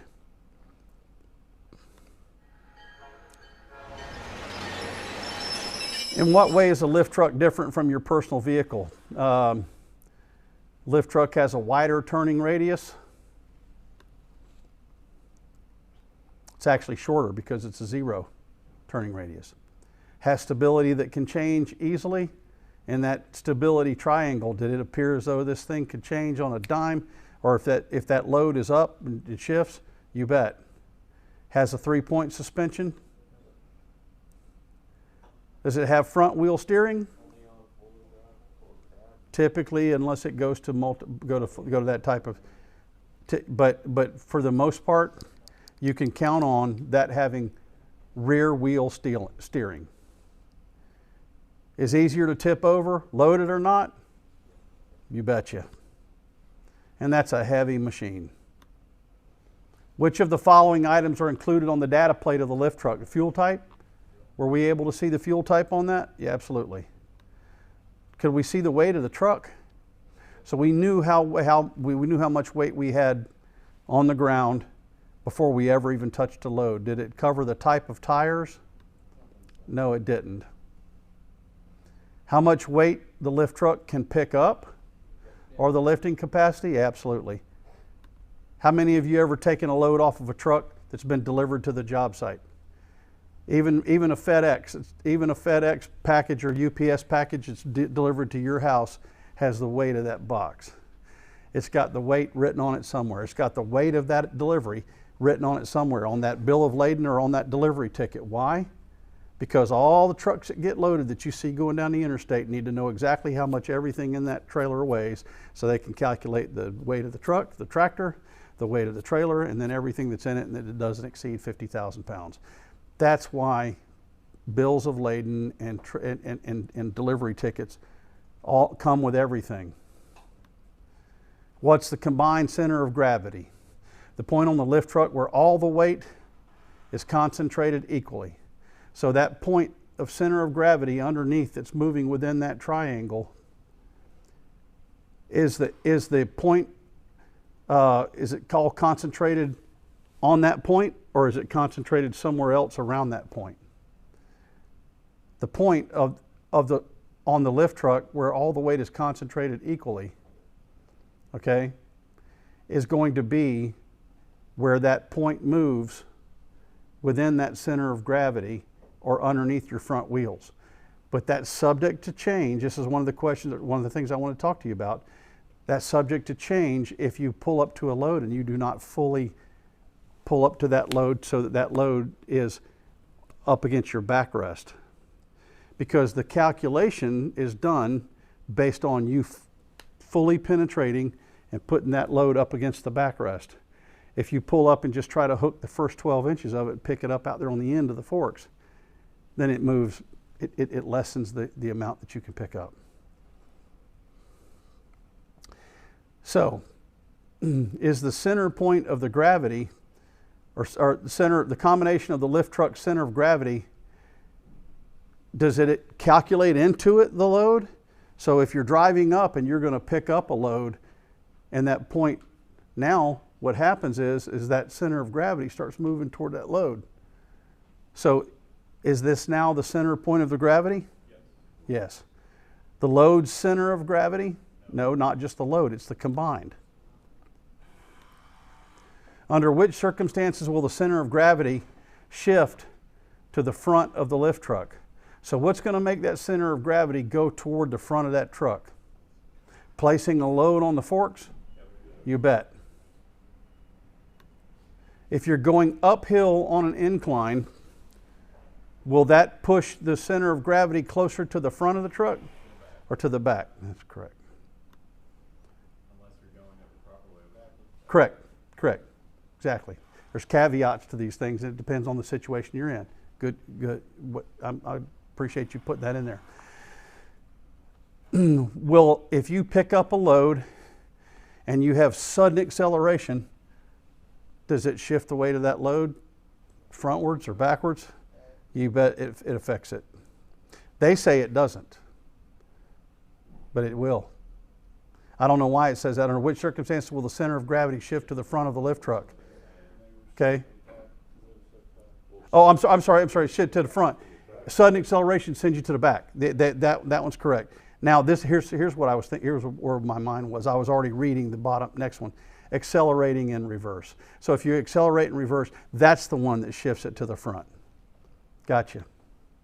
What can result when a lift truck's center of gravity moves outside of its stability triangle? So that triangle that we saw in that example, if that center of gravity, what happens to that? Is it likely to tip over? Load can shift off the lift truck. Operator can become injured, turned over, possibly killed if he tries to jump off of it not wearing a seatbelt. Can a pedestrian be injured or killed? You good? Driving a lift truck is very different than driving your own personal vehicle. Not every lift truck operates in exactly the same way. You must become familiar with your own lift truck, how it's designed and how it operates. And we've learned how critical it is to keep the center of gravity, where all weight is concentrated, inside the stability triangle. Many factors can affect your lift truck stability: the size and shape of loads, how you drive the lift truck, worksite hazards, and the ground conditions you find at a construction site. Safe driving practices and knowing your environment will help you to operate your lift truck without injury or incidents.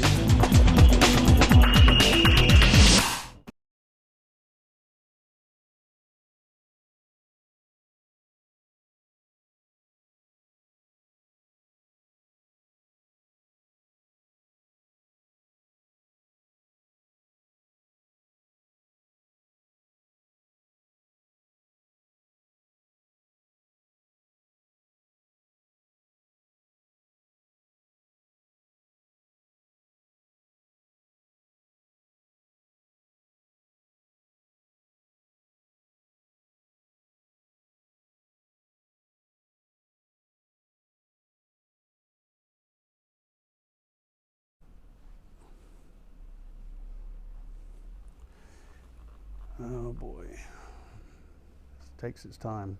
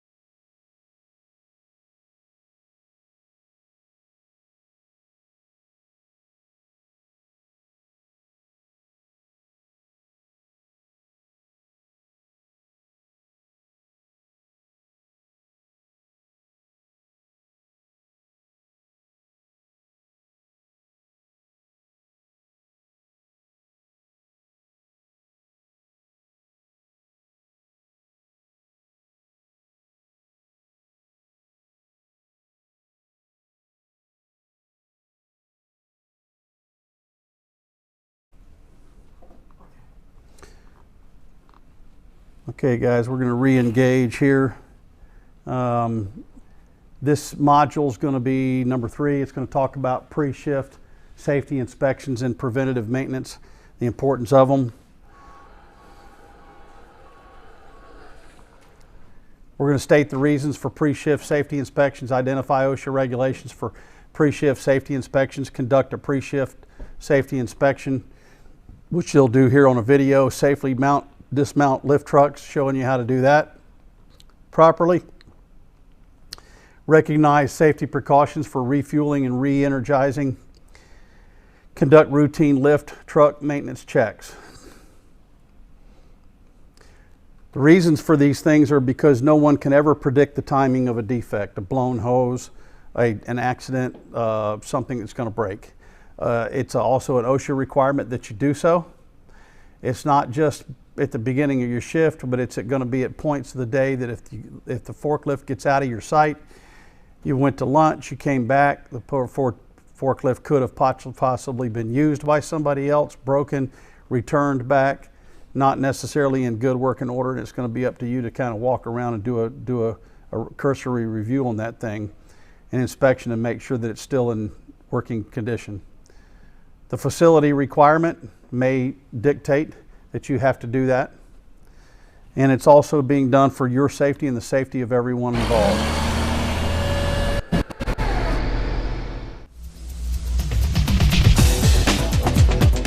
Don't take shortcuts. Invest the time to conduct a thorough pre-shift safety inspection before operating your lift truck. Any part could be defective, putting you and others at risk for injury or even death. I've worked for a few different companies in the past. My most recent employer, we do employ the daily checklist for the fork trucks. It's important because most recently we've incurred during one of those checks, the parking brake doesn't work. These are massive pieces of equipment. And had somebody not checked it and left that, to go perform some function, perhaps unloading a truck and it rolled back, it could have seriously hurt somebody. So the importance of having a daily checklist is paramount, because in the name of safety, you have to make sure that the vehicle's ready to work.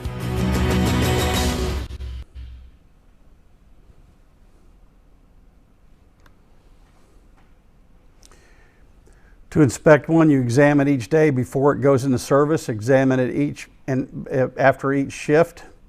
When used around the clock, a lot of the stuff that we use around the clock. Report and correct defects immediately. Read and use the operating manual. Keep operating manuals on the lift trucks and use pre-shift safety inspection checklist. Using a checklist for the pre-shift safety inspection is the best way to ensure consistently safe operations, day to day and operator to operator.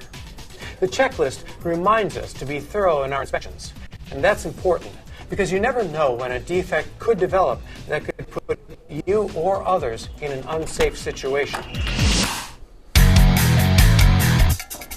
The pre-shift safety inspection begins outside the lift truck. Take a moment to walk around the vehicle, looking for any obvious damage or loose parts.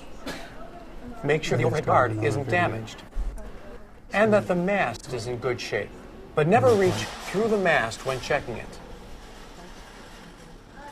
The forks and locking pins should be free of cracks, bent areas, and rust. Check the forks to examine the mast and chains further. Check the tires for pressure, damage, and wear. If your tires are air-filled, pressure is important because the tires provide stability when the load is being raised and lowered. Then, check all the wires, hoses, cables, and belts. Take a look at the inspection date on the fire extinguisher to make sure it's going to work if you need it. Check the fluid levels and make sure there is no fluid leaking. Also, make sure the load limits on the data plate and any placards or warnings are readable. If you can't read the data plate, or if it's missing, you cannot operate the lift truck. Notify your supervisor.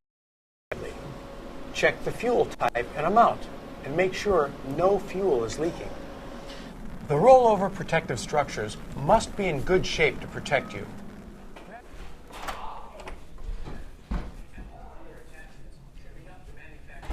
specifications. If the truck has a boom extension, make sure the boom angle indicator is operable and that the markings on the boom are readable. Inside the truck, you'll want to make sure the safety belt is in good shape. Make sure the steering and mirrors are all in good shape. Make sure the operating manual is in the truck. You never know when you might need it. Always start the lift truck from the operator's seat. Never start it before you get in. The vehicle could accidentally engage and cause an incident. Some lift trucks have a backup alarm and directional signals. Work the controls, make sure they're operational. If any of the gauges are displaying warnings, the lift truck must be removed from service until repaired. Follow your company's lockout, tagout procedures. Move the truck forward and backward to make sure everything is working smoothly. Test the horn. If you hear any unusual noises, stop and investigate the source. Test the foot and parking brakes. Make sure the lights and any attachments are operational. Finally, turn off the engine and exit the truck. Then, look under the truck to see if you can spot any fluids on the ground.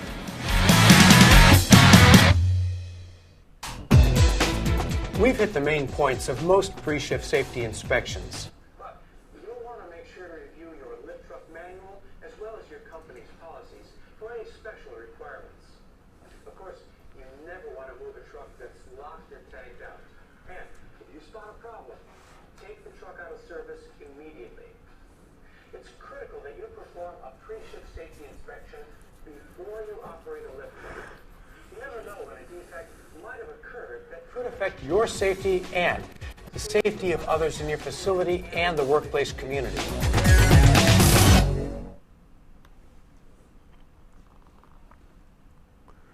360 views. Because that thing has such a big radius, that being center of gravity, swinging the back around, swinging the front around, the length of the forks, possibly the length of the load, you need to make sure that this thing is 300, that you maintain a 360-degree view. You'll see more about that here shortly. Mounting and dismounting. Talked about that earlier. Jumping on, jumping off. You may have film on a floor that can cause it to be slippery. This depicts oil. You may not, of course, you would probably know it if you're stepping down in the oil, but you may not know it if it was a clear substance.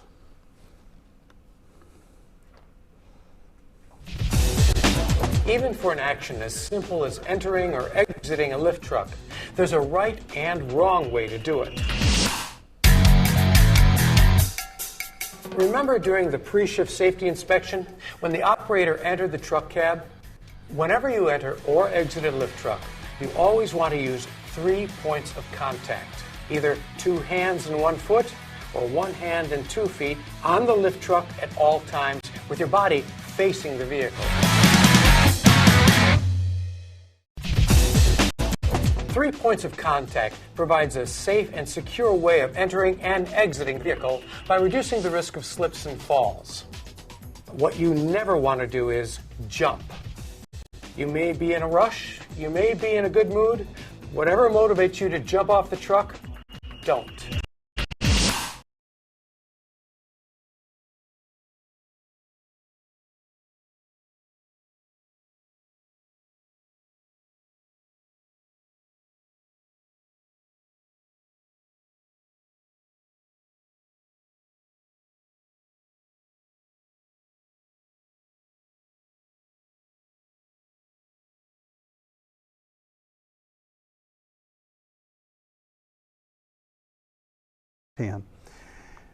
So always at both getting on and getting off, you face the cab of the truck, maintain your 3-point stance and or grips, and then step onto the truck. Same with stepping off. Your lift truck uses fuel or electricity. Run out of either of these key ingredients, and you're out of work. So let's talk refueling and battery charging. In the pre-shift safety inspection, we mentioned that you'd want to check the fuel type. Put on the appropriate personal protective equipment, or PPE, before you fuel up or charge your battery.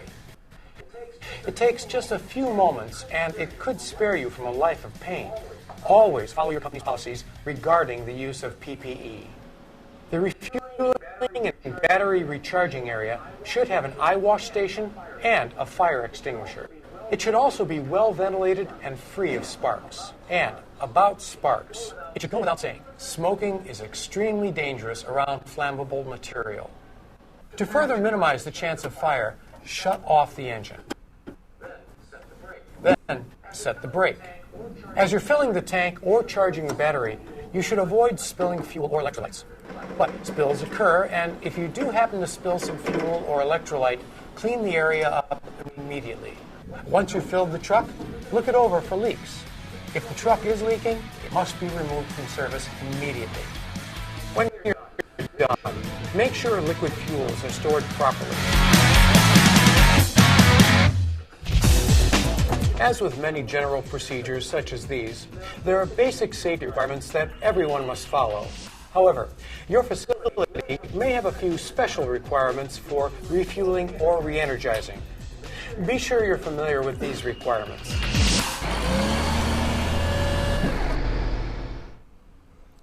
This depicts a piece of electrical. This thing's energized electrically. He's basically disconnecting it before they service the machine. Again, it's very similar to electrical. It's locking it out, tagging it out. If you have a problem with the lift truck, you need to mark it out of service. This one here shows it's do not operate. It happens to have some type of an official tag, probably purchased from Grainger or somewhere, provided by the warehouse. If you're ever in a situation you don't have that, get a piece of paper, piece of cardboard, I don't care what it is, but attach it. Attach it. You can do it in more ways than one. Here's another way to do it. But send a signal to somebody. Do not use that machine.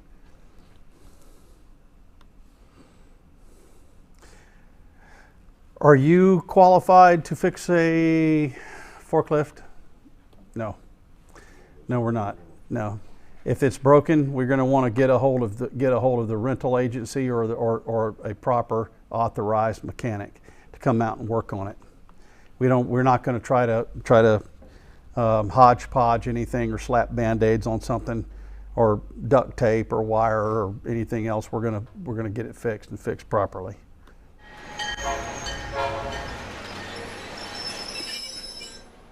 What are the reasons to conduct a pre-shift safety inspection every day and every shift? The lift truck could develop a defect at any time. True or false? Safety for you and others? Is it a legal requirement? Yes, it is, because it is a OSHA requirement. If during the pre-shift safety inspection you find the fuel level is low, should you pick up the phone, call your supervisor, or call me? No. Put the lift truck into service anyway, so it'll run out of fuel out in the parking lot? No. Or refuel the lift truck. Put on your PPEs and refuel the lift truck. When dismounting from a lift truck, you should exit the lift truck facing away from the cab of the lift truck so that you're stepping off onto the slab? No. Facing the cab of the lift truck? Using 3 points of contact? Facing the front of the lift truck? No, because you're facing the cab of the lift truck. Which of the following tasks should be completed before refueling or charging a lift truck battery? Should you put on your PPEs? Should you shut off the engine or just do it while it's running? Should you set the brake or just take your chances? Check fuel system for leaks? Betcha. What steps should be followed if a problem is found on a lift truck during a pre-shift safety inspection and routine maintenance checks? Should you fix the problem immediately? Should you report the problem to your supervisor? Should you follow your facility's lockout and tag out procedure? Yep. and only fix the problem if you are authorized to do so.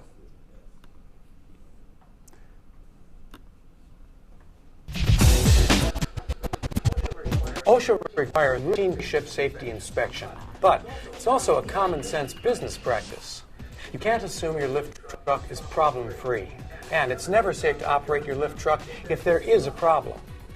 Using a checklist helps you be consistent with your inspection, which is how you locate potential problems before you ever operate your lift truck. In this module, we also learned how to safely mount and dismount your lift truck. Remember, maintain 3 points of contact every time, or you could fall and become injured. Follow all the safety precautions for refueling and charging your battery, and be sure to conduct routine maintenance checks on your lift truck. You can't control all potential hazards in your environment, but those are some simple steps you can take to minimize potential hazards and maximize safety.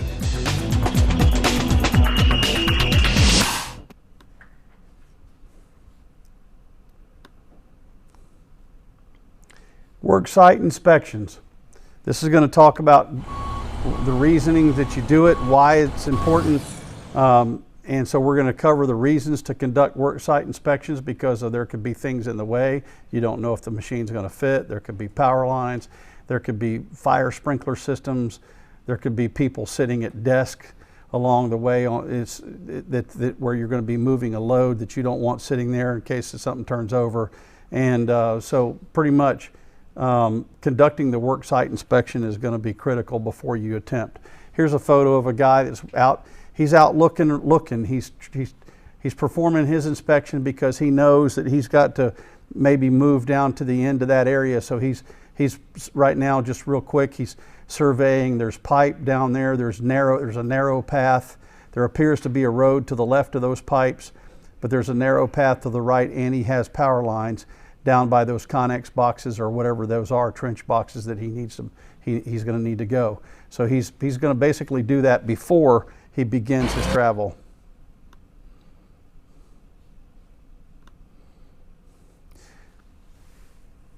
Same with here. She's in a warehouse. She's looking up. She's seeing if she's going to get into any lighting, any electrical, any fire sprinklers. So she basically conducting that inspection before it happens, so you know where all the obstacles are. In this case right here, it depicts one being close to the power lines. This guy needs to be always cognizant of that. He really should not be any closer than the swing radius of those forks. Once again, here she is conducting an inspection. She has a narrow path down here. If she's going to go that direction, she's got someone walking this direction. And then you have a guy sitting at a desk. So if you're going to pass this area, this guy sitting at the desk with a load, he really needs to stand up and get to proper clearance.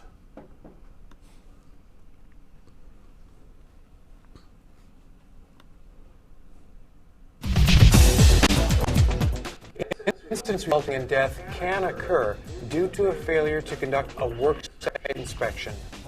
Always thoroughly check the delivery point for loads and use proper safety equipment. We had an incident at one of our satellite locations where we had a driver who had taken his load, dropped it, didn't properly inspect his area that he was going to be moving into as he was backing up. Literally drove off, backed off the dock with nothing there. The door was open, did not have his safety equipment on, fell out of the truck. The truck ended up falling on him, which resulted in his death. The unfortunate thing, obviously, besides the gentleman passing away, was that it could have been prevented with proper safety inspections. He should have gotten off that lift, cleared the area behind him to make sure that it was clear, closed the dock door, and then proceeded with, turning around his lift.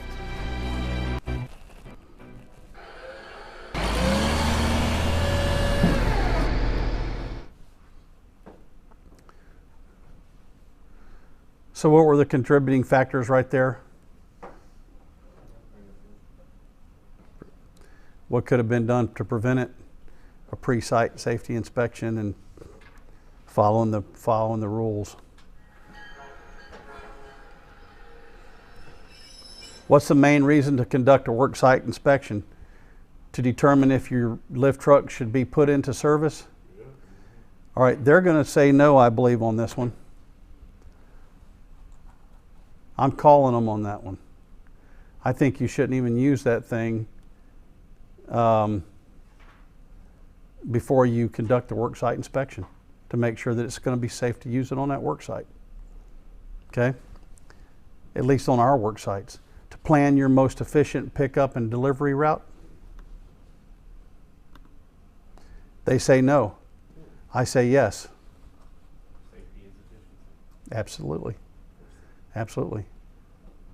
Listen, maybe their minimum standards are you don't have to do that. My minimum standards would be perform your inspection, perform the work site inspection, make sure that you can do what you're going to do and plan your route before you ever pick it up. Okay? Makes perfect sense. Identify potential indoor and outdoor hazards. Locate data plate information. Should you do that? Yep. They say no, but I'm going to tell you something. Before you put that thing into service, you better make sure that data plate's on there, and you better understand how the load you're picking up. When conducting a work site inspection, you should check for pedestrians. Yep, like we saw that they depicted in the photograph. Should you check for blind corners? Make sure you're not going to turn and run into somebody or something. Should you just not worry about traffic, or worry about traffic if you're going to be, yep. And surface conditions, is that forklift, will that forklift turn over on you? You betcha.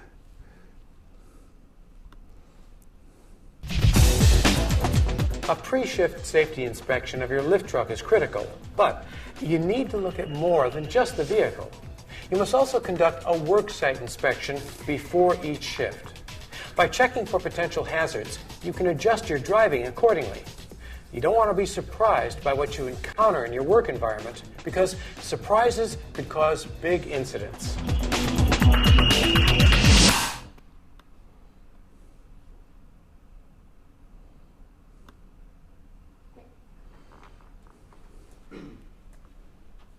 Picking up a load. This is the whole purpose for the forklift, picking up the load. So you need to be prepared to pick up the load. Start with the plate, start with understanding what you're going to pick up, locating the rated capacity on the data plate, determine the rated capacity from a load chart. We'll show you that load chart as we go along. It's in that book as well, and to pick up your load safely. Here you can see a guy prepping his load. He's got some shrink wrap down here below it. You're going to want to make sure that these boxes are secure before you pick them up, and you go turning a corner with them real fast, or driving off, accelerating, or in reverse, or otherwise. The load could shift and come off. Remember this pivot point, like I said on a teeter-totter, the center point is those front wheels. Okay, you can see here what I talked about earlier. Once you realize you're going to be picking up 3,000 pounds, this thing's rated to do so. To pick up to 3,000 pounds, that's pretty much a balanced load at that point based on your center of gravity. If you push this farther away from the forks, which is what I referred to earlier, and not up against the back, that actually shifts this center point of gravity forward further than typical, putting the pivot point out front, and can then start causing it to tip. Okay? Once again, the plate is critical because it tells you a lot about it. So here we know that we have a machine that weighs 8680. It can pick up 3,000 pounds at the forks. On that machine, or there should be a chart, and one of the reasons I wanted you to keep this book, because that's going to remind you to check the chart out. If you understand the weight of the machine, and it's going to tell you pretty much right here in this green that you can pick up most of the weight. Most of the weight can be picked up right here at the truck. Okay? As you go up with it, this pretty much stays the same when you're in the close proximity of the lift truck, 5,700 pounds. As you can see though, the farther out you get, the less weight this thing can pick up.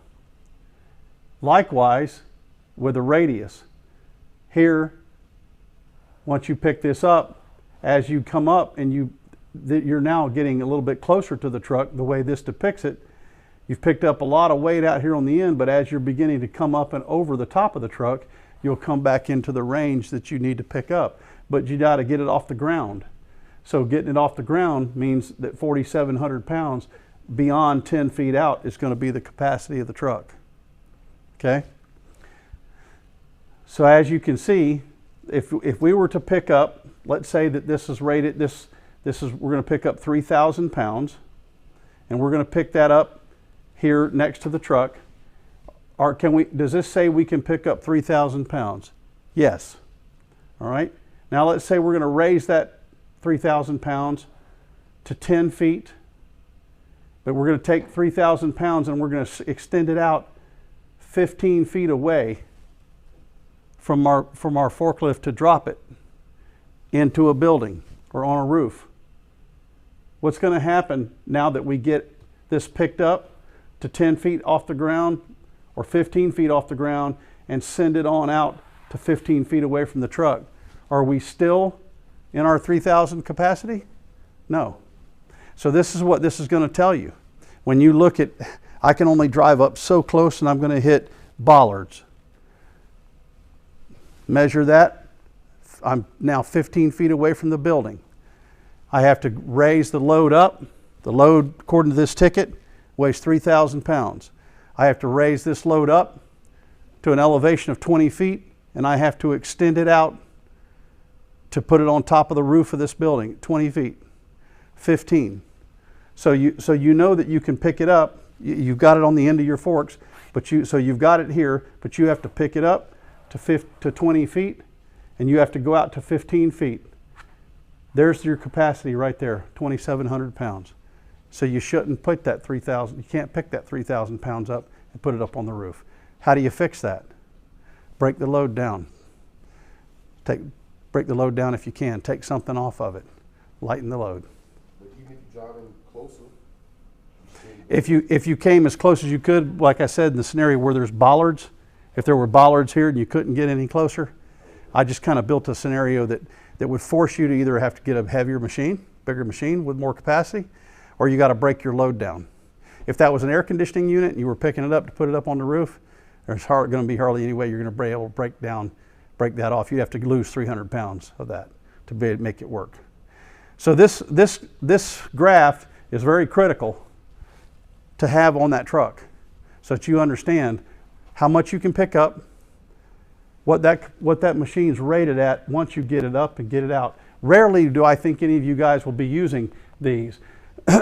You may use these more in outdoor ground up applications or maybe on the line crew or where you're moving big spools of wire or some other thing like that in the electrical side of the fence.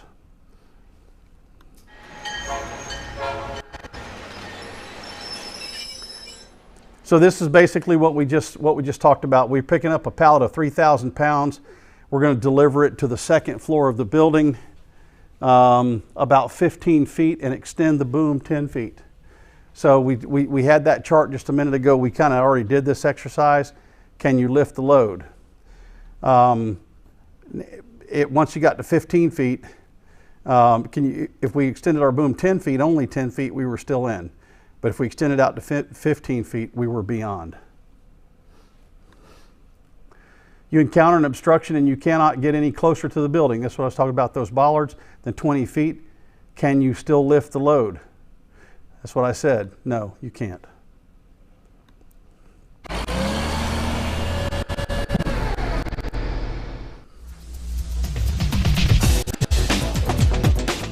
While a data plate is easier to read and understand, reading a load chart is more challenging. You must consider the weight of the load and the distance the boom will be. Like with all loads, attachments and worksite conditions must be factored in.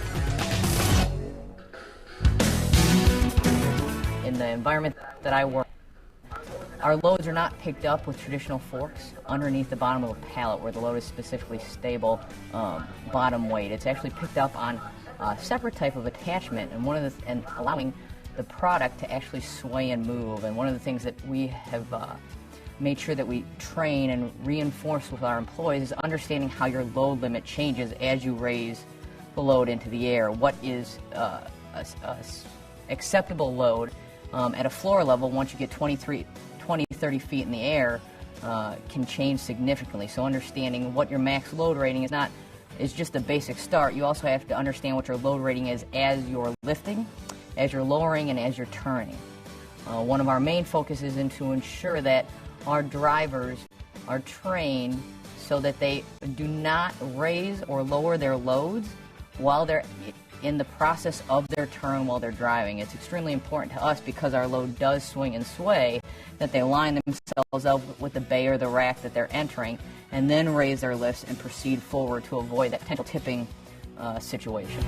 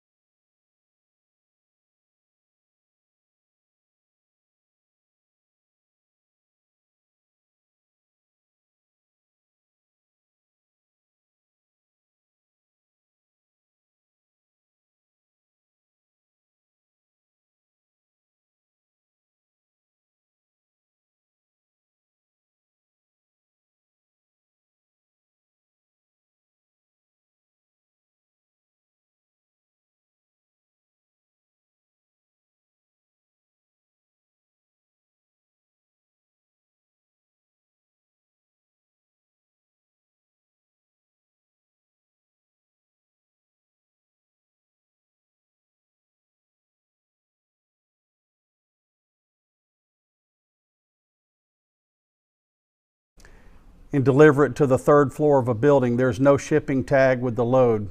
What should you do? Go ahead and just kind of carefully lift the load a few inches just to kind of check stability. Use your best judgment to assess the lifts and just kind of take a wag, a wild guess. Yeah. Figure out the weight of the steel. And steel the I-beams by checking with your supervisor and measuring the length of the beams. I'm going to go one step further. Contact whoever made those beams and send them to you and get the weight on those. And if it's steel, they're going to give it to you in kips, probably. Maybe in pounds, but probably in kips. They're going to need to convert that for you.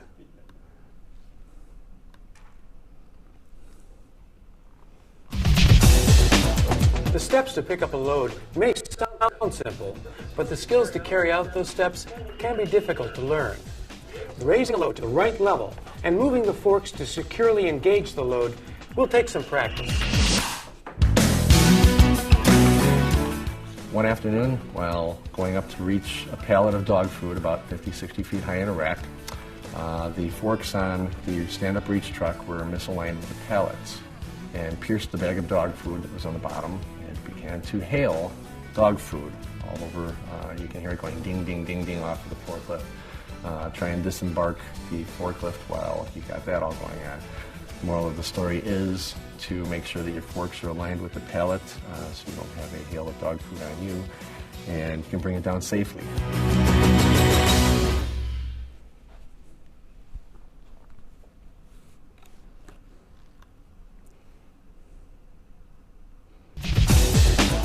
There's a series of specific steps you'll need to follow to safely pick up a load on any type of lift truck. One of the first and most critical steps to take is to examine the data plate and or load chart to make sure you can safely lift the load. Check the load and adjust it as necessary to ensure the load remains stable while lifting it. These adjustments could include rearranging the load on the forks, adjusting the forks, or wrapping or banding the load. Operators should also review the packing slip, if available, or verify the weight of the pallet to make sure the load can be lifted securely while maintaining the stability of the lift truck. Although all loads should be handled carefully, operators should review the paperwork and be aware if the load contains hazardous materials. Check the safety data sheet, or SDS, and follow safe handling procedures. Of course, it's critical to follow any company procedures. When picking up a load with an industrial lift truck or any other kind of vehicle, the first step is to fasten your safety belt.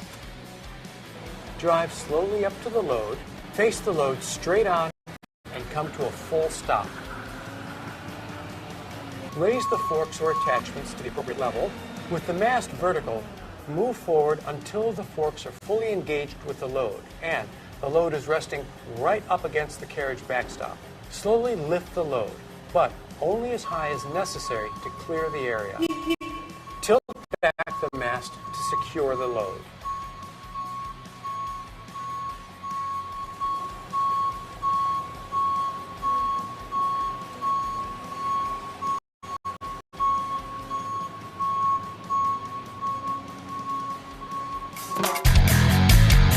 Most of the same steps to pick up a load apply to side loaders and rough terrain lift trucks. With all lift trucks, only use a personnel basket if you have written permission from the manufacturer. But we've just covered the basic steps for picking up loads that apply to most lift trucks. Whatever truck you're driving or load you're lifting, refer to your operating manual for additional information. When picking up loads from straight trucks, tractor trailers, and railroad cars, preparatory steps must be taken.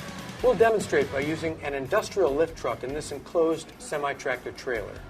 First, set the brake and chock the wheels so the trailer is stable and won't shift or move while you're lifting or moving the load. Take a look underneath to make sure everything is looking good and that the supports are set. When the tractor is not connected to the trailer, make sure a fixed jack supports the trailer. Check the vehicle restraint system and warning lights if they're being used on the dock. Next, check the data plate or load chart to make sure you can safely lift the load. Check the empty weight of the lift truck on the data plate or load chart. Make sure the floor you're driving into can sustain that amount of weight. Walk around and inspect the trailer. Ensure that the dock plate is secure and that it can support your lift truck. Make sure you have enough clearance between the entrance and the top of your truck. Now, pick up the load. Carbon monoxide is always a concern when operating lift trucks indoors. Indoor areas, such as inside an enclosed trailer, must have adequate ventilation before operating in that environment. With a railroad car, you'll use a wheel stop that operates just like a wheel chock.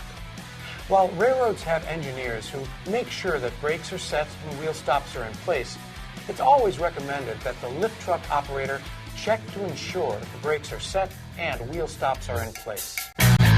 Whether you're using an industrial lift truck or a rough terrain lift truck, there are specific steps you follow for picking up a wide load. If your lift truck is equipped with frame leveling, use it to keep the machine level before you load it.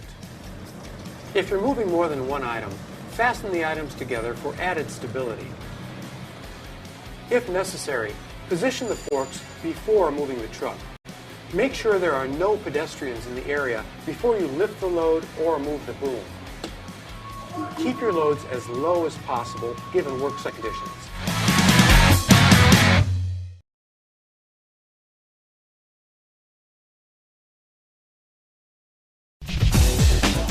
As a lift truck operator, you'll be called on to lift different types of loads in different circumstances. You must always know the capacity of your machine, the weight of the load, and the conditions for driving. Without this information, you run the risk of overturning the machine, damaging the load, injuring yourself, or injuring someone else. Keep those three principles in mind, and you'll be better prepared to handle unforeseen hazards in your workplace community.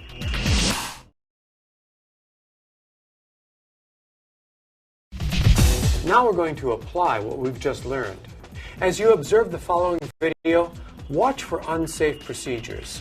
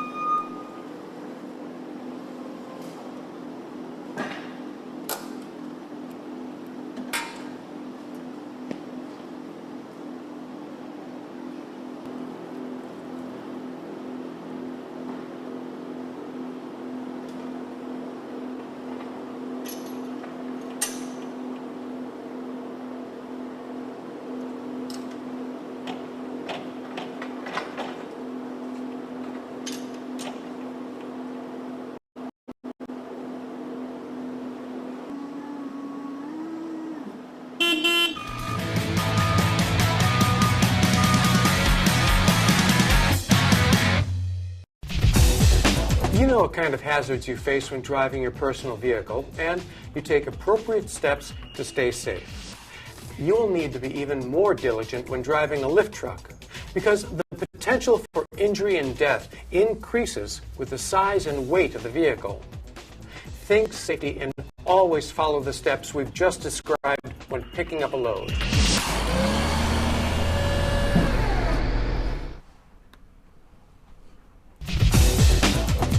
We've learned that the steps to picking up a load are the same for most situations. This doesn't mean, however, that there aren't important safety considerations to take into account every time you pick up a load. It's important to examine data plates and load charts, both of which provide critical information on the capacity of your lift truck to lift the load. Of course, each load is different, and their unique characteristics will affect the stability of your lift truck. So, always adjust for the size and weight of your load.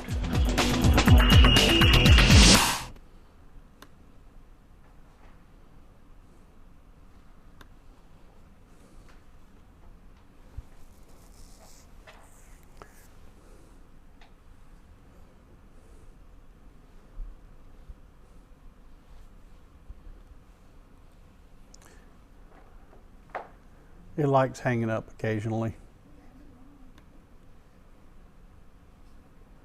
Not sure why it's doing this again.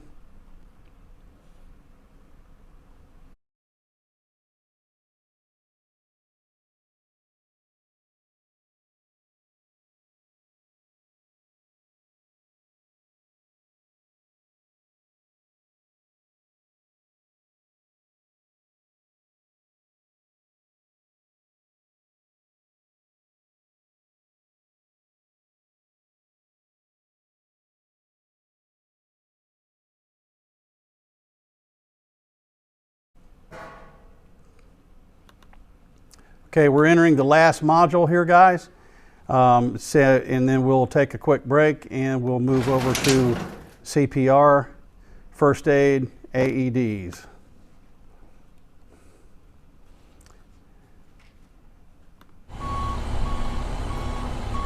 In this module, we're going to talk about delivering loads safely, explaining how a mast or boom changes the center of gravity. We're going to identify the steps to set down these loads and identify the steps to shut down these lift trucks, determine when lift trucks are considered unattended.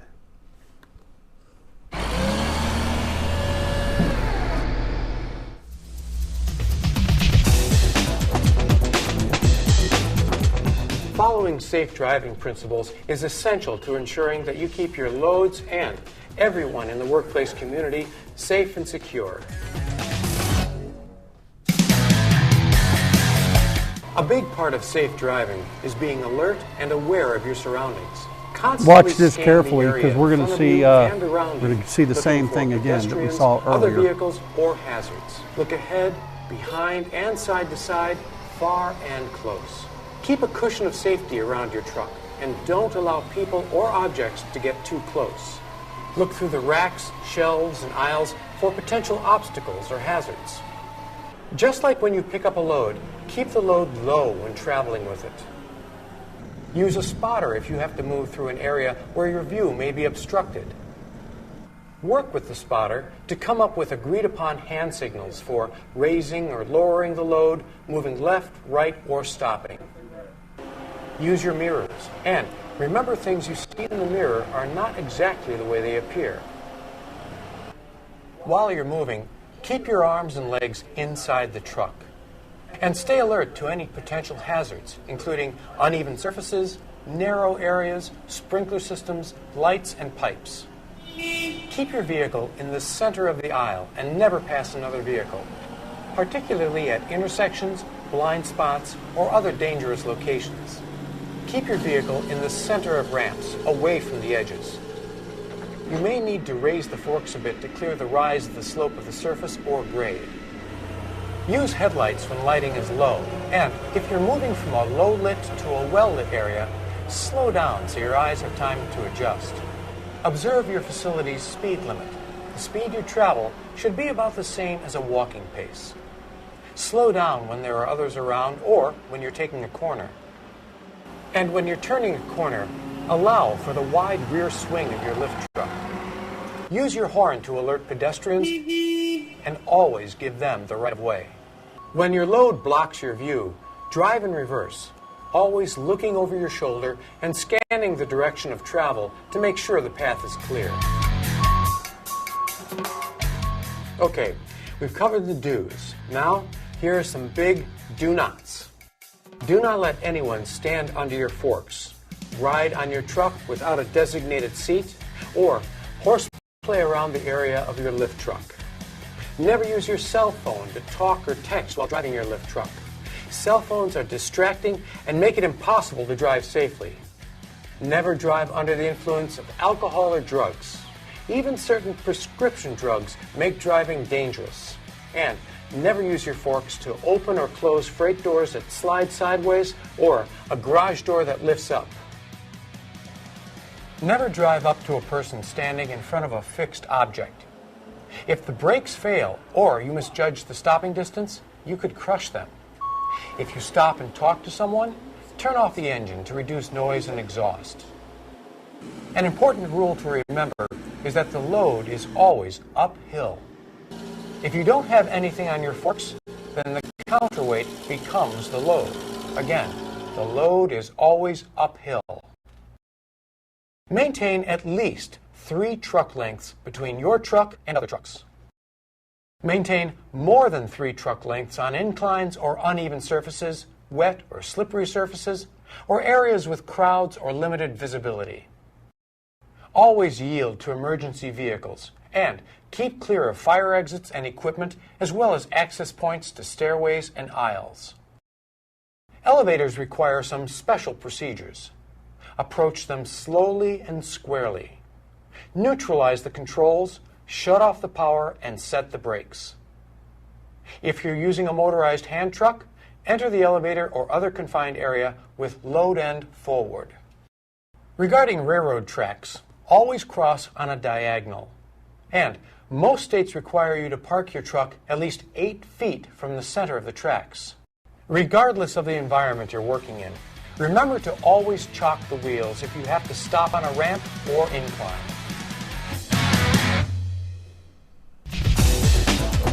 A key objective of all these safe driving principles is to help you maintain the truck's center of gravity within the stability triangle and ensure your safety and the safety of everyone within your workplace community.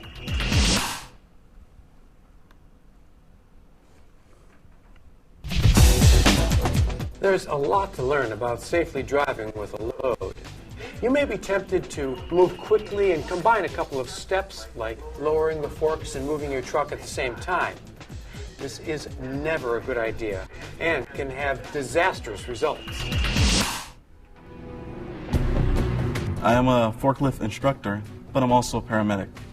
I was responding to a call one day, and when I show up to this warehouse, I got this scene in front of me. The forks of the forklift are actually impaled into the guy. Apparently what had happened was that the operator did not actually lower his forks after dropping a load. He swung around and he actually impaled a pedestrian that was walking by. The fork was actually in his abdomen and coming out the back. Now, lesson to be learned from this is safety. The guy could have used his horn. The guy could have looked around him and made sure everything was safe. Safety is paramount and it's key, especially preventing accidents.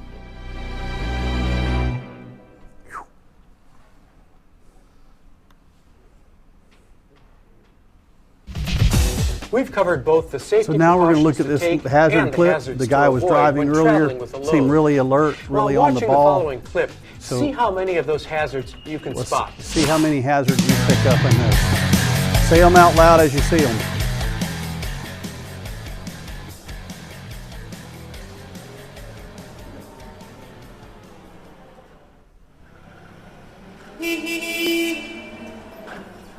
It's kind of a quick stop.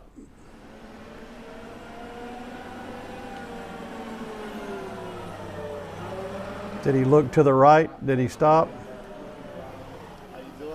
This guy walks up in front of him. What if he didn't stop? He doesn't shut it off. He gets distracted. Look at him turning the corner. Looking over his shoulder, waving. What happens if somebody's walking up around that corner? Exactly.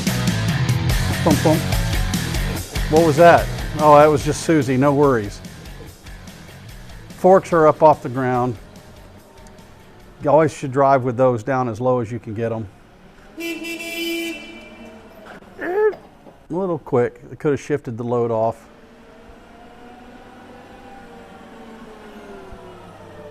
He never looked to the right, didn't stop.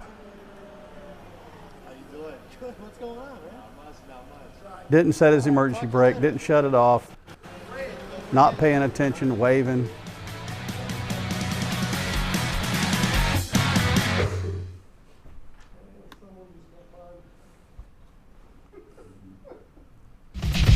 Driving a lift truck over rough terrain presents operators with some hazards that may not be present when driving over the floor of a factory, warehouse, or distribution center.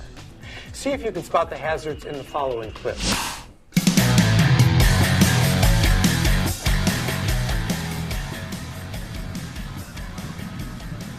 He's turning really with an unsecured load.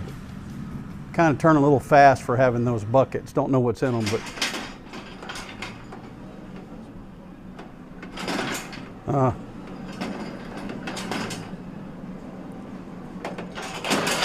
I guess nothing handles any better than a rental car or a piece of equipment, rented equipment, right?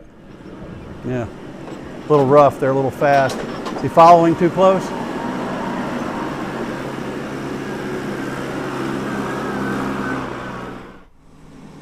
What's he doing wrong there? Should be traveling in reverse up that hill.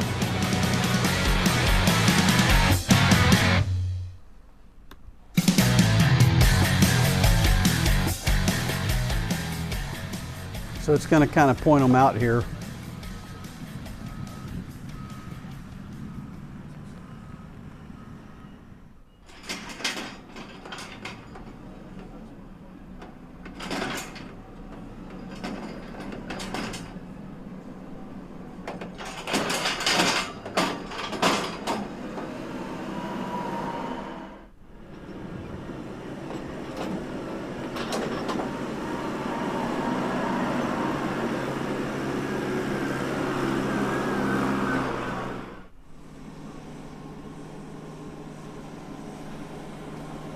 No load.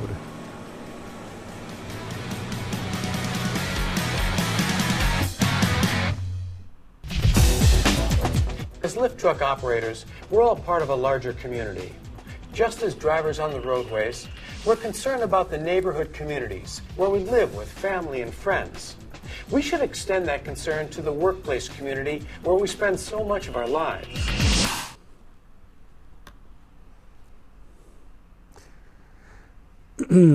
What's going to happen if you get on uneven terrain with a forklift? You're probably going to turn it over. You've learned how to pick up a load and transport it safely. Now, you have to learn how to safely set down the load.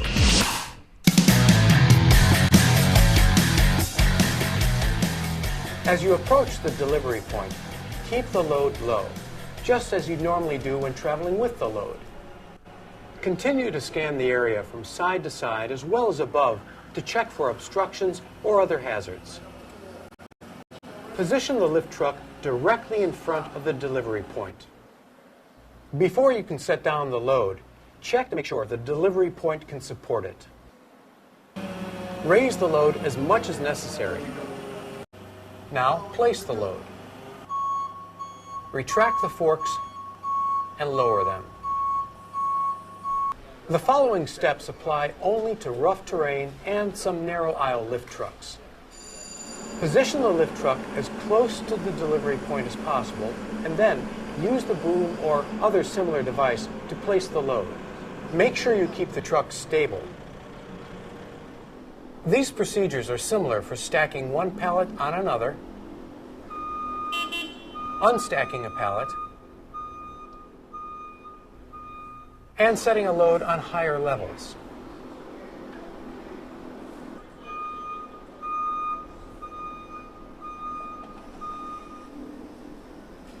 In addition, make sure you don't place a heavy load on top of a pallet of fragile items. Operators must be extremely careful when delivering to scaffolding. The platforms should be equipped with guardrails or fall protection. Know the capacity of the scaffold before you attempt to deliver a load.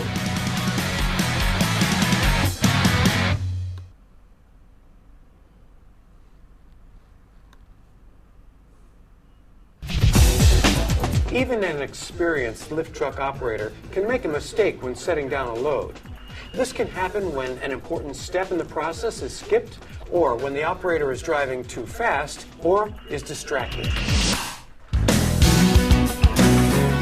One cold afternoon during the middle of winter, I had a pallet of garbage to bring out and put in a dumpster out back. So raised the dock door only as high as the forklift to fit it out, not let a whole lot of heat out. Went as quickly as I could to the dumpster, raised up the boom, dumped the garbage off the pallet, and came racing back in. Problem is, we forgot to lower the boom, and we took out the bottom 3 panels of the huge overhead dock door. As I spent the next couple minutes trying to put it back together, my boss was leaving. And simply he looked over at me and said, "There's payroll deductions for that."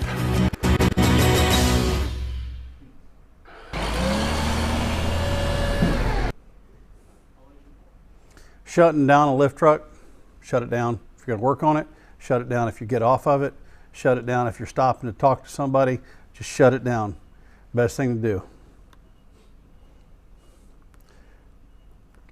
How a lift truck can be left unattended. A lift truck is considered unattended when the operator is 25 feet away or more from the vehicle and the vehicle remains in view. Or if the operator leaves the vehicle and it's not in view, then that thing is considered unattended. Means you got to return the forks, back down, set the brake, chock the wheels if necessary, shut the motor off, all that kind of stuff. And if you're gone for a long period of time, when you get back, conduct another inspection because you never know who could have gotten on it and used it while you were gone. When a lift truck is considered unattended, all steps for shutting down a lift truck must be completed.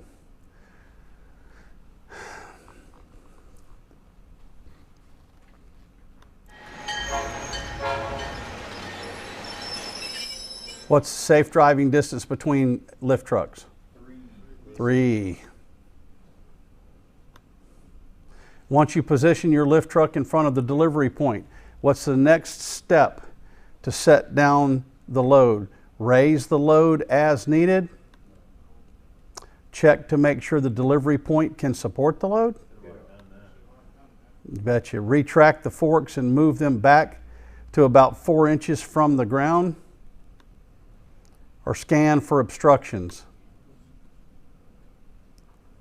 I really think that you should be scanning for obstructions because you may have a fire sprinkler, in-rack fire sprinkler or something like that that you're dealing with that you could pop off. So I'm going to, and now the other thing is too, is once you pull up in front of where you're going to deliver your load, you obviously didn't go there with your load already raised. So returning back to number one, when you pull up and stop, you really need to raise your load, drive in to set your load down. I think they're talking about some other kind of a scenario here. I'm not really sure which one it is, but you may have to raise that load. There's a lot to learn about operating your lift safely. With time and practice, however, it'll soon become second nature to be constantly scanning for hazards, safely moving all types of loads, and driving your lift truck in a way that ensures your safety and the safety of those around you. Remember what we learned in the first video on saving lives? People get injured and even die in workplace each day. Those injuries and deaths were preventable. And you can play a key role in preventing future incidents by safely operating your lift truck every time you get behind the wheel.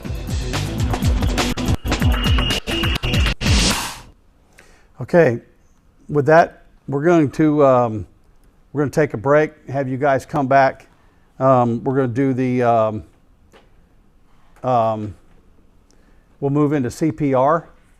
Let's take about a 10-minute break. The CPR, technically, it really should go about 2 hours, but I'm going to try to shorten it down and apply the first aid that may apply to you guys. And we're not going to get into how to fix a fracture or any of that kind of thing. We're just going to, whichever one you guys need, where you won't have where you may be working without an emergency room or a clinic within 5 minutes of you. I'm just going to give you those, and then we're going to give you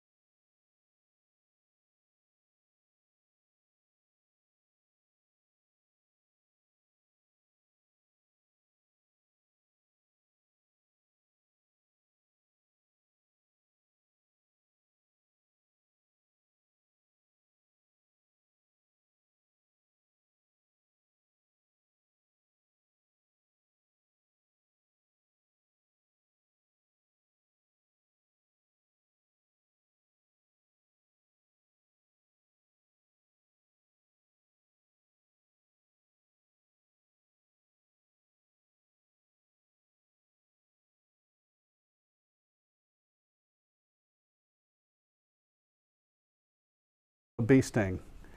Now, the first thing somebody might think of is, well, I've been stung by plenty of bees. It'll itch in a couple days and it's gone. What happens if it bites your buddy that's allergic? He doesn't have an EpiPen with him. Happened on a project that I was on. The guy got bit in the lip. By the time we got him down out of the bucket, he was already struggling. Couldn't find his EpiPen. We called 911. They got there, took him into the back of the ambulance. 20 minutes later, they came out and said he's no longer with us. That's how fast something can happen on a bee sting. If you can come in here and find burns, chest wounds, ear injuries, eye injuries, what to do in case of heart attack, heat cramps, hip injuries, hypothermia. I mean, it goes all the way to jellyfish stings, everything. And when you get in here, it gives you step by step what to do to administer the first aid. So if you're ever in a situation and you say, hey man, I don't really know what to do in this case, just go to this book. If you open that book, go to the front of it, that table of contents, I guarantee you, will lead you to it. And we'll get deeper into that in a few minutes as we go through. So here's what I would encourage you to do. With each one of these that we go to, look it up. If we're going to cover shock and why shock is critical in saving a life, we're going to talk about that today. So if you wanted to know what to do in a case of shock, just come in here, go to the S's, look up shock. It's going to tell you which page to find shock on, and then you can go treat it. Stroke, sudden illness, tick bites, tooth knocked out. I mean, it's got a lot of stuff in here. It's really good. So utilize this, keep it with you, and keep it with all of your other guides that you leave here with today. That's just a bigger version of your training that you have. Goes a little bit more detail in the bigger book that you have. Basically, what I'm going to do is, out of all of these that are up here, I'm going to hit the ones that I believe that you could potentially encounter before we get into CPR. What to do in acting in an emergency. Checking the victim. I think we can go to checking the victim in an emergency. You got a victim down. An emergency. You need to determine what's going on with them. In need of assistance. Okay. It can seem overwhelming, and we may wonder what to do first. Use this simple process to check the victim and begin taking action immediately. Checking the victim's condition is essential, and it is the first part of reacting in an emergency first aid situation.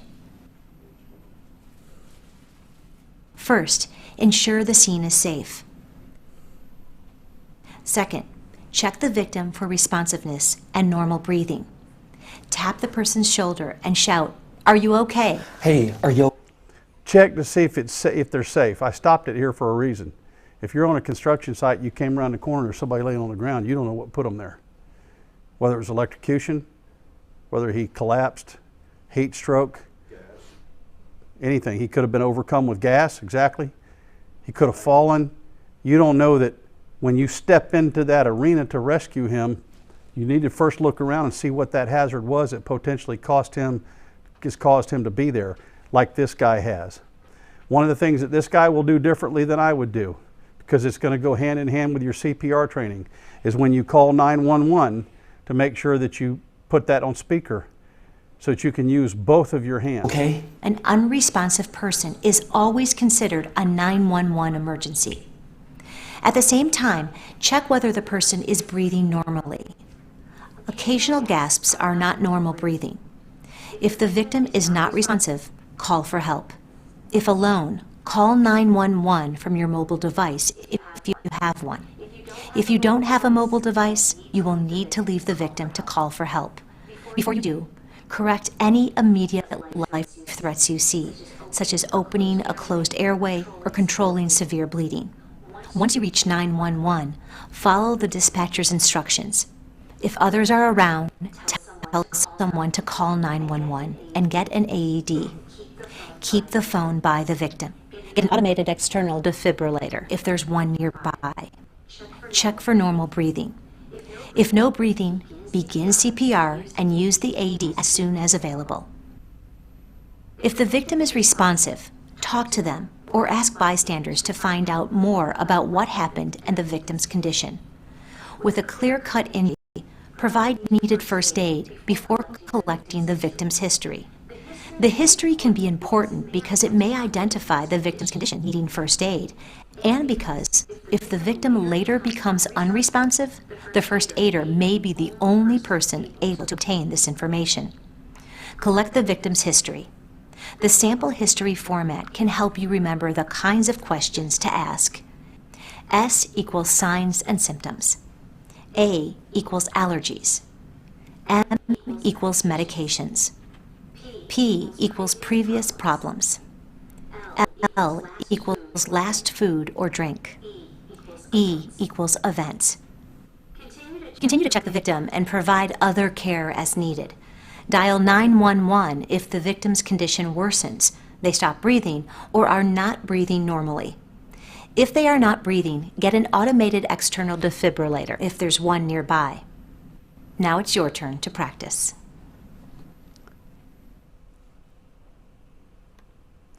Okay, dialing 911 is free. There's not a firefighter that I know that, or paramedic that wouldn't rather, if in doubt, you've called 911 and they came and at least checked you out, or checked whoever the victim is out. If they wake up, or if they're knocked out or whatever, and they wake up and they decide, hey, listen, I'm good. You know, it was just, or they had a sugar attack and you squeeze some honey in their mouth, or what, a diabetic attack and you squeeze some honey in their mouth, or whatever the case might be, and they're better. Asthma attack, but they managed to get to their puffer. They were bee stung, their EpiPen worked, and kind of brought them back. Bottom line is, it's not a bad idea to have the paramedics there just to confirm that all that's good. Okay, it's free. Recovery position.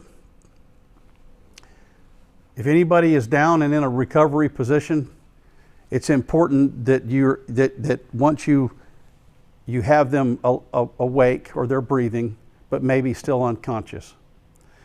If you've determined that there's no long bone fractures, there's not any risk of spinal, neck fractures or breaks, what you're going to want to do is you're going to want to take this person's arm, put one arm over their head, okay, like so. And then you're going to want to pull their knees in and then pull this person over on their side, okay, pulling this arm across them so that it looks like they're sleeping on their side with their legs bent and their heads on a pillow. Why? Because that's going to keep, if they do wake up and they get sick and they vomit, they're not going to be aspirating on that. It's going to be able to flow out. That's only if all of those things are checked first that I just talked about. Then that's when you move that patient. If you suspect neck, spine, long bone fracture, something like that, don't put them in that position unless you absolutely have to, because they are in fact choking or aspirating, because without air, that's worse. Bleeding and wound care. I can show you a video, but I can explain it to you in just a matter of seconds. Anytime you have someone you've cut yourself, you've stabbed yourself, you have a situation where you're bleeding, you want to seek a first aid kit or something to put a compress on that thing. Compress it. Keep it on it. Wrap it. Keep the pressure on it, because that pressure will stop the bleeding. Because if you stab yourself, you don't know how deep it went and what have you, it's always best to get it checked, especially if it occurred in or around where there's potentially tendons. If it's a flesh wound up in another area and you can stop the bleeding and first aid will take care of it, then you've had a tetanus shot, then you can deal with it with first aid. But if you have somebody that's got themselves bleeding and you believe that the wound is serious enough to call 911, that it can't wait to put them in a car and take them somewhere, do your best to try to get 911 on the phone, get paramedics on the way, get a compress, try try to compress that wound, cover that wound up, and stop that bleeding while the help is on the way. Okay? If it's too far for them to get there and you're way out in the country, which I've seen this where it's 20 minutes to the closest volunteer fire department, maybe another 5 or 10 minutes to a hospital, you can always keep 911 on the phone while you're traveling that direction. They'll meet you en route.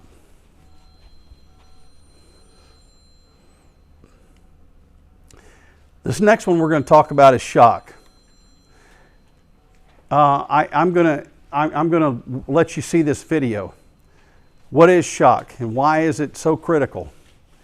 Okay, shock basically means that the person's blood flow, whatever has happened to them, the injury, whatever condition that the trauma that they received, they start losing blood flow to their major organs. The largest organ on a human body is our skin. Our skin is an organ. So what happens is you will begin to change colors. You'll begin to start getting less blood flow to your skin, and you will start changing your color from what you typically are. So I'm typically a guy that carries around a red face. I'm going to start looking very ashen and very white. Okay? So the bottom line is, and I don't care what color your skin is, you're going to start changing colors because you're not getting that blood flow that's keeping you fresh all the time. It's like a fish. When you take them out of water and their blood stops flowing, they start turning gray. They're no longer that pretty rainbow color that they might have been when you first took them out of the water. It's the same way with that. Here's the deal with shock. Here's why it's so critical. If the largest organ in your body is starved of blood flow, then you don't know how many other organs are starved of that blood flow. 4 or more that are starved of blood flow is shut down, you die. So when you're looking at that person in shock, that person that's in shock or going into shock is potentially dying on you. So you have to take quick action to cover that. So that's why I'm going to let you watch this video. Shock. When people talk about going into a state of shock, they usually just mean extreme and unpleasant surprise. Medically, though, shock is a term used to describe a life-threatening emergency. Shock is most often caused by serious injury or sudden illness. When people are in shock, not enough oxygen-rich blood is reaching their vital organs, so it's a critical situation. Some of the signs of shock are visual. The skin is cool, clammy, or sweating, and it can be pale, bluish, or ashen in color. You may observe rapid or shallow breathing, nausea or vomiting, extreme thirst, or changing levels of responsiveness. The person may display some symptoms by talking about or exhibiting dizziness or lightheadedness, anxiety, confusion, agitation, or restlessness. Any of these signs and symptoms alone or together can indicate shock. What do you do to administer first aid in the case of shock? Step 1. To begin, check the person's responsiveness and breathing and look for serious injuries. Correct any immediate life threats you see, such as severe bleeding. Step 2. Call 911. I think I have somebody in shock. 220 North Main Street. Step 3. Position a responsive person on their back. If possible, make them comfortable by having them lay on a coat or blanket. If there's no evidence of trauma, raise the legs so the feet are 6 to 12 inches above the ground. Step 4. Be sure to maintain the person's normal body temperature. Step 5. Do not let the person eat, drink, or smoke. Step 6. Stay with the person and offer reassurance and comfort. Now it's your turn to practice.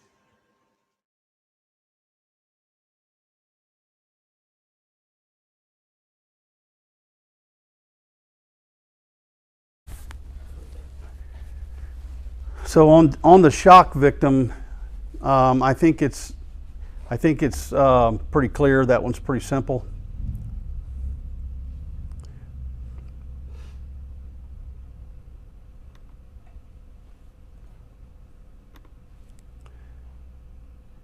We talk about burns. Burns. Burn injuries almost A always few things in require here that I first didn't aid, know before I and it is the type became of an burn instructor. that determines what first aid steps Things I to did take. wrong. Burns are categorized in terms of severity by the depth of the burn.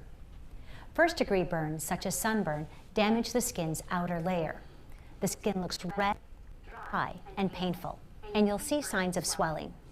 Second-degree burns damage the next layer of skin. In addition to the skin being swollen and red, you'll observe blisters, and the victim will experience significant pain. Third-degree burns are the deepest and most severe. There will be damage, such as charred, white, or leathery skin. The victim may also exhibit signs of shock.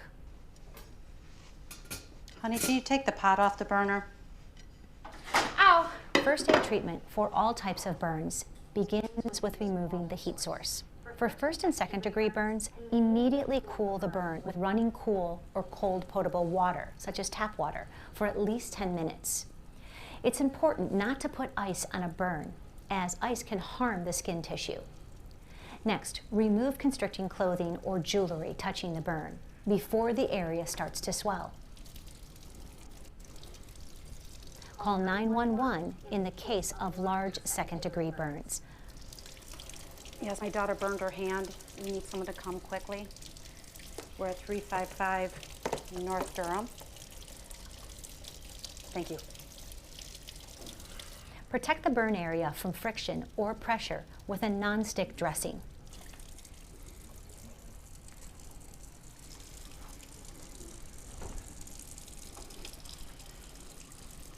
Keep the dressing loose, and of course, do not tape it to the skin. Keep any burn blisters intact to reduce pain and improve healing by preventing infection. Seek medical attention for burns on the face, neck, genitals, hands, or feet, and for burns involving blistering or broken skin, difficulty breathing, a large surface area, or other causes for concern. Third-degree burns require additional first aid. Though several steps are the same, remove the heat source. Cool the burn with cool or cold running tap water for at least 10 minutes. Remove constricting items and call 911. In the case of a large burn, do not cover more than 20% of the body with water and not more than 10% with a child because of the risk of hypothermia and shock. Apply a loose, non-stick dressing to the burn area and do not use cream or ointment. Treat for shock if necessary. Do not give the victim anything to drink and watch the victim's breathing. Two distinct types of burns that you might encounter either in the workplace or at home are chemical burns and electrical burns. They require different first aid procedures. Chemical burns can be identified by seeing chemicals on skin or clothing, when the person complains of a pain or burning sensation, when you see a spilled substance on or around an unresponsive person, or when there's a smell of fumes in the air. When dealing with a dry chemical, put on gloves and use cloth or cardboard to brush the chemical off the skin or clothing. If there is a chemical smell in the air, move away from the fumes and ventilate the area. Remove any clothing or jewelry from the burn area in case of swelling. Flush the skin as quickly as possible with running water until aid is available.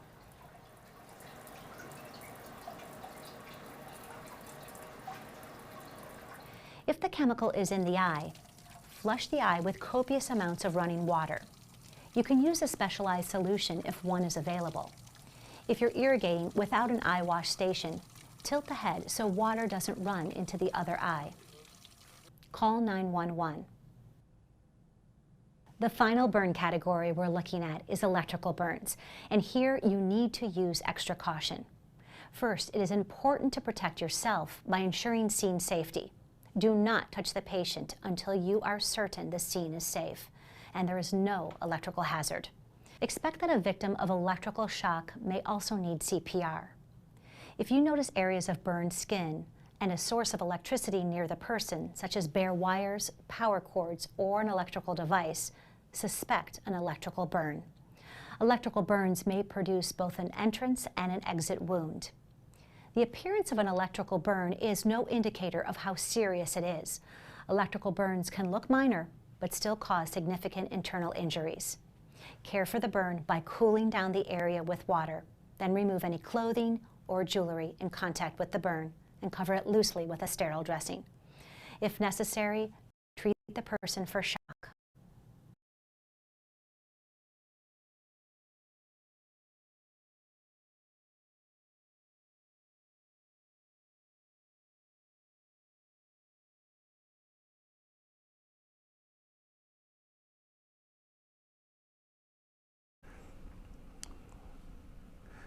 Bone, joint, and muscle injuries.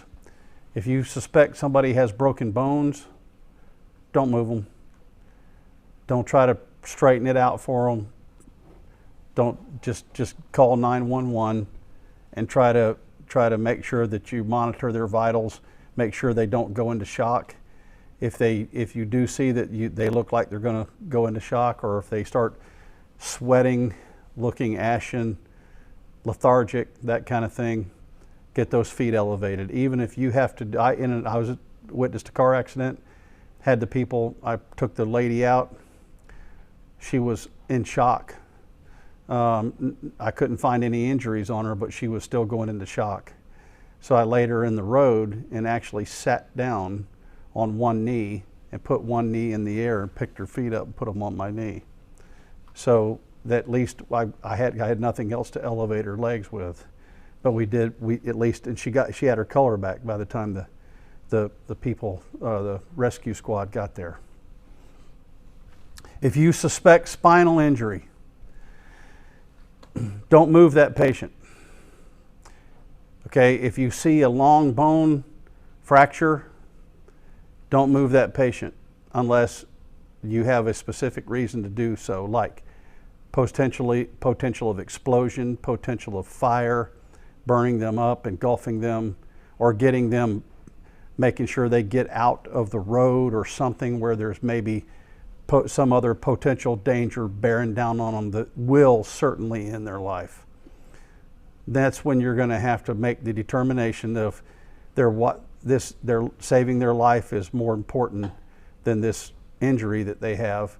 It'll be the lesser of the two evils if they have to recover from this injury getting a little worse because I had to move them. Let me explain something on that. If you ever are in a situation where you have to perform CPR, where you find somebody unresponsive, where you potentially may have to rescue or move somebody, you're covered under the Good Samaritan Act, as long as you're acting in good faith and in goodwill. Yes, somebody could say, well, what if some attorney comes along and decides that, hey man, my client says you should have never touched her and you had no reason to, and so therefore I'm going to file a suit. Or yeah, you might have found her with her heart stopped, you exposed her chest, and maybe somebody saw her with an exposed chest. But in the meantime, his client's life was saved and her heart's beating. Trust me when I tell you this, you're covered under the Good Samaritan Act. You're not going to have a problem with that. Most people are fearful. A lot of people are fearful of administering first aid, afraid of blood, for fear of making it worse, fear of not knowing what to do with CPR, fearful of administering that. They have so many things going through their mind. Bottom line is you have to overcome that and realize that that's either a brother or a sister laying there, okay? And you need to kick it in and help them. Concussions and head injuries are another one. You want to be careful. Most everything that happens to the head transfers to the neck, transfers to the spine. If you think that somebody has a severe head injury, it could have gone to their spine. That's another one that you want to be really careful of in moving or relocating the patient. Again, unless they're where they are is in imminent danger. Sudden illness. If somebody falls suddenly ill, that could be because they got bee stung and maybe they didn't tell anybody and they didn't find their EpiPen and they think maybe they'll get through it and they're at lunch and they pass out on you. You see somebody begin to struggle because they're having a diabetic attack, low sugar, high sugar, whatever that might be. They could be potentially having a stroke, sudden illness like having a heart attack. Don't wait to call 911. It's better to get them in motion, because their life could balance on just a matter of seconds and minutes. So if you see that they're struggling, go ahead and call 911, get them on the way. You can always call them off if this person, but trust me, if they got there, they would say, thanks for calling us. We really appreciate you letting us come out here and check you out, because the next time, please, they may give that person pointers on carrying some rescue sugar with them, a packet of honey in their pocket, or some other thing that they may advise them of that maybe that person didn't think about. They might be, again, they could have gotten bee stung, they're not able to tell you, and the rescuers might get there just in time with the EpiPen to turn it.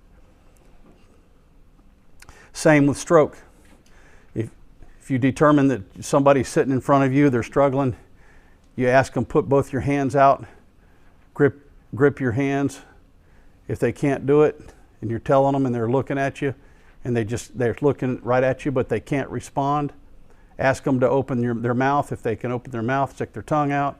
If they can say anything, if they can't speak, if they can't use their extremities, more than likely that person's having a stroke. Again, call 911, get 911 en route, because seconds, minutes could make a difference. They have things they can give them, clot busters, that can bust up a clot and potentially reverse that stroke on the spot. Asthma, how you get your air. Listen, air and the beat of the heart are all almost one and the same. Used to, they would tell you to go up to an unresponsive victim and see if they had a pulse. In today's time, they now know medically that the heartbeat and the breathing are hand in hand. If you find somebody unresponsive, you've put your hand over their mouth, and you see you've shaken them and asked them, hey, are you okay? Are you okay? If that person is not breathing, their heart's not beating. Guaranteed. Okay? You can still check if you'd like. Advise you to do that. But unresponsive, not breathing, that means their heart's not beating. If they're having an asthma attack and they can't get their air, eventually their heart will stop.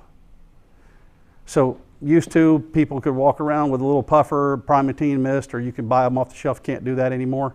If the guy says, I'm having an asthma attack, I don't have my puffer, contact 911, get him in the car, start heading toward emergency personnel, and tell them, keep them on the phone the whole time you got them on the phone, so they can cut you off en route, or paramedics, and they can give him what he needs to get to revive him.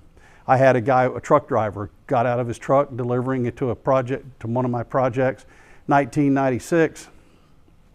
I happened to be on the project that day. He got out and he came into the trailer and fell forward on the floor.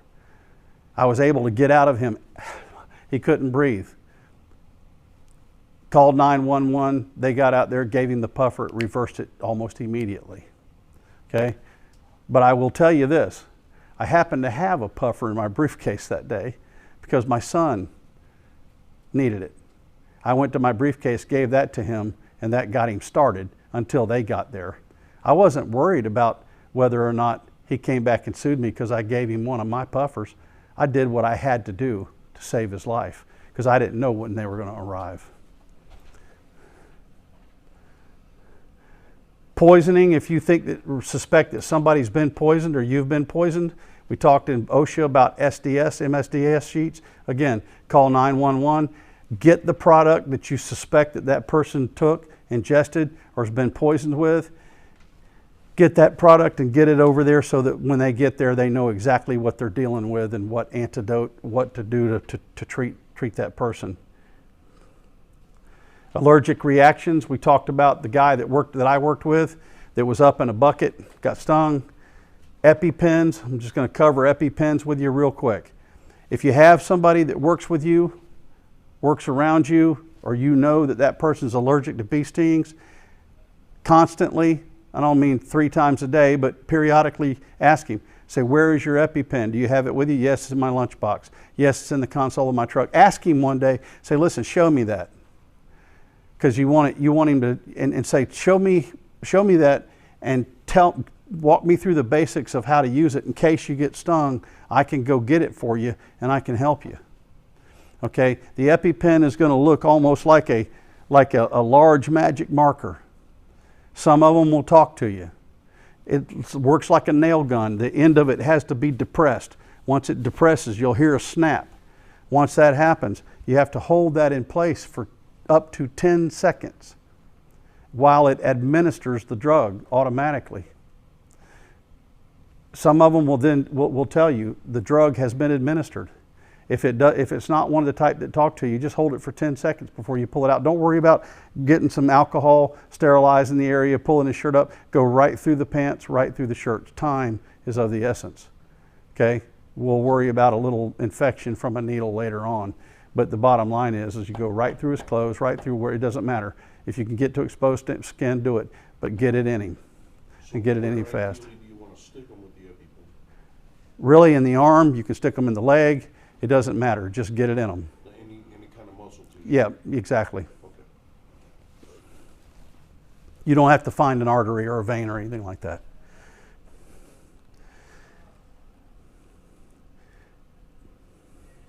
Cold and heat. If somebody is suffering from hypothermia, you're going to know it. Their lips are going to be blue. That means their inner core is starting to shut down. They're going to they're not going to be able to speak clearly. They're going to start slurring their words. They could be shaking violently or uncontrollably.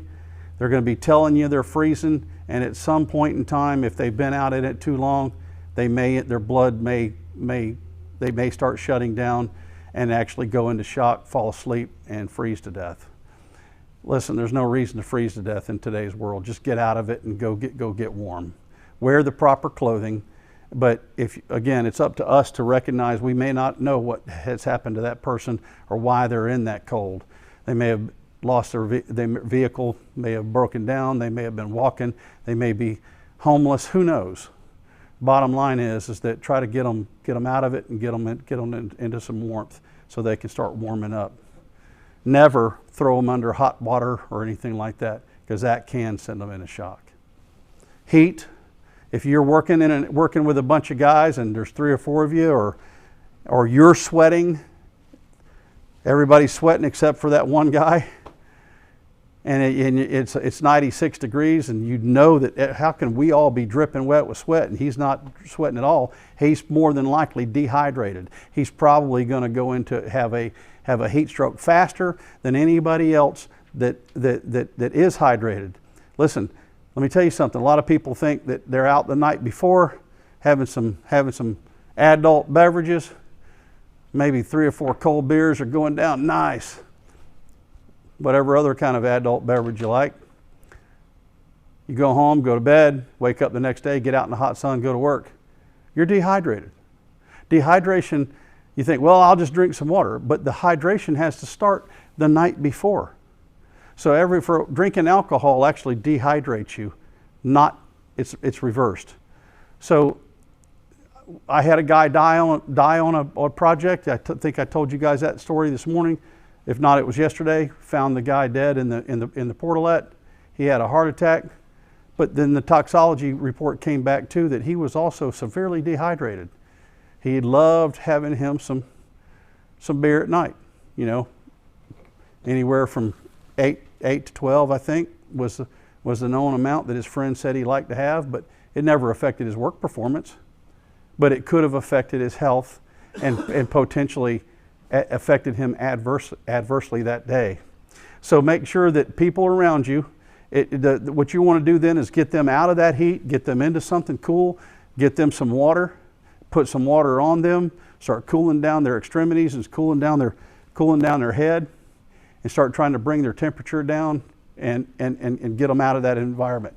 Again, if you think that somebody has had a heat stroke, call 911, or they're having one, call 911, because they will get there and help you get through that. It's better safe than sorry. Rescuing and moving victims.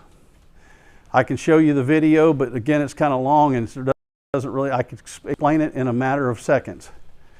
I've had to do this multiple times.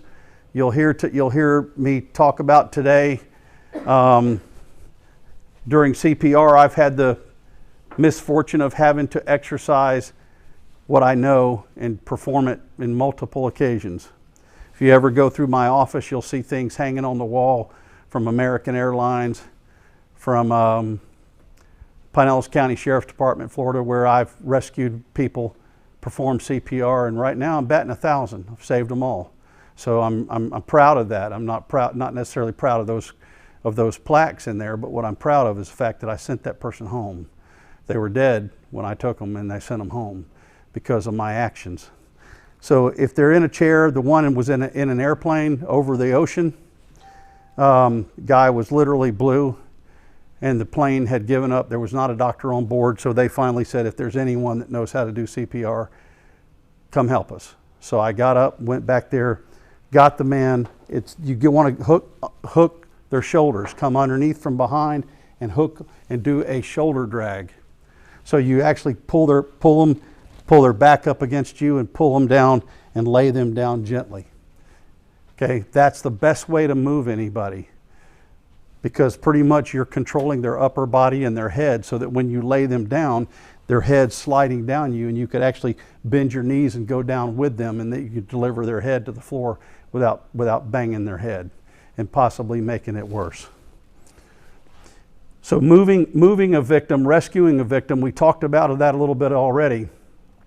It's okay to do that. You're covered under the Good Samaritan Act. Don't do it if you don't absolutely have to. But on a CPR situation, if the person's laying on a bed or a couch, you have to get them off on the floor. Otherwise, when you do begin the chest compressions, you're actually just pressing them deeper into the bed or deeper into the couch. You're not gonna get the full effect of those compressions by doing that. So you need to lay them on you need to lay them on a hard, flat surface. Correct. So with that, I think I've kind of covered the basics that you might have in first aid. I'm going to move into CPR. I'm going to play you a little bit of a video, may interrupt it and finish it live. Watch this. When normal breathing has stopped, CPR can give someone their life back. The good thing is that it's simple to learn. In this program, you will watch as CPR skills are. I'm going to speed up the teaching as we go. If you notice, the first thing he did was exposed his chest.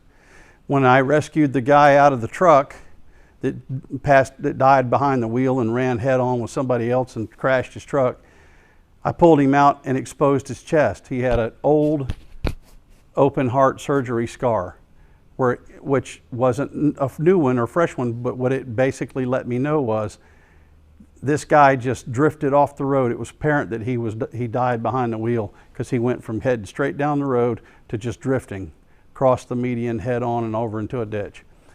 So the bottom line is that once I got him out and got that exposed, I realized what I was dealing with. You may end up having an older patient. You may have one like that. During compressions, you may break a rib. That's a bone-chilling sound and feeling when it happens to you. But you need not worry about that. Just do what you need to do.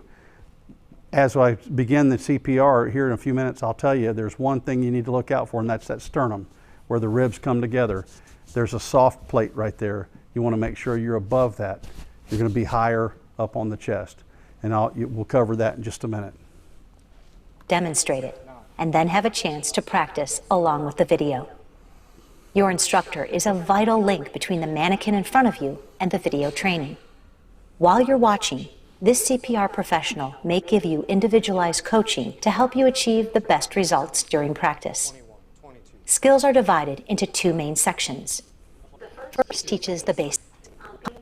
The second section covers when to do CPR. This will help you understand when it's necessary to help someone and what important steps to take prior to starting CPR. Please note that although personal barrier devices like gloves and face masks are always recommended, you won't see them here. Not only is it easier for you to practice without them, but it's also fine to give CPR in an emergency without them. The risk of infection is very, very low. Let's get started.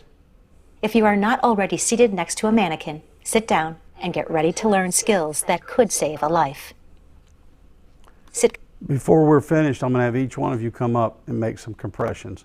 So don't worry that you don't have one in front of you. I'm going to have you, before you leave, come up, do some compressions, go through them so that you understand what it feels like and what's going on when you do it. Comfortably while skills are demonstrated. You'll be prompted to get ready for the practice sections. The key reason for CPR is to circulate oxygen to the brain. Pumping the chest acts in place of a beating heart. It's essential to get the speed and force of the pumping right. Watch as this basic skill is demonstrated. You'll practice it in a minute. To pump, our rescuer kneels next to the mannequin and places the heel of his hand in the center of the chest. He puts the other hand on top and interlocks his fingers. If I found this person non-responsive, hey man, are you okay? Are you okay? Are you okay? Non-responsive. I verified, I can feel that there's no air coming out of his mouth, touching my cheek. He's not breathing. I now know that I'm going to have to expose his chest, and I need to find that sternum. This mannequin shows the curvature of the ribs on it. You won't see that possibly on someone also, depending on if they're heavy, if they're skinny. You may or may not see their bone structure, so you have to dig your fingers in and feel it. Once you find that sternum, on top of that sternum, whichever side you're on, lay down the hand, 4 fingers. Lay this finger or this finger, whichever one, on top of the sternum, your little finger, and wherever your index finger lands, that's the spot that you want to make the compressions. Okay? For men, most men, it'll land right in between their nipples. Ladies could be different, depending on how large breasted they are, and they're just made a little bit differently. So, but the sternum is going to be the starting point. So lay your hand down, and then you would want to mark that spot. Use the heel of your hand, lay it on it, lock your hands together, and you want to get over. You want to lean over and lock your elbows. Reason you want to lock your elbows is because you're going to need all the leverage you can get, because you're going to tire. You're going to get tired. You might be doing this 15, 20 minutes. Depends on how long somebody gets there. It's going to be 30 beats a minute. There was a song many years ago by a group, I wasn't really fond of them, but they sang a song called Staying Alive. The Bee Gees, Staying Alive, Staying Alive, That's 120 beats per minute, which is exactly the rhythm that you need to follow. So it's going to be staying alive, staying alive, staying alive, staying alive. That's the rhythm that you want to stay at. 30 beats or 30 compressions, 2 breaths. 30 compressions, 2 breaths. Now, after the disease scare of everybody potentially catching a disease came out, they came up with these different things that you'd only find them. You know, you're probably going to be inside of a restaurant. You're going to have experienced a car wreck. You could be at work. You don't necessarily have anything to protect yourself. You can use a piece of plastic bag. If you can find a plastic bag, take a grocery bag, anything, stick it over their face and poke a hole in it. That'll work if you're that concerned.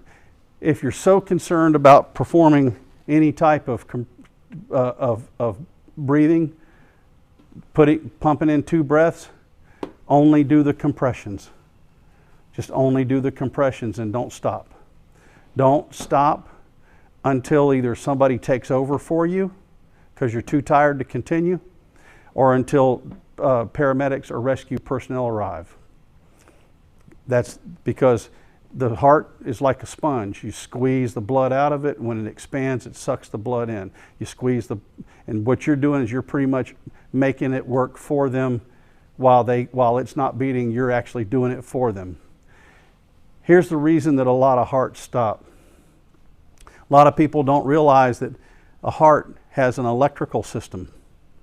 That's why some people have to get a pacemaker put in to set, because what happens is it shoots a little signal to their heart, shocks their heart, it makes it beat, sends another signal, beat, another signal, beat, another signal, beat.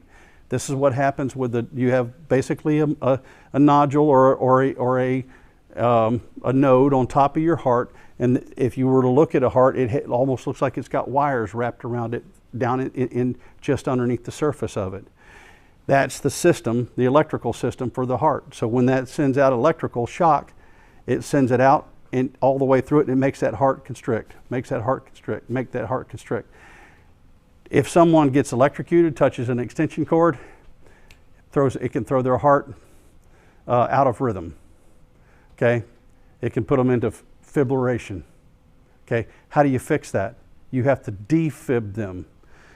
That's why they have these AEDs and why these AEDs are now becoming more prevalent, because these AEDs read that heart, they determine that that thing has an electrical issue, that it's in fibrillation, and it needs to be defibbed and then and restarted.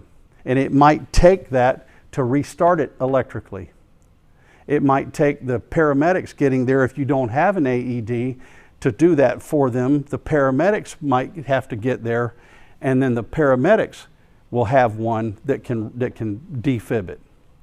But let me tell you one more thing. Even if they do perform that and you can stop compressions because the guy is now breathing on his own, his heart's beating on his own, and he's still going to the hospital. Because no matter how hard we try, or even the paramedics try, he's not technically out of defib until he gets to the hospital. They can only do that at the hospital. Okay? It's the same way with shock, really. They can only bring you fully out at the hospital. Okay? So I hope that explains a little bit as to why, if you take an electric shock, put you out, it could be just a small one. That's why it's so critical for electricians to protect themselves too. If they don't die from burns, they can die from stopping their heart. Then moves his shoulders directly over his hands with arms straight. The rate of pumping is very fast. It's equivalent to 100 to 120 compressions per minute. Let's listen to that rhythm. A full cycle of pumping is down and up 30 times. It helps to count it out loud. Let's see a cycle. 1, 2, 3, 4, 5, 6, 7, 8, 9, 10, 11, 12, 13, 14, 15, 16, 17, 18, 19, 20, 21, 22, 23, 24, 25, 26, 27, 28, 29, 30. Now, let's practice pumping along with the video. Now I'm going to tell you something. There's really no right way or wrong way. It's the best recommended. Okay? It's the best possible recommendations on the scene to call 911 are that you follow those beats, because that's going to keep the blood flowing as it would have been going if their heart was beating regularly. But none of us are experts. None of us are cardiologists. None of us are going to be able. We're going to be nervous.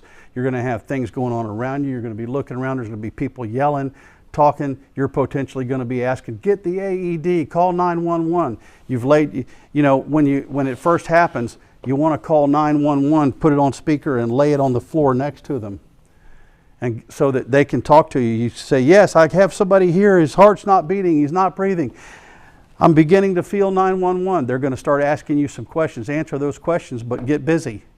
Get busy. They will help give you support. They'll help walk you through it. If there's somebody else in the room, somebody else around the job site, tell them, if you know where an AED is, go get me an AED. Get me an AED now. Go find one. Send them on a mission. If there's somebody else, tell them, do you know how to do CPR? Anybody else know how to do CPR? Get you a partner. 2 partners. If they're in the room, get them. You're going to need them. Okay? And then if they say no, they don't, say, come over here. Can you do it if I show you? If they say, yeah, I'll do it. Tell them, watch you. and start teaching them while you're doing it. You know, start teaching them the rhythm, telling them what you need to do, watch where I have my hands. Here's the rhythm. Do this and follow the same rhythm. You know, keep your arms locked. Make sure your arms locked, because at some point you're going to get really tired, you know, after you continue giving these compressions. Try to recruit somebody and teach them right on the spot, because you might be doing this for so long that your back's going to get worn out. You could potentially start getting abdominal cramps. Your arms are worn out, and you're just going to be so tired you just fall over and say, I can't do anymore. You lose them. That's when you're going to need the help. That's the other reason why you want to keep your arms stiff and use the weight of your body to help you, because if there's anybody ever lifted weights, picked up a weight, lifted it till your arm got so tight you can't pick it up again, that's exactly what's going to happen when you're doing this. 911 and get an AED unit. He picks a specific person and gives explicit instructions. Sue, call 911 and get an AED. But if no one else is available, the call still needs to be made first. For the purposes of this video, we will only practice directing someone else to make the call. If an AED is available and ready to go, he will use it right away. If not, CPR. Chest compressions are first. He opens the person's shirt and positions hands to pump. 1, 2, 3, 4. He continues CPR until the person wakes up, an AED is available and ready to go, or help arrives to take over. For now, let's practice the steps for when to do CPR. For this section, put a shirt or jacket on the mannequin so you can practice exposing the chest. If you don't have one, just pretend to remove clothing from the chest. Sit next to your mannequin. If you find a person who looks unconscious, you need to find out if they are unresponsive. They could just be asleep. Tap the person on the shoulder and shout, "Are you okay?" Hey, are you okay? At the same time, note if they are breathing or only gasping. If the person does not respond, direct someone to call 911 or the local emergency number to get help on the way. Sue, call 911 and get an AED. Quickly get back to the person. If an AED is available and ready to use, then use it. If it's not, start CPR. Expose the chest so you can see where to place your hands. Make sure your knees are against the side of the chest. Place the heel of your hand centered on the breastbone. Place your other hand on top. Interlock your fingers so only the heel of your hand rests on the center of the chest. Before we add pumping, let's practice this again in real time.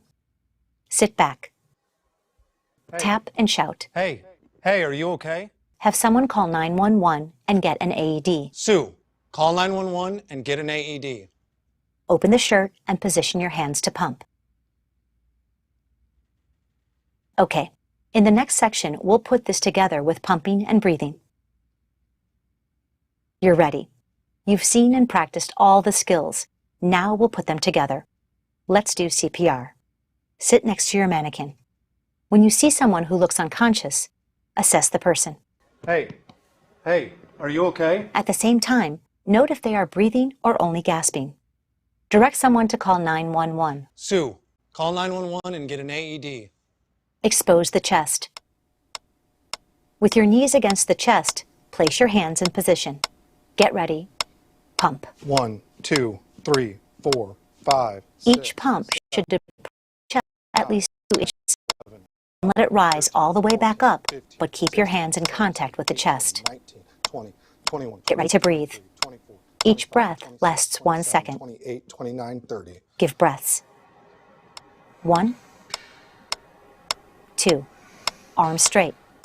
Pump. 1, 2, 3, 4, 5, 6, 7, 8, 9, 10, 11, 12, 13, 14, 15, 16, 17, 18, 19, 20, 21, 22, 23, 24, 25, 26, 27, 28, 29, 30. Give breaths. 1, 2. Ready? Pump. 1, 2, 3, 4, 5, 6, 7, 8, 9, 10, 11, 12, 13, 14, 15, 16, 17, 18, 19, 20, 21, 22, 23, 24, 25, 26, 27, 28, 29, 30. Breathe 1. Breathe 2. Keep pumping and breathing until the person wakes up, an AED arrives and is ready to use, or help arrives to take over. 11, 12, 13. There are a couple of special situations you should know about. Sit back and watch as we go through them.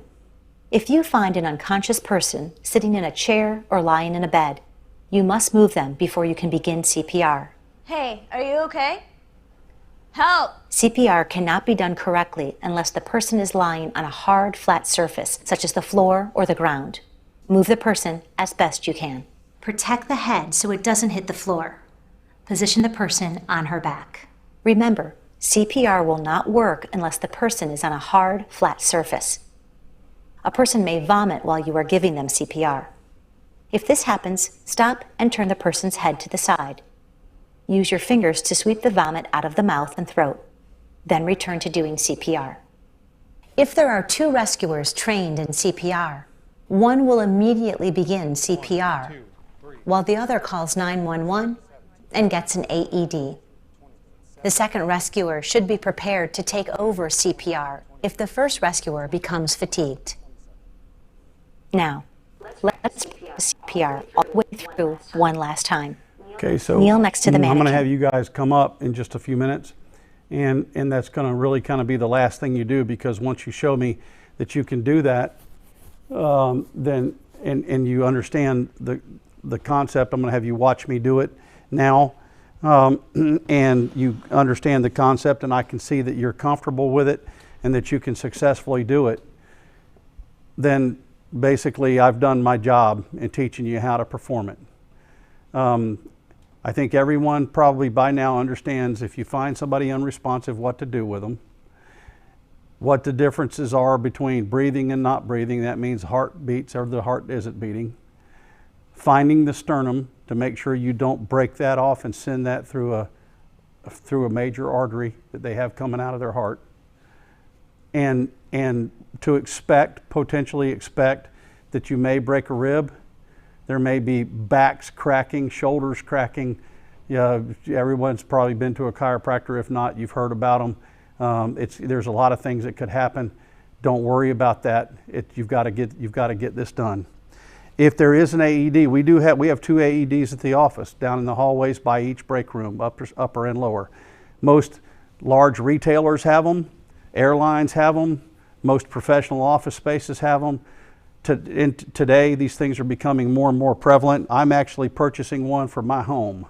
So I'll have it at my home to be able to use if I need to, and or potentially even carry in a backpack with me to football games and things, because periodically there's athletes right here at One Life Fitness, right here in Canton. A guy died Monday, I think Monday or Tuesday. He was in there playing basketball, about 24, 25 years old, hit the floor, and they never couldn't revive him. Not certain if they had an AED or not. AEDs are real easy to use.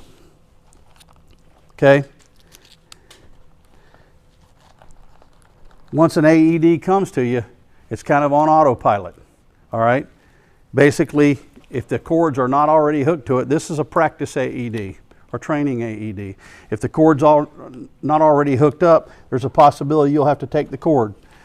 Some AEDs will have 2 sets of pads that stick to the body.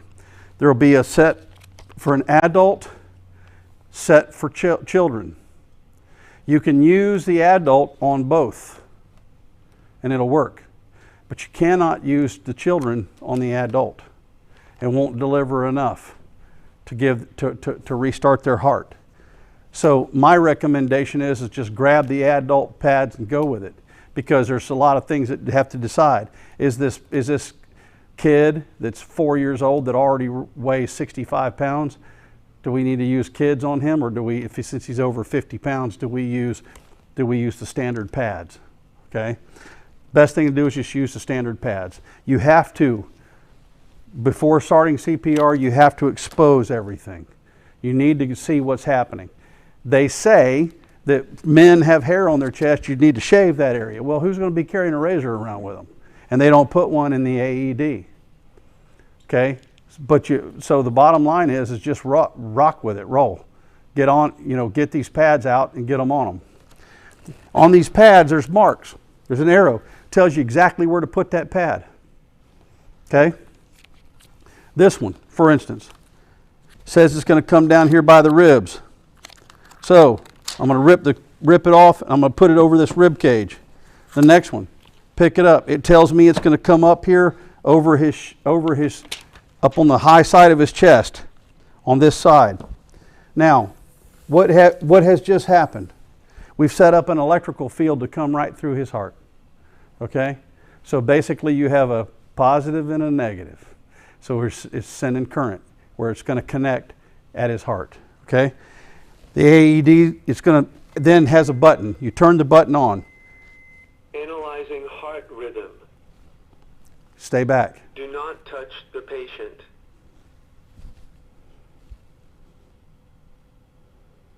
Shock advised. He's in fib. Charging. Stay clear of patient. Everybody back. Don't touch him. Deliver shock now. Press the orange. Shock delivered. You'll see him jump like when they do the paddles. CPR. Then it tells you right there, begin CPR. Find that sternum. 1, 2, 3, 4, 5, 7, 8, 9, 10, 11, 12, 13, 14, 15, 16, 17, 18, 19, 20, 21, 22, 23, 24, 25, 28, 29, 30. Tilt his head back, pinch his nose, pick his chin up.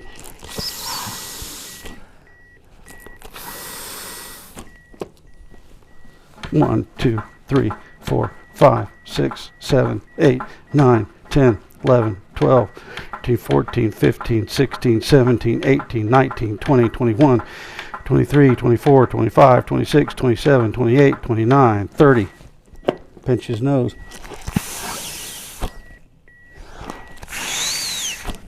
And then back at it. This thing's going to continue to analyze this patient. Once his heart starts beating, if it doesn't beat for a while, it might tell you clear. It'll stop you. At that point you stop. You sit back. It'll say analyzing patient. Deliver a shock. It may have you deliver 2, 3, 4, 5, 6 shots. Who knows? It's going to keep wanting to deliver as long as it needs to until their heart starts beating.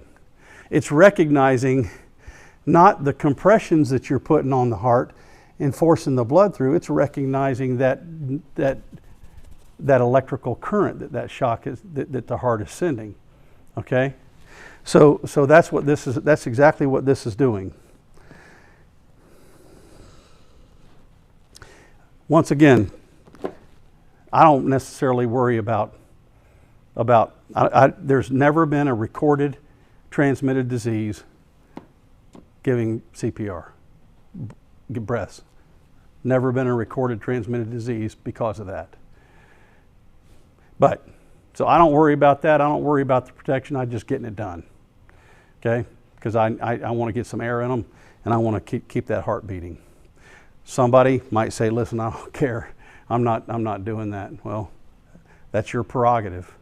But they would be a lot better off with it. Okay? If you can't find anything else around to help you, that piece of plastic off of that book would work just fine with a hole poked in it.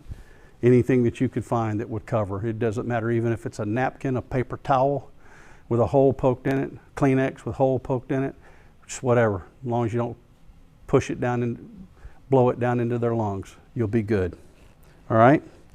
So, here's what I'm going to do. Each one of you guys, what I want you to do is I want you to come up one at a time, and I'm going to ask you to approach this patient as if you just found them unresponsive. Hey, are you okay? Are you okay? If they're not okay, don't worry about giving any breaths today. That's very simple on how to do it. I think everybody's capable of that. So don't worry about that. Go through, hey, get me an AED. I want you to go completely through the motion. Don't call 911, just act like you did. Call 911. Rick, go get me an AED. Okay, the AED's already here, but we'll act like it's not. And I'll come over and act like I've just set it down. All right? Take your pads, put your pads on. go through the motion of getting these pads on, getting this AED started. That green button starts it, getting them put in place, backing off, let it do its analyzation. When it says resume heartbeat, get in here, find your sternum, and get in here and do the 30 beats. Now, something you won't have with a person, there's some lights right here that you're going to see through the skin. It'll start lighting up. If you're beating at the right beats, you'll have 2 green lights. If you say get out of rhythm and you see a yellow light or even a red light, that means you're not doing it at the right beat. You're not pushing deep enough, and you're not in rhythm. Okay? If this is a child, 50 pounds or less, I would you don't go 2 to 2.5 inches in depth. You're only going to go about 1.5. So pull some of that pressure up off of them, because you can hurt them. If it's an infant, 2 fingers or 3 fingers. Just push, push, push. They're a lot softer. A baby is real soft. Okay? So if you guys will maybe one at a time do that, I'll just tell you, listen, I think you're good. When you're finished, I'm going to ask you, do you feel comfortable? Would you feel comfortable helping me? If you came up running up on me and I said, hey, do you know CPR? Would you be comfortable in saying, yeah, I can help you?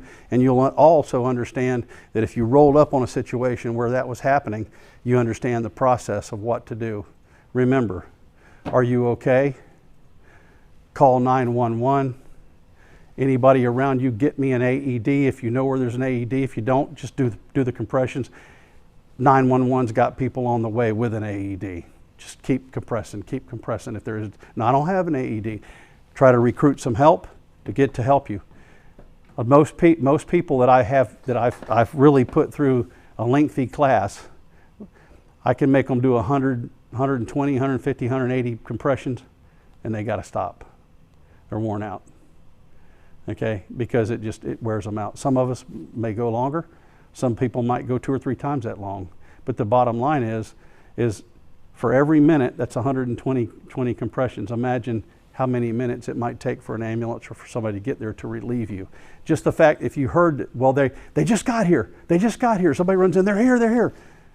That doesn't mean you stop and go, well, where are they? Keep going, keep going, keep going, because you're pushing that blood. You're pushing that blood. So whoever wants to start, come on up, and we'll this will kind of wrap it up. And you can, if you want to cut the video, you can cut the video now. I think I've demonstrated it. Yeah, I don't need this on record. I might run for office. Yeah, yeah. There you go. Are we off?